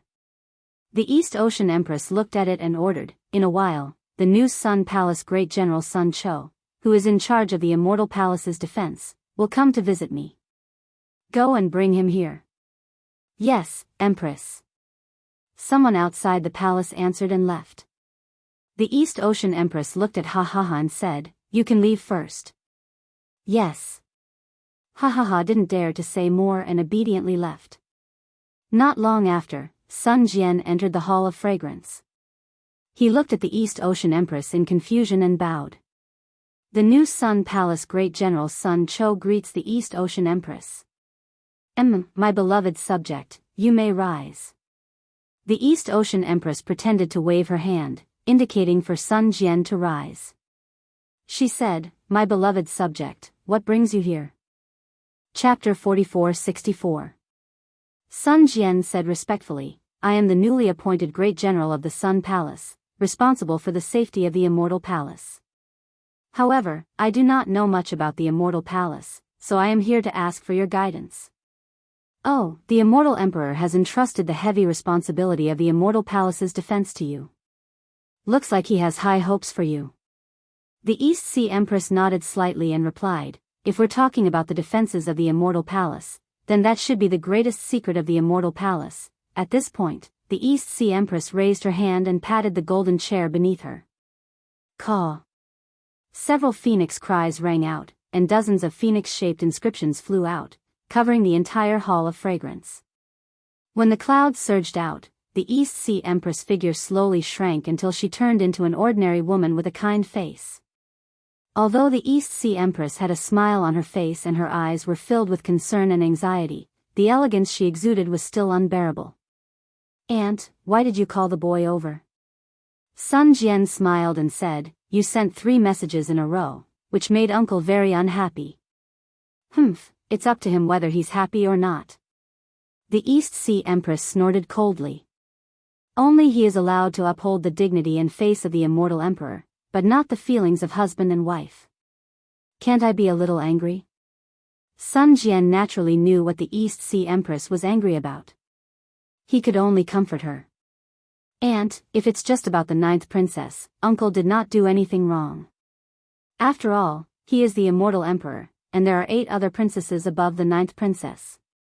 Not only does he have to face the Thunder Temple and Great Sage Hall, he also has to answer to the other 8 princesses. If he doesn't punish the 9th princess, how can he lead the Confucian cultivators? Even if he wants to punish her, he doesn't have to be so cruel. The East Sea Empress knew that Sun Jian's words were reasonable. She sighed and said, poor Xian. She has been suppressed in the lower realm for more than 200 years. I wonder how she is doing in the Heaven Punishment Prison Crystal. Aunt, don't worry. Sun Jian was still comforting her. The 9th princess controls the Thunder and Thunder provinces. Even if she is imprisoned, the law enforcers will not dare to make things too difficult for her. As long as there is a chance in the future, Uncle will definitely find a chance for the 9th princess to atone for her crimes. The East Sea Empress sneered, he only cares about his throne. Ever since the Heaven's Choice Assembly, he hasn't come to the Hall of Fragrance. Oh right, Jean, you have to keep an eye on the Immortal Emperor for me. I heard that he's been going to the Flower Medicine Palace recently. If there's any movement, you have to inform me as soon as possible. Flower Medicine Palace? Sun Tian was slightly taken aback as he asked curiously, isn't that Fairy Yu? At this point, Sun Jian smiled bitterly. He knew he couldn't continue. Sure enough, the East Sea Empress' face turned cold when she heard Fairy Yu. She said coldly, that's right, it's Fairy Yu. What do you think the Flower Medicine Palace has to do with? Was it worth him going there again and again? Does he think that I won't be able to find him just because he's invisible? Ahem. Sun Tian coughed lightly and said, Auntie, boy understands. Boy will definitely patrol the Flower Medicine Palace diligently in the future and give Uncle some warnings. That's good. The East Sea Empress nodded and said, Auntie didn't raise you in vain. In this immortal palace, you're the only person I care about the most. Auntie, if there's nothing else, Boy will take his leave first. Sun Jian smiled and said, Boy's enemies haven't discovered the boy's true identity. Boy has to quickly find out who harmed Boy. Oh, don't be anxious. The East Sea Empress hurriedly said, Auntie called you over to ask you something. Auntie, please speak. Sun Jian was a little confused. He thought that the East Sea Empress had called him over to keep an eye on the Immortal Emperor. Auntie, do you remember that when you just came back, you said that you fell into the heavens prison with a Dao sect cultivator called Xiaohua? The East Sea Empress stared at Sun Jian and asked. Yes, why? Sun Jian was even more confused because the East Sea Empress was looking at him strangely. What does that Xiaohua look like? The East Sea Empress hurriedly asked. When Sun Jian revealed Xiaohua's appearance in the air, the East Sea Empress' eyes revealed a look of realization. She pondered for a moment and said, in other words, before this Xiaohua fell into the heavens prison, he was a level 4 or 5 elemental energy. Now, he's a level 8 elemental energy like you? This. Sun Jian was a little hesitant. He didn't talk much about this with the East Sea Empress. However, after thinking for a moment, he answered honestly, reporting to Auntie, Xiaohua's aptitude is rare in this world. Many of boys' sacred arts were taught by him. Moreover, his current strength should be at level 9 elemental energy. Ah?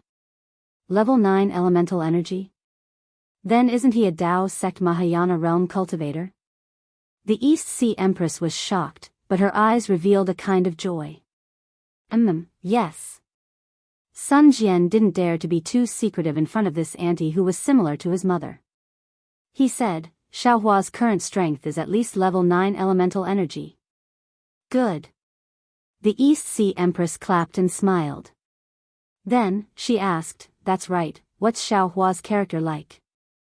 Auntie, why are you asking about this? Sun Jian was rather confused. He felt that the East Sea Empress didn't look like an empress at all.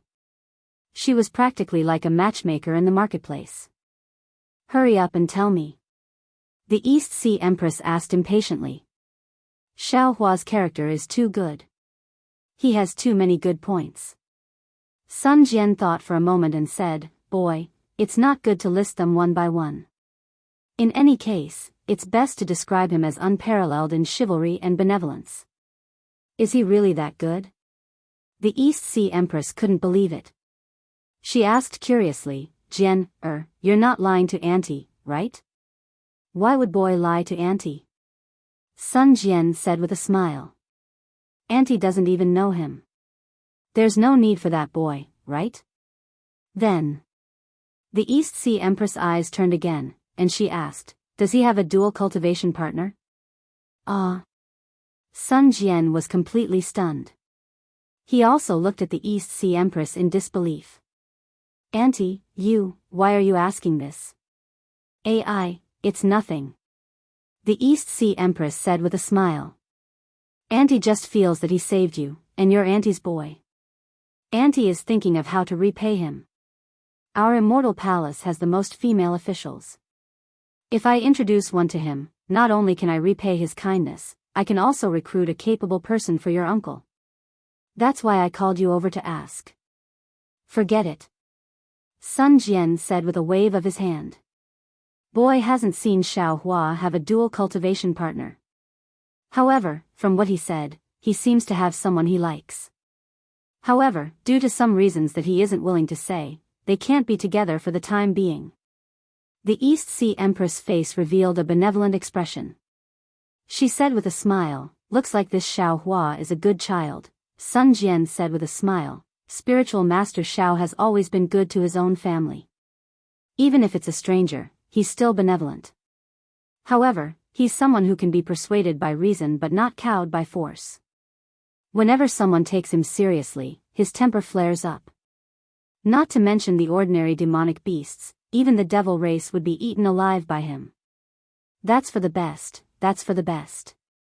The East Sea Empress was more and more delighted as she listened. She nodded and said, tell Auntie more about Xiaohua. Even if Sun Jian was an 8th grade origin energy literature saint, he was still a human. As long as he was a human, he couldn't hide any secrets. Sun Jian was somewhat wary of immortal emperors, afraid that they would provoke Xiaohua. However, in front of his own aunt, he didn't hide anything. He told her how he met Xiaohua, how he fell into the heavens prison, and how he cultivated. Of course, Sun Jian didn't go into detail about what happened in the ruins. He only said that it was an experience in the illusion. Illusions tested one's humanity the most. Of course, the East Sea Empress didn't suspect him. Sun Jian also told the East Sea Empress about what happened in the Soaring Dragon Mountain Range. He was afraid that the Immortal Palace really had something going on with the Fortune Gate. He wanted to rely on the East Sea Empress to deal with the Immortal Emperor. Sun Jian spoke for almost an hour before he bid farewell and left. After Sun Jian left, the East Sea Empress sat on the golden throne and pondered for a long time. Then, her expression changed. The joy on her face turned into coldness. She said in a low voice, "Escort Bai En to the palace." "Yes, Empress." The female general outside the Hall of Fragrance immediately answered. In just a moment, Bai En was brought in. Bai En's face was pale. She had only left the Hall of Fragrance for an hour, and now she was being escorted by a female general. She was terrified. Bai En. The East Sea Empress looked coldly at Bai En and said, "As female officials of the Emperor's Star Palace, you knew that the ninth princess' actions were wrong. Not only did you not remind her, you even hid it for her. Now that the ninth princess has been severely punished, you can't escape punishment either. Seeing that you have worked hard and that you have just been punished, I will not let the 3 provinces imprison you in the Heaven's Punishment Prison Crystal. I will only banish you to the lower realm. Do you accept this?" When Bai En heard this, she couldn't help but tremble. She opened her mouth to explain, but the East Sea Empress didn't mention any other mistakes. She only said that she hid it and didn't punish her too severely. She was only removed from her position as an immortal official and banished to the lower realm. She really had nothing to explain. After thinking for a moment, Bai En lowered her head and said, "I accept." At this point, Bai En looked up and said, "However, I ask that Empress reconsider what I said earlier. Don't let the ninth princess regret it for the rest of her life." "Humph." The East Sea Empress snorted. "You don't need to worry about my matters. Just worry about yourself." "I understand." Bai En lowered her head, not daring to say more. "Take her out," the East Sea Empress ordered. The female generals beside her immediately rushed forward, took Bai En, and pushed her out. Rainbow Phoenix. After the female generals left, the East Sea Empress asked again, "Which part of the hidden immortal continent is the most chaotic right now?" "Empress." The Rainbow Phoenix general hurriedly replied, "Right now, the 9 states of the hidden immortal continent are suffering from famine and war. I can't say which part is the most chaotic." "Oh."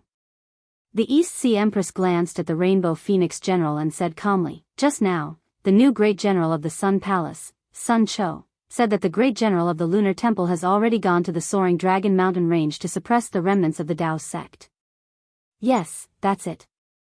Banish Bai En to the Soaring Dragon Mountain Range." Chapter 4465. Empress. General Colored Phoenix was shocked and hurriedly said, "Although Tao Wu has some strength, she is a woman after all. If she is banished to the Soaring Dragon Mountain Range, I'm afraid she will be in danger. Empress, please show mercy and spare Tao Wu." "Damn it." The East Sea Empress was furious. "I've already made a decision and you dare to disobey? Do you want to be banished to the lower realm too?" "I don't dare." General Colored Phoenix did not dare to say more. She lowered her head and followed the order. She directed the female general of Fragrance Hall to escort Tao Wu and urged the clouds to fly out of the magnificent mountain range. Xiaohua, Xiaohua. The East Sea Empress sat on the golden chair with a mysterious smile on her face. She thought to herself, "I'd like to see what kind of surprise you can bring me." Xiaohua naturally did not know that Princess Xian was suppressed in the Heaven Punishment Prison Crystal of the hidden immortal continent. He also did not know that the East Sea Empress was trying her best to scheme against him in order to save her daughter. At this moment, he was flying to the Chitty River with Su Ji and Fairy Xingyu. These 3 Dao sect cultivators could now be regarded as the supreme cultivators of the Dao sect in the 3 continents. However, they did not use any special magic.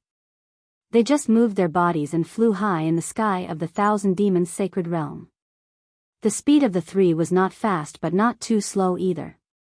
Seeing the constantly changing scenery and the changes in the sky, Xiaohua naturally would not give up the opportunity to ask the two immortals for advice. Whether it was the questions he had during cultivation or his own guesses, he told them all. Xiaohua had a good impression of Xiaohua. He did not have much time to give him pointers during their previous meetings. Now that he had free time and wanted to borrow Xiaohua's power, Suji answered all of Xiaohua's questions. Looking at Fairy Xingyu, at first, she just pursed her lips and smiled. From time to time, she would mock Suji, saying that he wanted to take in a disciple before leaving the 3 continents.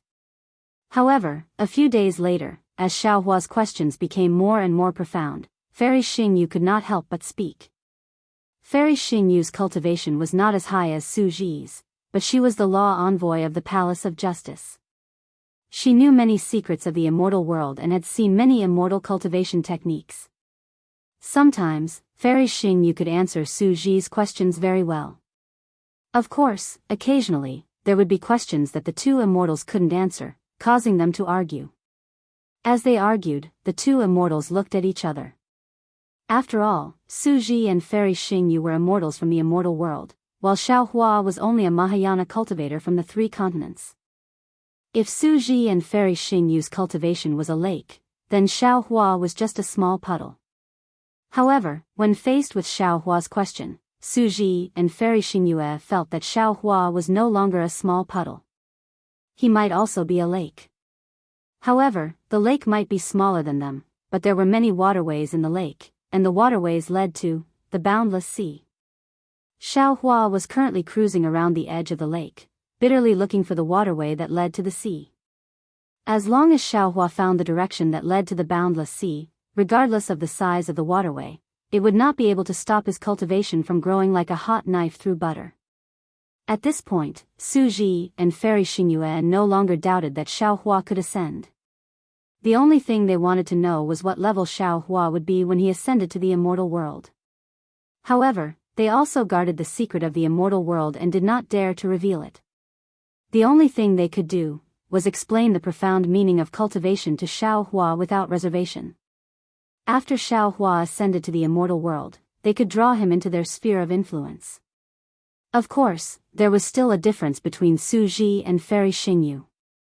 Suji did not reveal his own selfish motives. He only tried his best to tell Xiaohua about the gains and losses of his cultivation. On the other hand, Fairy Xingyu often revealed some of the benefits of the Palace of Justice. Xiaohua was not in the mood to think too much. He only knew that he was now taking an immortal as his teacher. Every word from the two immortals was like a bright star in the sky, illuminating his cultivation path. He had long been immersed in an intoxicated state that was even more intense than ascension. Alas!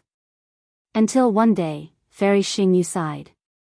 Xiaohua, your cultivation path is no longer difficult.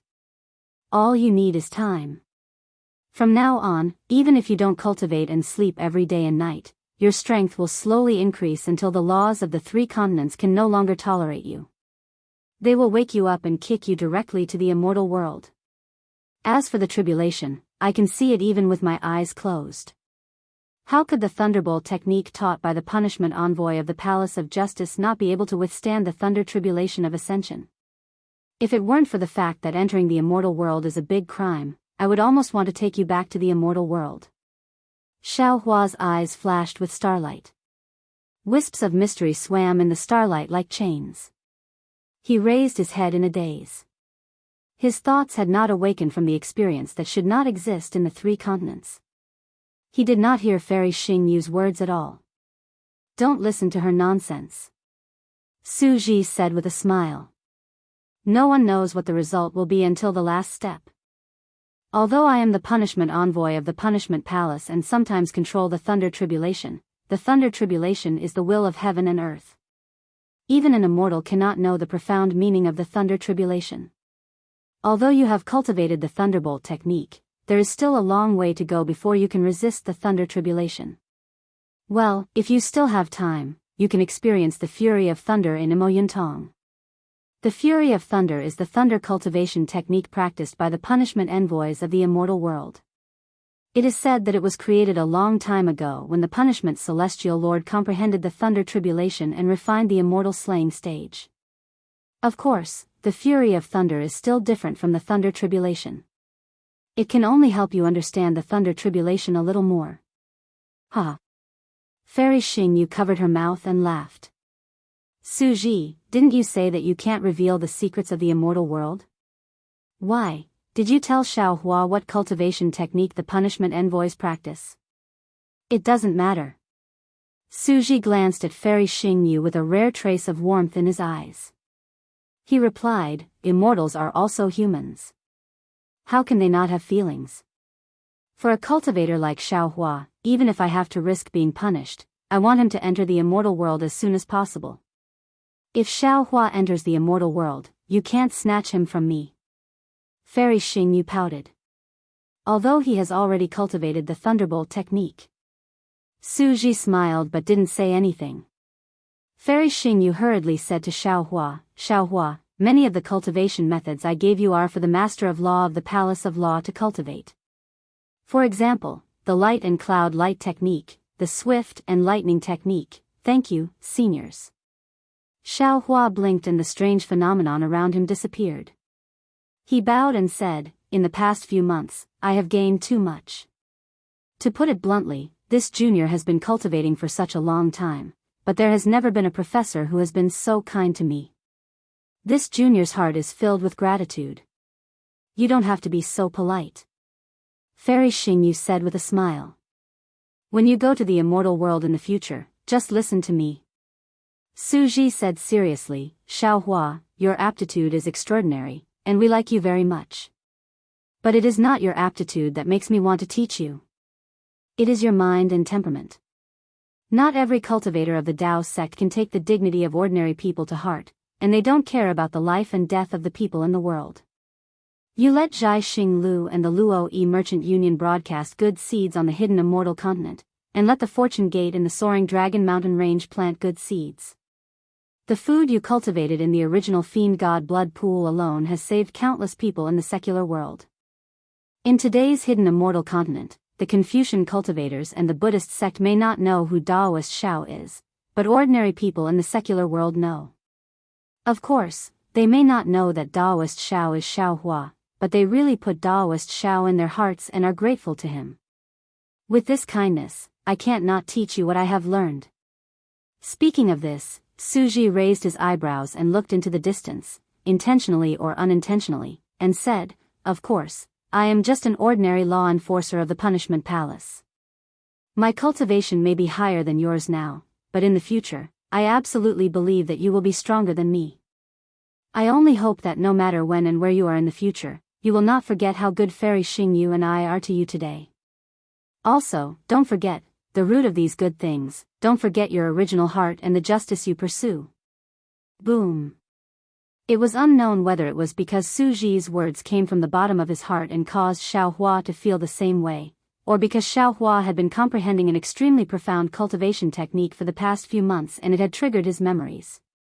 As Su Ji's voice fell, Xiao Hua's mind rumbled, and then many scenes gushed out from who knows where, a grave mound, a skinny child, a strict father, and a few deafening words of reprimand. Xiao Hua, be grateful. Remember, you must be grateful. Our family is relatively poor, and you left early. In the past 5 years, I know that your life has been more difficult and dangerous.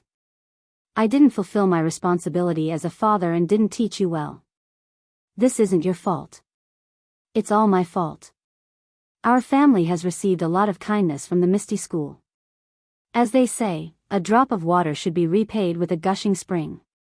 You must remember that we must repay the kindness of the Misty School. Alas, last night, you talked about human nature in the Li family. Your father didn't know much about it. At that time, he didn't dare to disrespect you and didn't interrupt you. What you said may make sense, but I feel that although we can't be on guard against others, we shouldn't think too badly of others. I also know that the people in the martial arts world are sometimes very scheming, but justice lies in the hearts of people. Even if there is no heart, God is watching. Also, now that you have the ability, I don't want you to become a hero who is loved and respected by others. I just want you to become a righteous person who can face everyone with a grateful heart, a compassionate heart, and a chivalrous heart. These words seemed to be very far away, but Xiaohua felt as if they were right in his ears. Tears welled up in Xiaohua's eyes as a sense of homesickness inundated him. Father, grandmother, mother, are you all right? A grand ascension stage human, the center of attention of countless people, had finally found a trace of his lost memories in this faraway land.